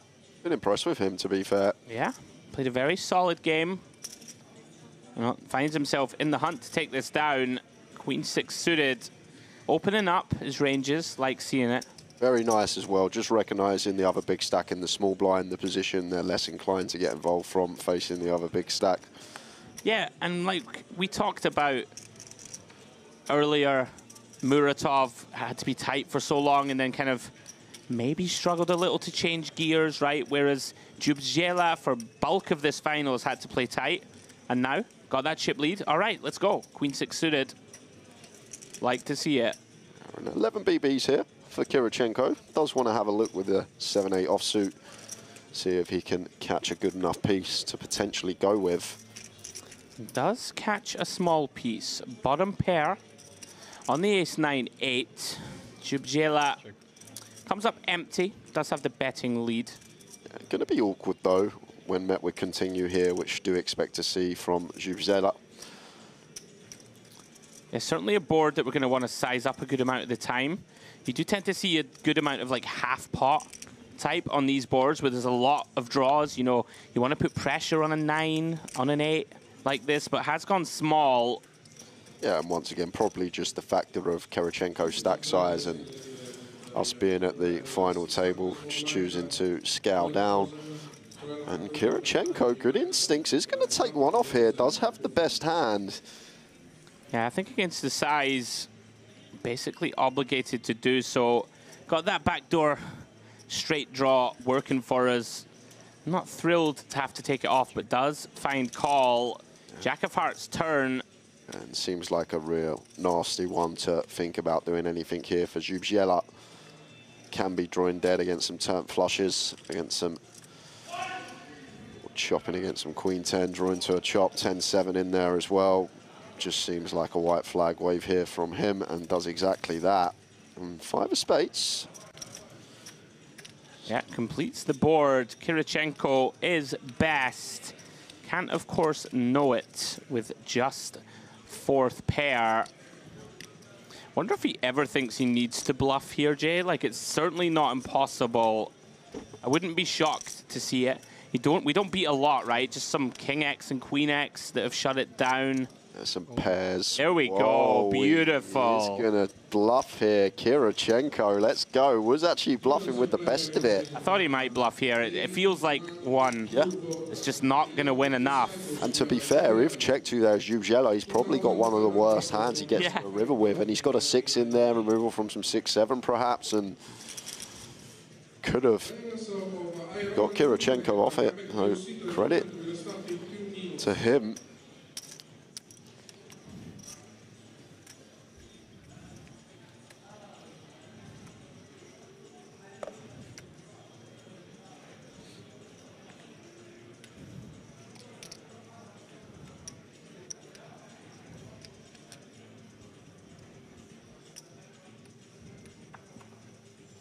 Yeah, very nice from Kirichenko. Like to see it. And he finds a playable 1J. Ace-4 in the small, 16 blinds. I'm all in. Let's see if Kirichenko agrees. We like to use these offsuit, high-low, ace-X holdings. Let's see if Kirichenko can find it, and he does find it. Nice from him, and this is why it's so great as well. Look at this equity. They're going to flush out the pot, the Jack 10 offsuit. This has to go into the muck for Djubjela. So Kirichenko got some momentum going back his way after holding the chip lead at one point on this final table. Not me. Yeah, it feels like level So I'm hearing, Jay, that tomorrow, level 25, of course, we have the main event final table. We'll begin underway our coverage 1 p.m. Cyprus time. I think it's like 11 or something. So what's that, in the UK, 11 a.m.? In 11 a.m., yeah. In various other countries, I'd have to dig into Google. But 1 p.m. local time here, guys, so we hope that you will join us for that one. Just trying to get people up to date so they can be ready for tomorrow. Going to be a fun one, $1 million for the win. Now then, Djubjela, 8-9 of clubs. Molnar on the short stack in the big. Yeah, here we go. Nice. Takes it. Nice one to use. Ace-3 off here from Molnar. Snap folding it.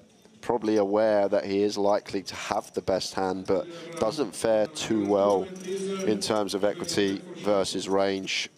Dominated versus the pairs and the better ace-X. And then even against the hand with 2 in-betweeners like I need one espresso. this man had. We're only going to have like 60% best there. Yeah, I think I like it. We're still neck and neck with Kirichenko. We're still one double up away effectively from chip lead. Can find better situations, Jay, to either call off or take the aggressive all-in route ourselves, excuse me. Well, and now another big hand for Zubziela, and one that will be opening on the button.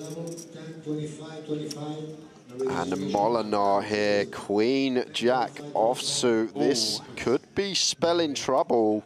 14 bigs versus the chip leader. Seems like a very nice jam. And he's taken it, Jay.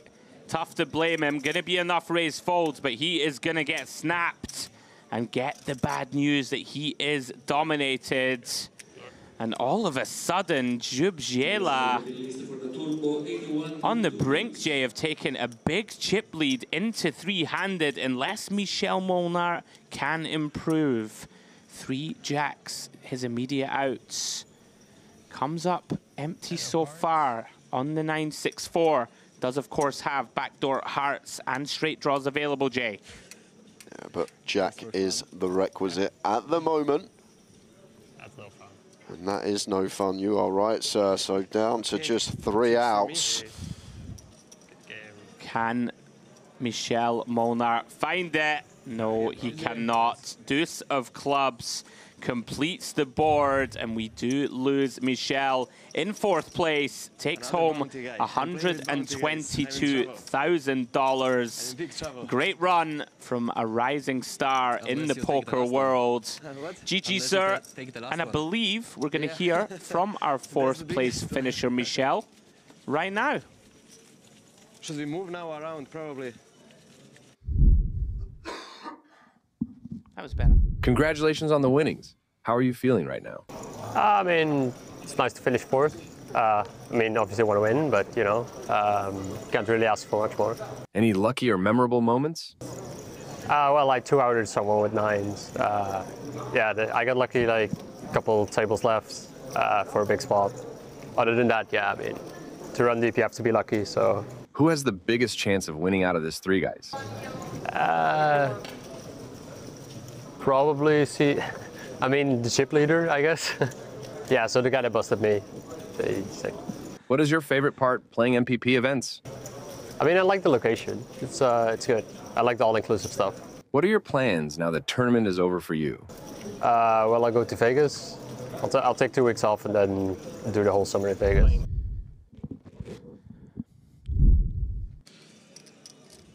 Well then, good run for Molnar. Another $122,000 into the bankroll, Jay. And look at this. All in, Kirichenko from the big with pocket 6s. Very tidy jam. Zubziela can't call 4s. Gets him out of there. Starting to get some chips back, Kirichenko. And just a quick note. Marcin Zubziela, live earnings of $136,000. He's now cashed for $165,000. So very nice. Already more than all his combined earnings. Always, of course, tricky. Could just be an online wizard that we're unaware of. Well, I think that is the case. There we go. And what I actually believe as well, he may actually look a lot older than what he is, because his first cash on the database actually come in last year in 2023, October time. Wow. So that's when his first cash come, was actually here in Cyprus. So maybe only been playing for 7-8 months, Andrew, and already amounted 6 figures worth of scores and got a great shot at taking down a high roller title here. Very nice. Well, here comes Kirichenko, limping Queen Jack of clubs. Now then, this is a hand. Yep. The solver kids. The King Deuce loves it from the big here covering stack. Very, very nice hand to do this with. And now Kirichenko's just got a really nice one to say the words. I'm all in, suited Broadway, 20 big blinds. A lot of the time we're just going to get it through. Zubziela is incentivized to attack here. Now, I'm going to argue the opposite. You're going to argue the opposite? I like it. I'm going to argue call. I think shove is fine, to be clear. But the reason I like call, you know, you get to dominate a bunch of the sort of dusty queen and jack X combos that ISO. A hand like 8 deuce off and all this that ISO. You know, a lot of the ace-X have shoved pre already, and now we get a nice little situation like this, where our opponent can have caught a piece, right? If he's ISO just 6 deuce off and 9-4 off type. To be clear, don't hate limp shove, but quite a fan of limp call. Nice to have some pretty strong hands in our limp call range. It may be the suited is better. I think quite like the offsuit, I feel like I'm always going with. Maybe you're right, Andrew, in the fact that we do keep some dominated holdings in, expecting Jubjela to go with some high-low offsuit, Queen X and Jack X. Sure. From the big blind. Well, does improve to 2 pair on Jack of Spades turn. Decides time to seek value. Looks like around about 3/4 pot. And of course, Jubjela, just king high, no spade. Into the muck it goes. I'm with you though. I think honestly both are absolutely fine. Like, especially three-handed, a lot less ICM now as well, Andrew. It's like one of those. It's almost like, you know, just limp jam your ace 4 offs and king 10 off might just, you know, stuff like this. It doesn't flop quite as well as like a queen jack suited. I'm sure it's not a big difference between the two. Now Kirichenko rallying. Ace jack, very strong hand, 3-handed. Close to top of range from button. In he comes. 1.2 million.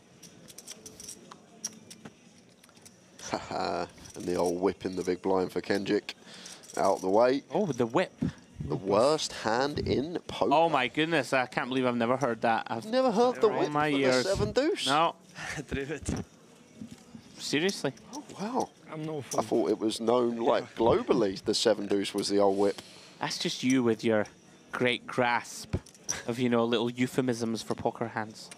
Saying, I like the pocket fours, the Barack Obamas. Ah, that, yeah. Big fan. Hate the hand, like the nickname. I have post-traumatic stress disorder from pocket fours. Anyway, enough about me. What's going on? Premium hands everywhere on the button. Jubjela, ace queen, 1.2. Kenjic gives it a little moment of thought before mucking. Round 2, Kirichenko with the 8-6 off. Interesting now, he's starting to reel Kenjic in, Jay. Only 5 million behind second place. Yeah, I think he's done terrifically well, Kirichenko. Yeah, nice recovery, after he took that knock, how he's actually really good. Come back from it. Like, he's kept his head, he's still playing very well. And it's good to see when players don't just blast off after losing the big one and start chipping back up nicely, as Kirichenko is doing here. Definitely going to lose a street. Yeah, could get in a little bit of trouble here. Middle pair, backdoor straight draws available. And Jubjela with an extremely strong holding. Top pair with the queen kicker. Big turn card incoming. Can Kirichenko improve? One of the worst cards in the deck for him, I would posit. King of Spades. And a very easy card for the button to continue to barrel. Yeah, just one that Jubjela's going to be wanting to go bet, bet, bet here. No reason to be checking here on the turn. Does go for chips, and like this size up here, Andrew, we want to choose a size to potentially set up a nice comfortable river jam and get the lot here. And this would give us less than pot. However, I think Kirichenko's hand is one that going to struggle to hold on for another street now. Yeah. The classic uncomfortable spot. Can be getting bluffed. Queen Jack, Queen 10, Jack 10s of the world. But what can you do, Jay? Very tough to strap in and call again here. Does release. And Jubjela, really out of nowhere, Jay, on this final, is in, put himself in position to take it down.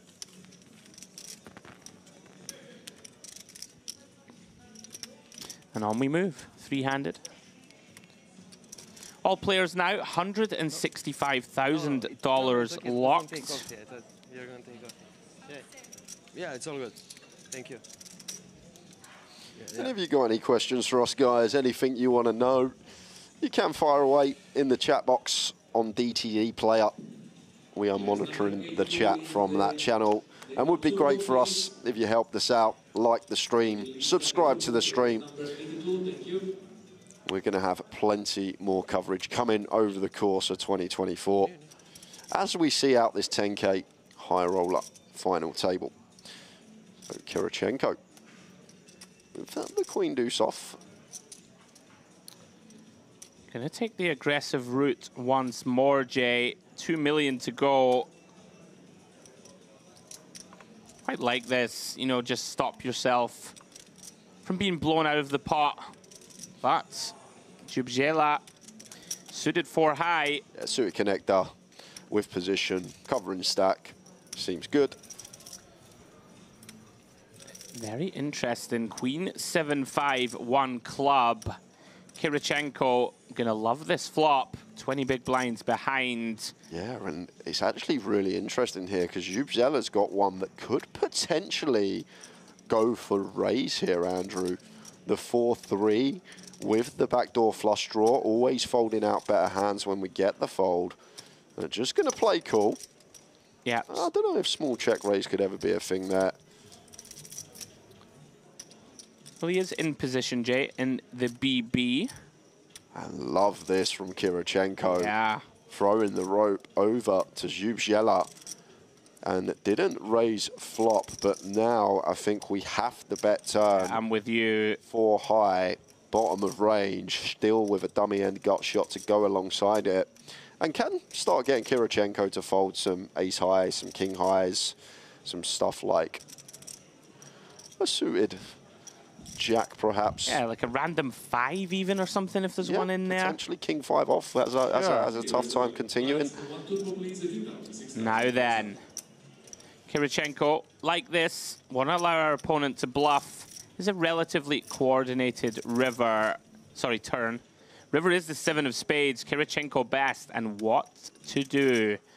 Jubjela, we've got to the river with the worst possible hand we can have. It's not the most appetizing river to shove on, but I guess we still have some Queen X that want to go for value here as Jubjela.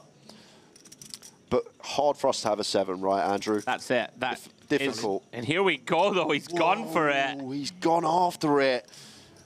Jubjela, wow, with the move, with the 4 high, he's playing the board and putting Kirichenko in a real tough spot here. It might get through, Jay. Like, trying to assign pure bluffs is quite difficult here. The thing is, though, like, what's Jubjela got here? Like, yes, he can have some better queen hex, perhaps, but difficult for him to have a 7 here, Andrew. Oh, yeah. I mean, I'm not particularly worried about a 7.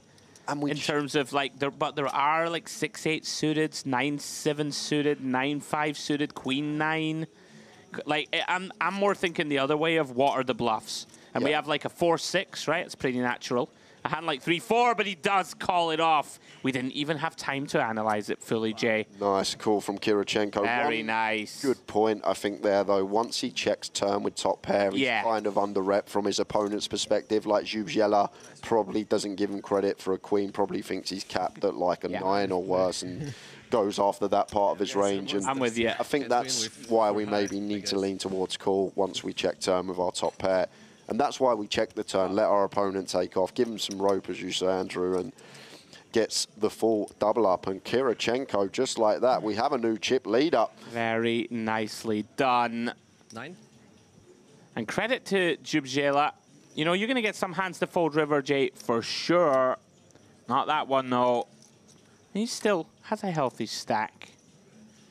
Yeah, Kirichenko I think it's just close your eyes and call. And going to be beat sometimes. It's one of those. There's enough, you know, flop floats that, like a Jack 8 suited type, something like this, Jack 10. It's an interesting one because there's not that many bluffs, I don't think. Like an ace high, ace 4 or whatever is probably not going to bluff. Take it showdown.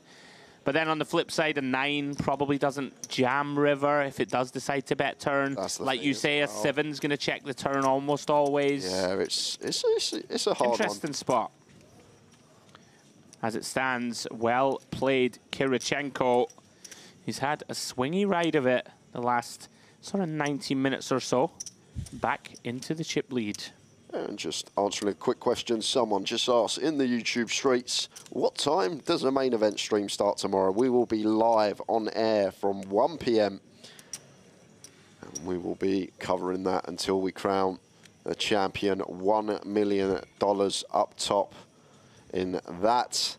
Smash the guarantee out the park for the main event.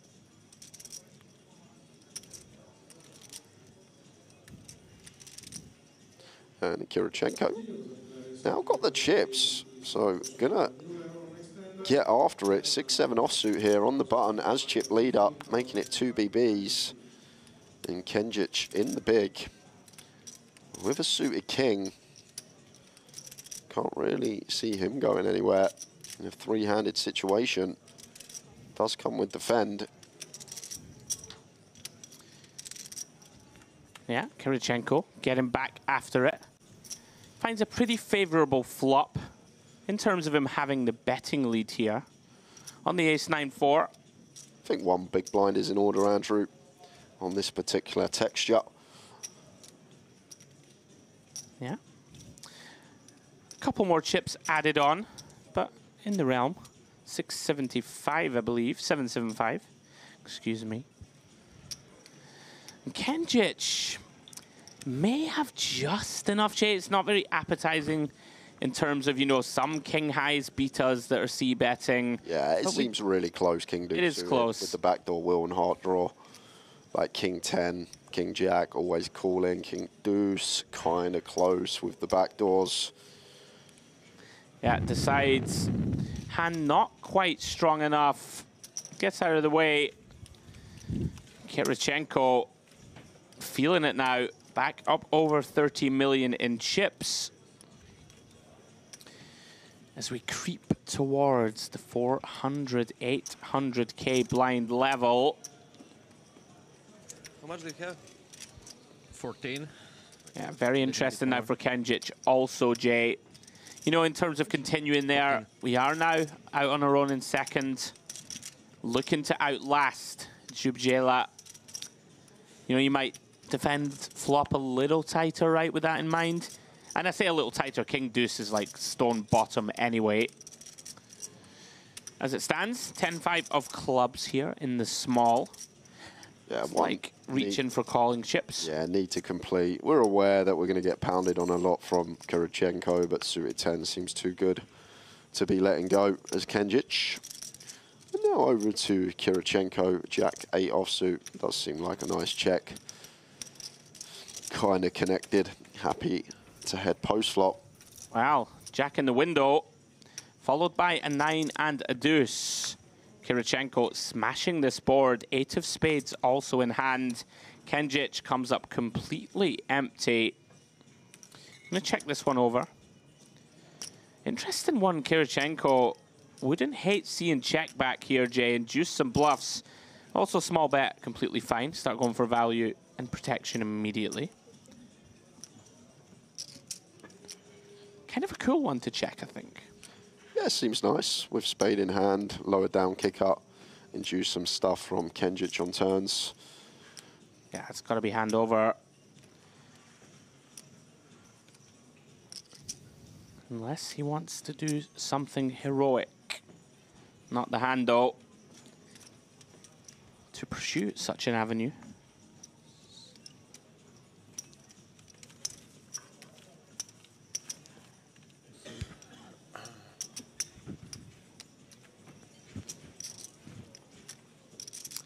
Well then, that man in the middle of your picture, with shades on, feeling in very good shape to take down this 10K high roller title, guys. If you are just joining us, we are three-handed, 10K high roller, 1 million guaranteed. And it's a battle between Kenjic, Kirichenko and Djubjela for that title. So we see Kenjic here, ace-3 offsuit. Intriguing stuff. Decides just to fold, and his timing couldn't have been any better. Impeccable timing there. I think you'll see most people open there. Yeah. Three-handed coup, ace on the button. And must have known Kirichenko with the goods in the small blind. I think he's just... People don't really adjust that well in these spots, and I think he just knows that Kirichenko is going to be pounding away, and the shorter that Djubjela gets, the better for him. Somewhat intrigued by that jam. I think it's slightly too strong, sevens. I think it's too good a hand, yeah. Blind on blind. Like, we have other hands to use, in my eyes. Kind of want to induce something there. Yeah, like raise 3.5x. Fours, this stuff. Like, you could just raise call this one, I guess. On the flip side, you do just deny equity. You know, you don't flip against, I don't know, a hand like a King 10 or something like that. If it, you know, decides to rejam pre, stuff like this. Obviously is not a mistake. We're nitpicking a little. King Queen now. Very strong holding, three-handed. In he comes, 1.2. All of a sudden, really separated himself, Jay. Half the chips in play? I think so. Yeah, and credit to him as well. Mentioned it earlier. Did lose a fairly chunky pot. And sometimes when that happens, can lose your head. That's kept his head cool. He's picked his spots nicely after that. He's chipped up again. Played the queen deuce to perfection to get the absolute maximum. And now going to be favourite to take it down as chip leader. Got a tough task still to get through. There's Djubjela and Kenjic are two tough cookies to beat. They're not going to go down without a fight. That much is for sure. And the pole raising, ace-3 from the button. Kirichenko in the big. Gonna defend with 10-4 of spades.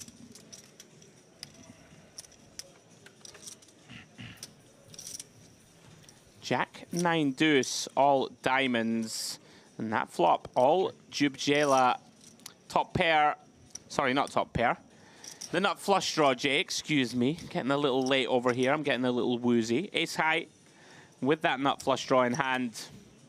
Should be hand over. Yeah, 1 BB is very nice here on the mono. Jack 9 deuce. Kirichenko 10-4 of spades. Should be folding. Didn't expect him to. But hasn't let it go yet. Saw that Jack 6 offhand earlier when we thought he was folding with no draw, just Jack high, and went after it.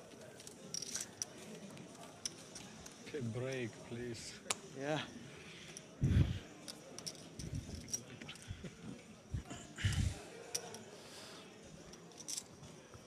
Oh, next break. Yeah. Maybe we finish until next break. Yeah, maybe. Yeah. Kirichenko referencing. He could do with a break. Well, he's going to have to get through another whole level or finish the tournament off before that opportunity arises. Now, we saw Kenjic fold an ace a moment ago. I'd be surprised to see him fold 2 in a row, Jay. Is reaching. In for the raise, 1.2 million. Well, he may wish that he had. Yep. Kirichenko, pocket threes in the small blind. Seems like a potential spot to send, and there it is. And this is the problem, right? When you open these kind of dusty ace-X into a chip leader who's super aware that you have to call off very tight. Of course, they have to find, I guess, some kind of a hand, Jay, to put you in that bad spot. Kirichenko feeling it. 35 million now, 55% of the chips in play. Can he drive it home, Jay? That is the big question. As we take a little look at the chip stacks. And there we go. There we have it. Alexander Kirichenko, 43 big blinds, 35 million. And Kenjic and Marcin Jubjela basically neck and neck. Currently in a race to get heads up, Jay. Both with a shade over 14 million in chips. 13.9. I mean, roughly. Okay, okay, so 14, yeah.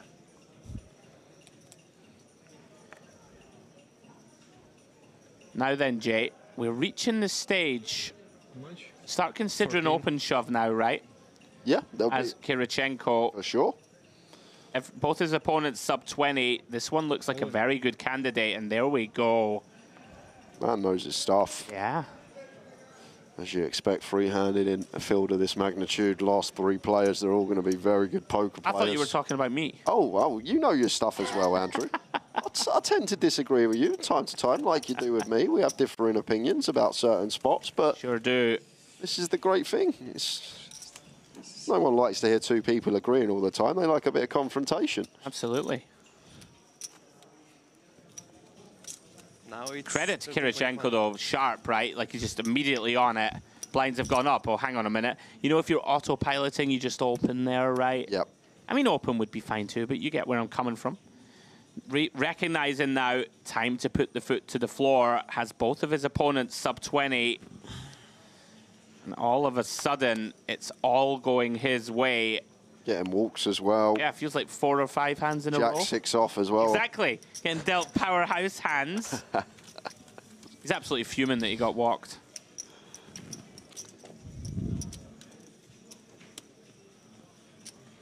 Everything seems set for Kirichenko to take it down, but we know it's never quite that simple, Jay.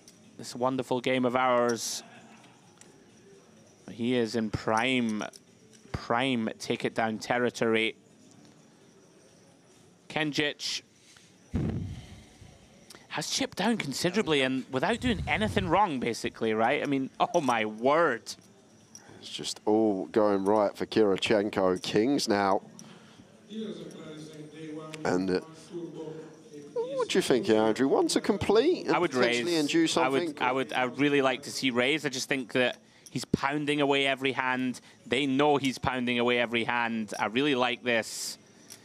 Like, I don't think Jubjela is going to be incentivized to ISO, right? When we limp, not really. Like, he's not going to take 15 BBs here. And with the stacks the way they are with him and Kenjic, I don't think he's going to raise with too many trash hands, but he is going to call a raise with hands like this. Yeah, that's the thing, like the suited hold-ins that will call in position that are always going to check. We get the value from these, which does make a lot of sense.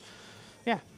And on first glance, looks like a bad board for Kirichenko, but actually kind of nice. Like, expect the ace to be an essential brick. Feels like kind of like the nuts. Yeah, like the ace is the essential brick. All the ace, well, a large proportion of the ace-X, let's say, of Jubjela's range should be moving in pre.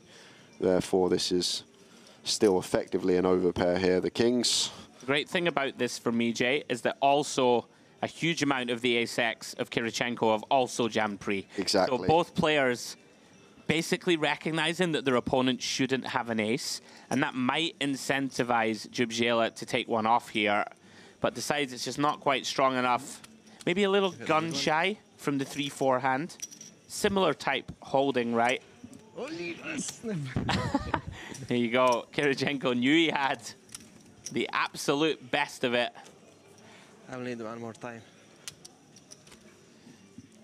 Every single one of these pots, Jay, is inching closer and closer towards the title. It's always coming.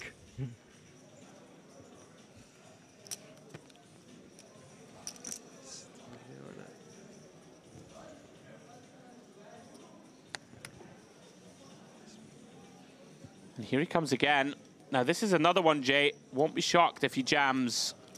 Yeah, seems good. All in. Yeah, I mean, he is just on it. Absolutely on it. Playing some magnificent stuff. This is just so grim. And Kenjic, Queen Jack off here. We'll know that can have the best of it. It's so hard to call it off. Just can't call. Yeah, has to fold. And Kirichenko now, loving life. So nice when you just got this chip lead and you just get to keep saying those words, I'm all in, applying the pressure.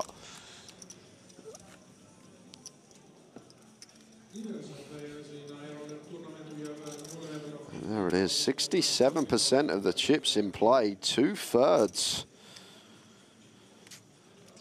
in that man's stack. Yeah, this is very much out of nowhere become a case of Kirichenko just gets to go absolutely crazy. And this is so tricky for Kenjic. You know, it's an $85,000 ladder, Jay. Yeah, that's the thing. I mean, of course, this is a jam for chips. It does seem like maybe a jam, even three-handed here. I agree. But he looks unhappy, right? Yeah, you don't love it. Oh, no, oh no. My goodness me. Runs into ace-king of Kirichenko. What a bad beat for Kenjic. So far, at least, felt compelled to take that jam. Huge moment here if he takes this one down. Can Kenjic find a way to wriggle out of this 76-24 spot? Oh my word, he does! Wow. Top two for Kenjic. Gets there on the flop. An 85% favorite to double. 10 on the turn. Does slightly change it now. Can find a 10 as well as an ace for the old counterfeit. River card is a 3. So Kenjic with a huge double up puts him back to 23 mil. Kirichenko, that's got to hurt because I think he'll feel like if he wins that all in, if he can hold there, that the title is almost certainly going to be his. Goodness me, Jay. Had his name up in lights in his mind. Had his men on the ropes. But Kenjic wriggles free. And penny for the thoughts of Jubjela was about to ladder up, Jay, $85,000. But Kenjic will not go quietly. Finds the flop top 2. And finally, someone halts the momentum of Kirichenko. Wow. Wow. So unfortunate. But once again, just going to have to do what he done before, keep that head, continue going about his business. Yep. And, you know, still in great shape. One of these spots, Kenjic is going to have to tread very carefully, right, against Kirichenko still. So we'll still get to apply a lot of pressure.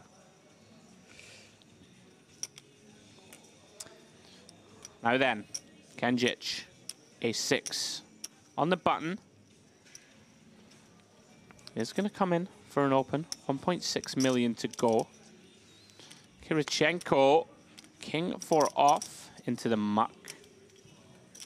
And Jubjela, king 7. Just 10 big blinds now. King 7 off in the big. Looks like he's counting out some defending chips. Wants to have a look.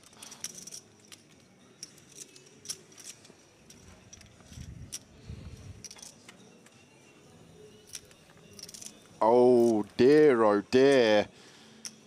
And now it could be Jubjela's time to double up because we got middle pair, nut kicker versus top pair here.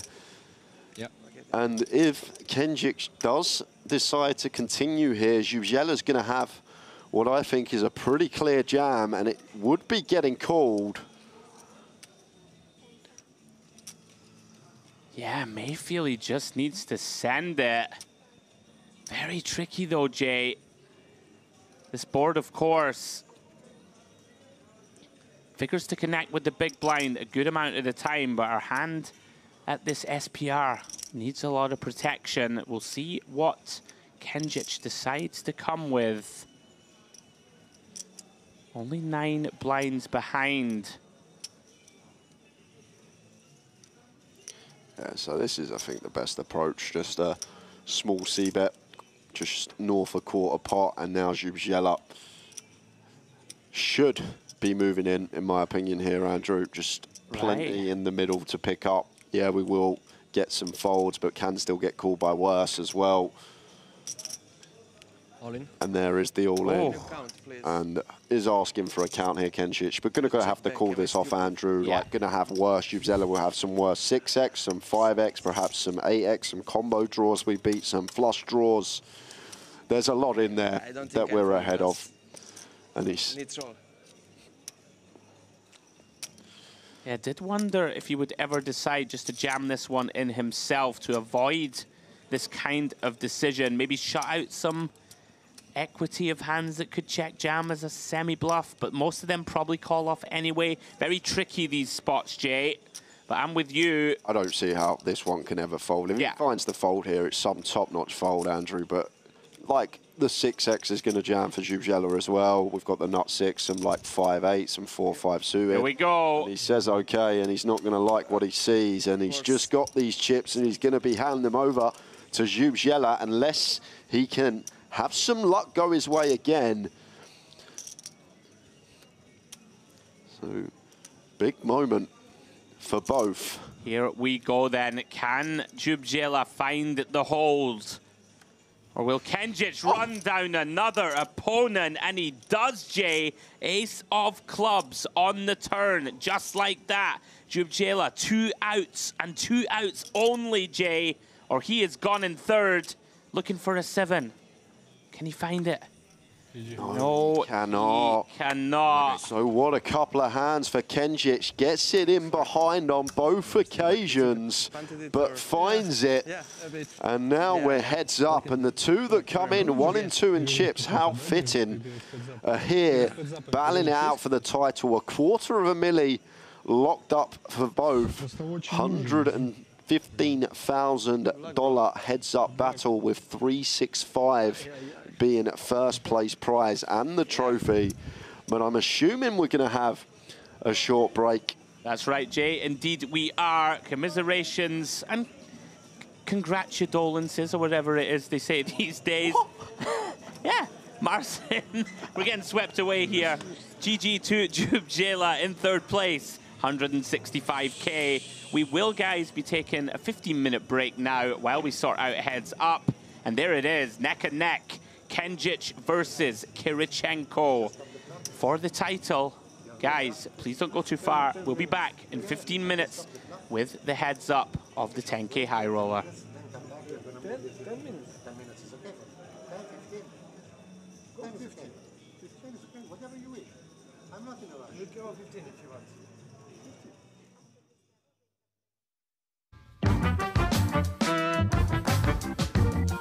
Rank number 7. Yeah. You mean pre-flop? Oh man, okay. The hand ranks 7th, so it'll be king. That's a tricky question. I know. Kings, queens. Maybe it's second, another ace, ace. Around 10s. Ace, ace. Third, king, king. Jacks, 10s, kings, queens, ace, king. Ace, queen suited. Ace, queen suited. I would say 10s. 9s? It's same class. I'm a smart guy. Ooh. 1, 2, 3, 4, 5, 6, 7. Jacks. You lose.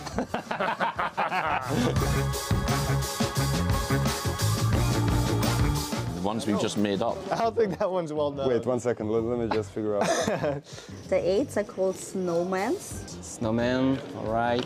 Because it looks like a snowman. Most exotic. Sure, yeah, no, we have some Serbian bullshit. It's Queen Tray. I expected some strategy questions. I'm just kidding. They call it the gay waiter. Okay. Like Queen 3, but Queen Tray. Pakistani virgin. My brain stopped working about this. I don't know why, don't ask me why. It's Queen Deuce offsuit. The deuces are like ducks. Kings are like King Kong. We have a name of how we call the straight. I just heard it somewhere. Kenta Mallorca, but... Well, in French, 10s are called Zinedine Zidane, Zizou, like the football player. Straight 10 to the ace, 10 jack, queen, king, ace. but it's like Mallorca because it's major, straight, whatever, so... Aces in French, you call them like les flèches. 8-4 of hearts, Scottish aces. I think someone just played this hand one day and decided to go a bit crazy with it, and I believe it was just known as Scottish aces afterwards. So whenever we see, if you see a Scottish person, they can always have this hand. They've raised under the gun, they can't have, on board 8-4-5, they can't have 8-4, they can't. 8-8. Nutty hand or something like that, so then the nuts. Blades. So it's like bullets. American Airlines. Yeah, I don't know. American Airlines. Oh, and Austrian Airlines is the same like American Airlines. The bullets, yeah. The blades. Assos. Barry, like Barry Greenstein. Number ones. Because you know Barry Greenstein, the player? The Rockets. Pocket Rockets, okay. The nuts, I guess.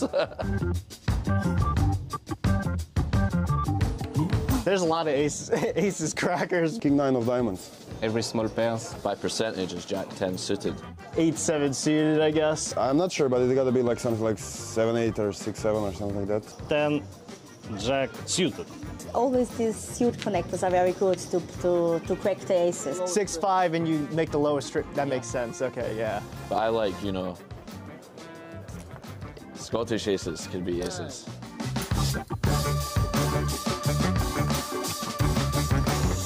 I think ace queen.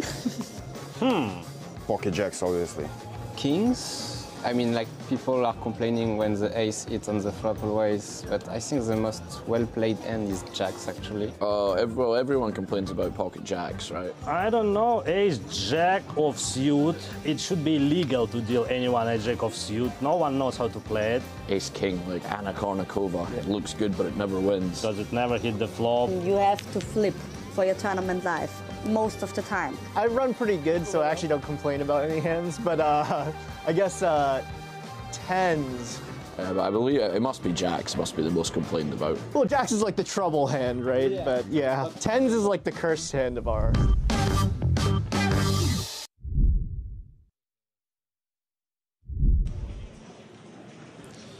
I'm actually kind of sad that Andrew's jumping in after the next break. I'm enjoying watching this final table. Well, we'll just keep it warm for you, and then, you know, by my reckoning, you should be in here for the culmination. Yeah, I'm hoping to be. Some positives. Lasowski finding a positive. Ace Jack, ripping it in. Breslov King Jack suited, out behind. They're not going to be able to call, though. Pretty hand. It has to go into the muck. Ooh. But this one will have to call. Umarov, 2 10s. Asks for a count. It is sub 10. And are we going to lose a player on the last hand of the frame? Yeah, should be getting it in here as Omarov.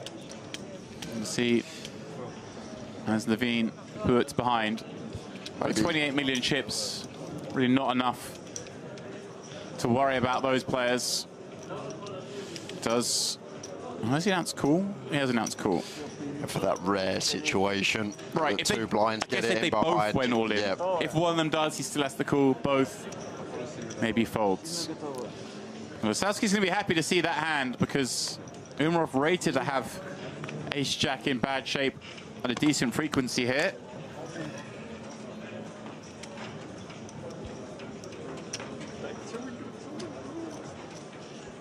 Can he win a race? Finally, all in this man.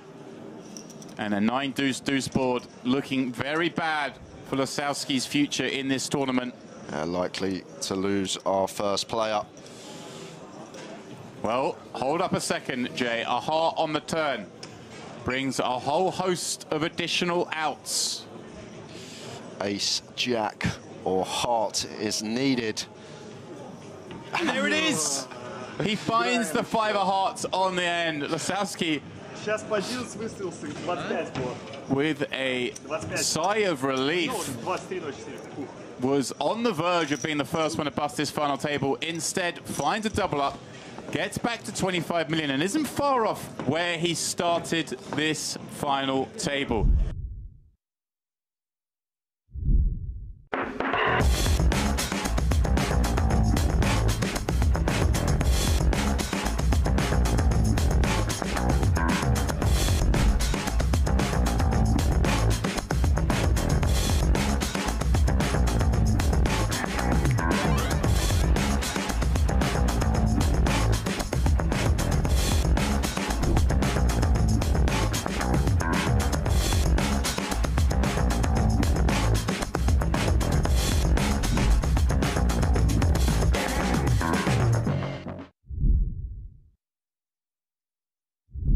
Welcome along, everybody. Yep, if you are joining us here on YouTube, we are streaming across multiple channels, but myself and Andrew do both have the DTD Player YouTube chat open. So if you do want to join in the discussion with us, that's where you need to be. And the discussion in the chat seems to be, that place looks amazing every time we go to the wide shot. And it is. Stunning venue. Obviously, we are somewhat biased, given that we are here on the payroll, but I promise you, this place is legit. It is legit. As we see, Breshilov finds a legit open. Does have to tread carefully, as we mentioned, sort of second or third in chips. But a suited ace, these are the type of hands that play very nicely as raises on finals. And especially, I guess, going after Strobel in the big blind, taking chips off that hand. Interesting, we've sometimes seen players go for more than min when the short stack's the one in the big blind, because you do want to dissuade the weakest of hands to call. Of course, King 7 was always going to play, but just maybe a little larger sizing. Yeah, I think because he's so short. I think he's so short, James, probably thinking, he's only got 2 blinds back, I can call off on any flop. Well, here we go.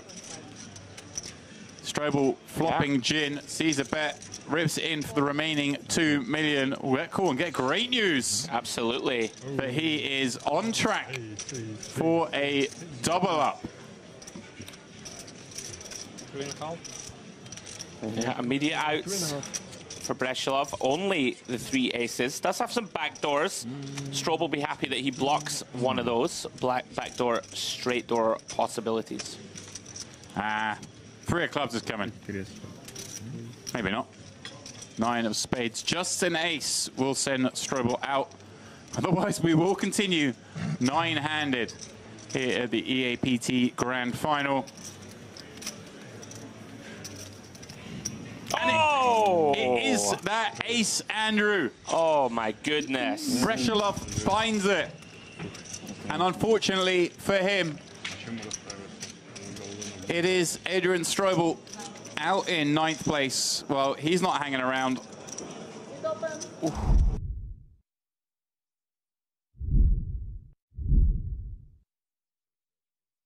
Welcome, guys, back here to the Mediterranean Poker Party, where for now, poker is taking a back seat because it is time, pardon me, for round 3 of the Merit Poker Olympics. And some of you may have noticed Andrew Headley's gone under a slight change because it is now time, finally, to welcome Jay Harwood here to Merit. How are we doing, Jay? I'm doing great. Hello, everybody. Today's challenge, we are playing table tennis, and Andrew not here at the moment. If you've seen the previous challenges, like myself, you won't be surprised knowing that he's already warming up for this one, looking for his first victory, losing the 2 previously to this man, Jones. Well, as he says, Andrew is out there grinding, but it is now time to get bat and ball in play. Right, guys, we're back. The next challenge, table tennis. I need a win badly. It's not going well so far, Jay. This is going to be mini games of table tennis. I'm going to take on Jay. The loser will take on James. The winner is the first person to get to 5 points. And at the end, the 2 winners will play each other to find out who wins this challenge. By God, I need it. Let's get after it. Good luck. Good luck, sir. You're going to fucking need it, buddy. I've seen you in the basketball. You're good at hitting the net. Right, Not. Right, ready? Let's go. Oh. Oh, he's sharking at the lad. All right. Yeah, you can serve this one. 1-0. Let's go.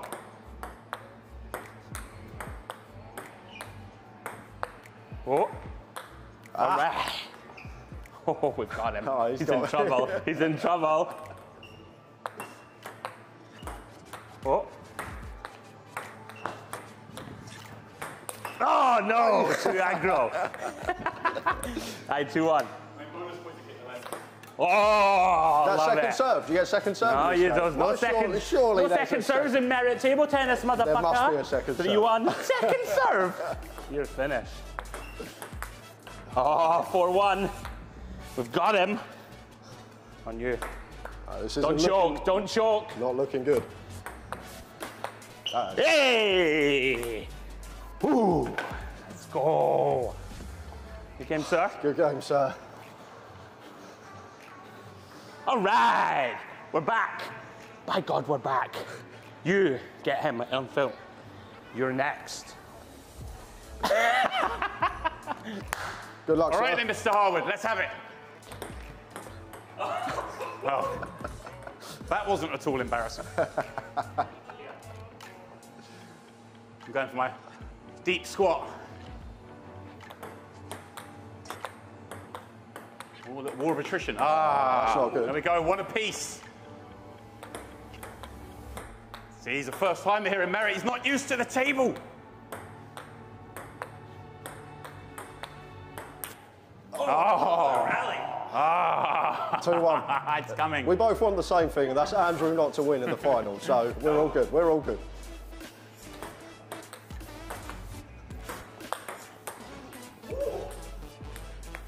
Brute power. It's the power of youth. But finesse wins in this game. I've lost the score. 2-1. 2-2. Oh, better now fall.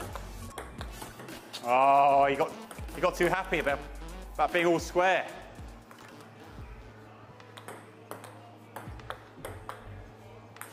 Oh, all of a sudden, 2-4 match point. It's not good. Another date with Mr. Headley. Oh dear. Well, that is the end. Terrible debut. Terrible. Jay, his first day here, his first challenge, and he's done the honourable thing and taken the wooden spoon away from my next opponent, Mr. Andrew Headley. The old... Right, is it? Yeah. Is that... That's a big... You can't... It's a huge disadvantage. What is this? This is ridiculous. You just realised you've now Nah, call the floor. disadvantage. Call the... excuse me. Call the floor. This is outrageous. You now realise that's on camera, so they're going to edit that in and Jay's going to have an out. Cheating all the time. Every angle he can take. Oh, I'm James Dempsey. I'm the man. You should be ashamed of yourself. I don't have it. Where's the ball? Oh. Are you going to do the hand thing that we do every time, and I get it wrong every time? Film the back of this. I want to know if he's cheating, because I never get it. It's always in the wrong hand miraculously. Right, that one. That one has the ball? Yeah. This one? Right, come on, what's going on? Get it revealed. Fucking unbelievable. Like, every time, whatever, you can have serve. I hate you so much, honestly. Ooga! I admire you, but I hate your very soul.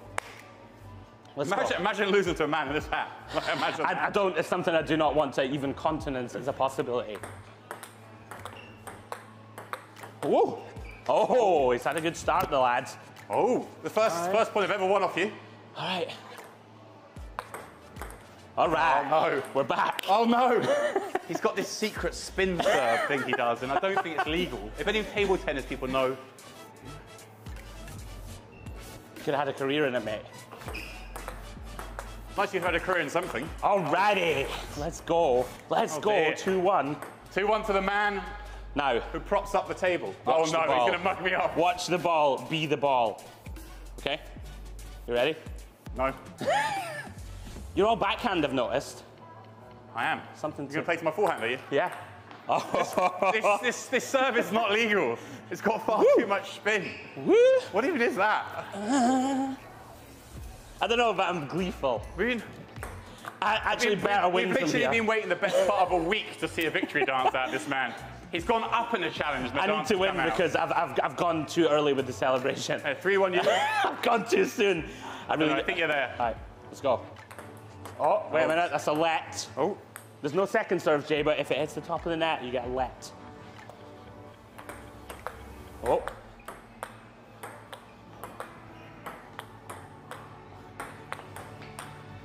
Oh! Strong point. Very He's strong. put himself in the game, but no, not this serve again. I'm gonna have nightmares of this bloody thing. No, it can't be legal. What is this wizardry? It's legal, bro. What is this championship You point? have to find a way. You have to find a way. Come on, Jay. One time. Come on. I mean, come on, let's go. We've all heard of Andy Murray.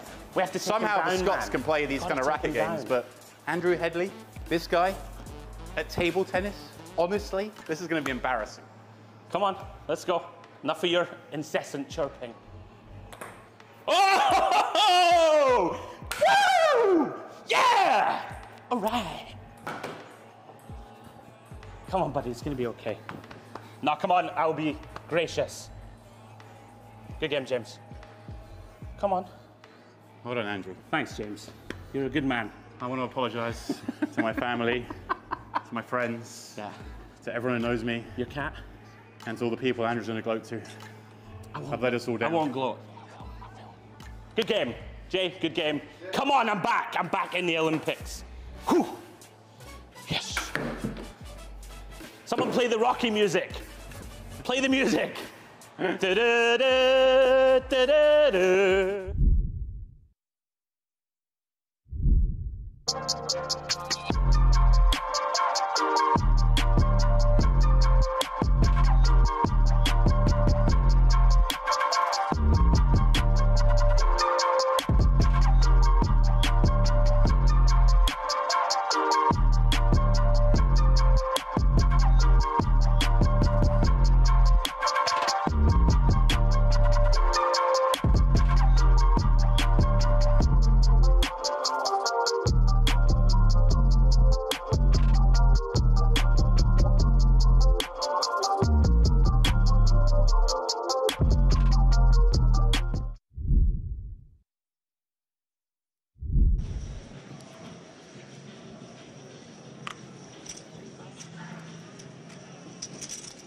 Aquino again gonna be involved. King Queen offsuit is starting to move through the gears, has 94 million of the 313 million chips in play, and really is working with the big M.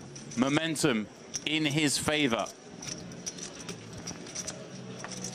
Yeah, such a great feeling.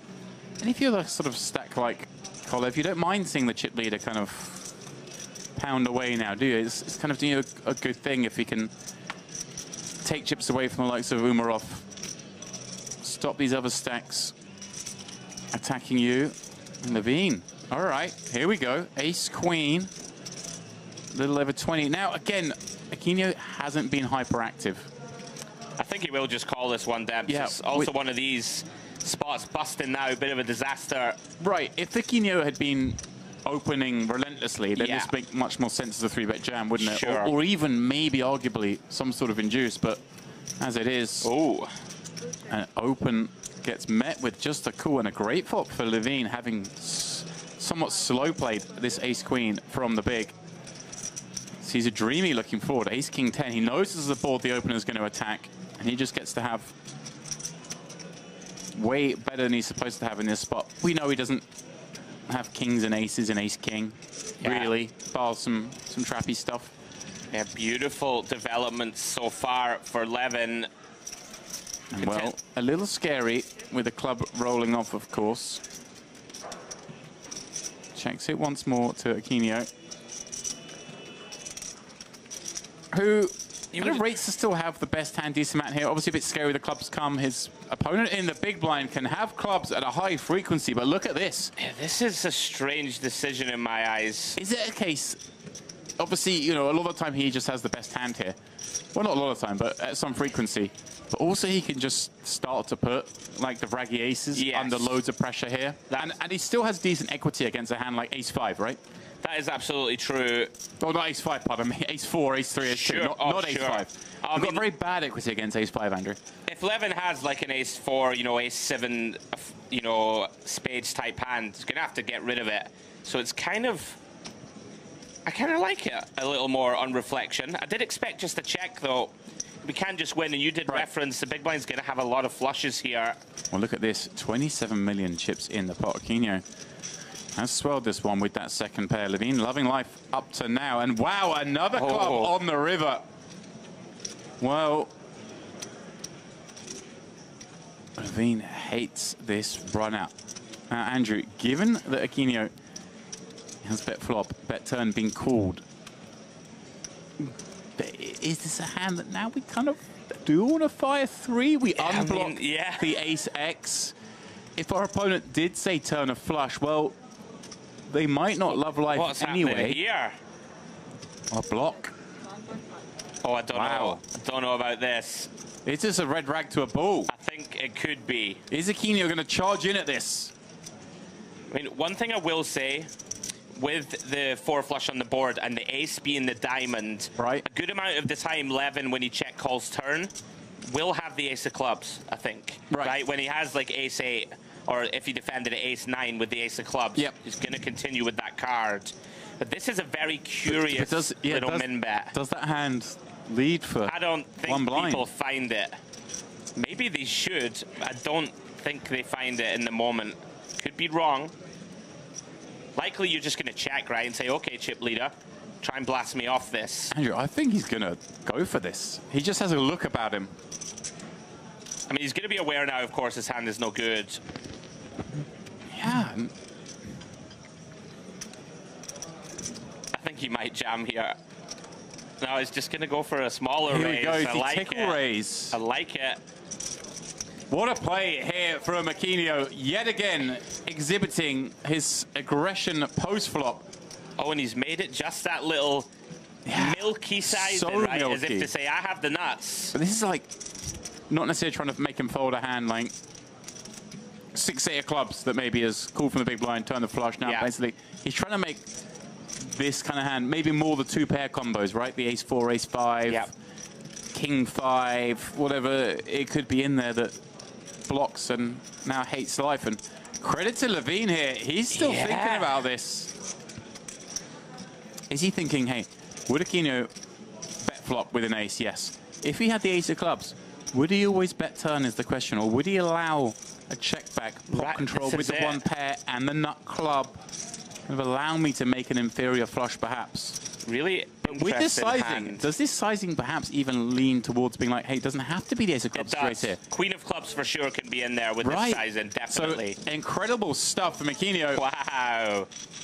Gets Levin to fold and now has 110 million chips. Andrew, over a third of the chips in play. I would suggest trouble ahead for the rest of the table.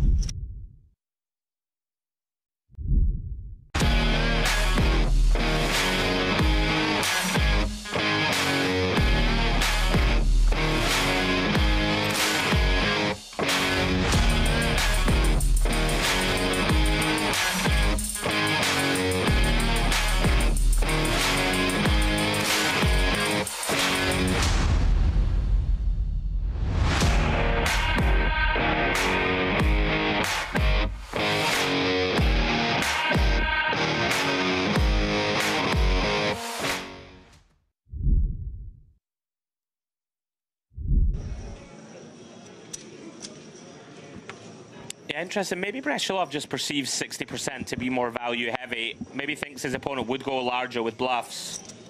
Incredible. Just got away with 2 big bluffs in the same orbit. Really extending himself here. Oh, Padishuk opening up. Kolev away from the table for this one. Bad time to miss a hand. See him coming back into frame now. I guess deciding, let's go now before the blinds hit me. I like this from Pettychuk. We're going to have to find some steals. You know, we are starting to get to that very dicey stack depth. King-Queen qualifying as a raise fold. And Lasowski, Queen 7 of hearts in the big.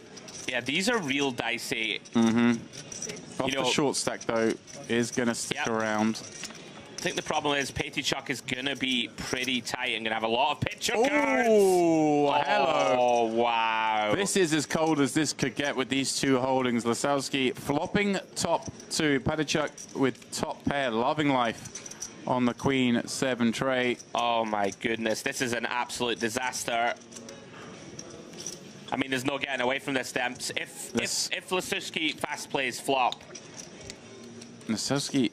Oh, he's trapping. Hello. Actually, don't mind Wow, and such a wet-looking turn card that one assumes Lasowski is just going to let to bet this fairly big and leave not a lot back for the river. I agree. He has so many draws that could be bluffing here. May even bet at a size that means Pettychuk just jams over the top. Yeah. Reasonable, I think, to just jam here. I think he will shove here. You know, you're going to get called by a queen.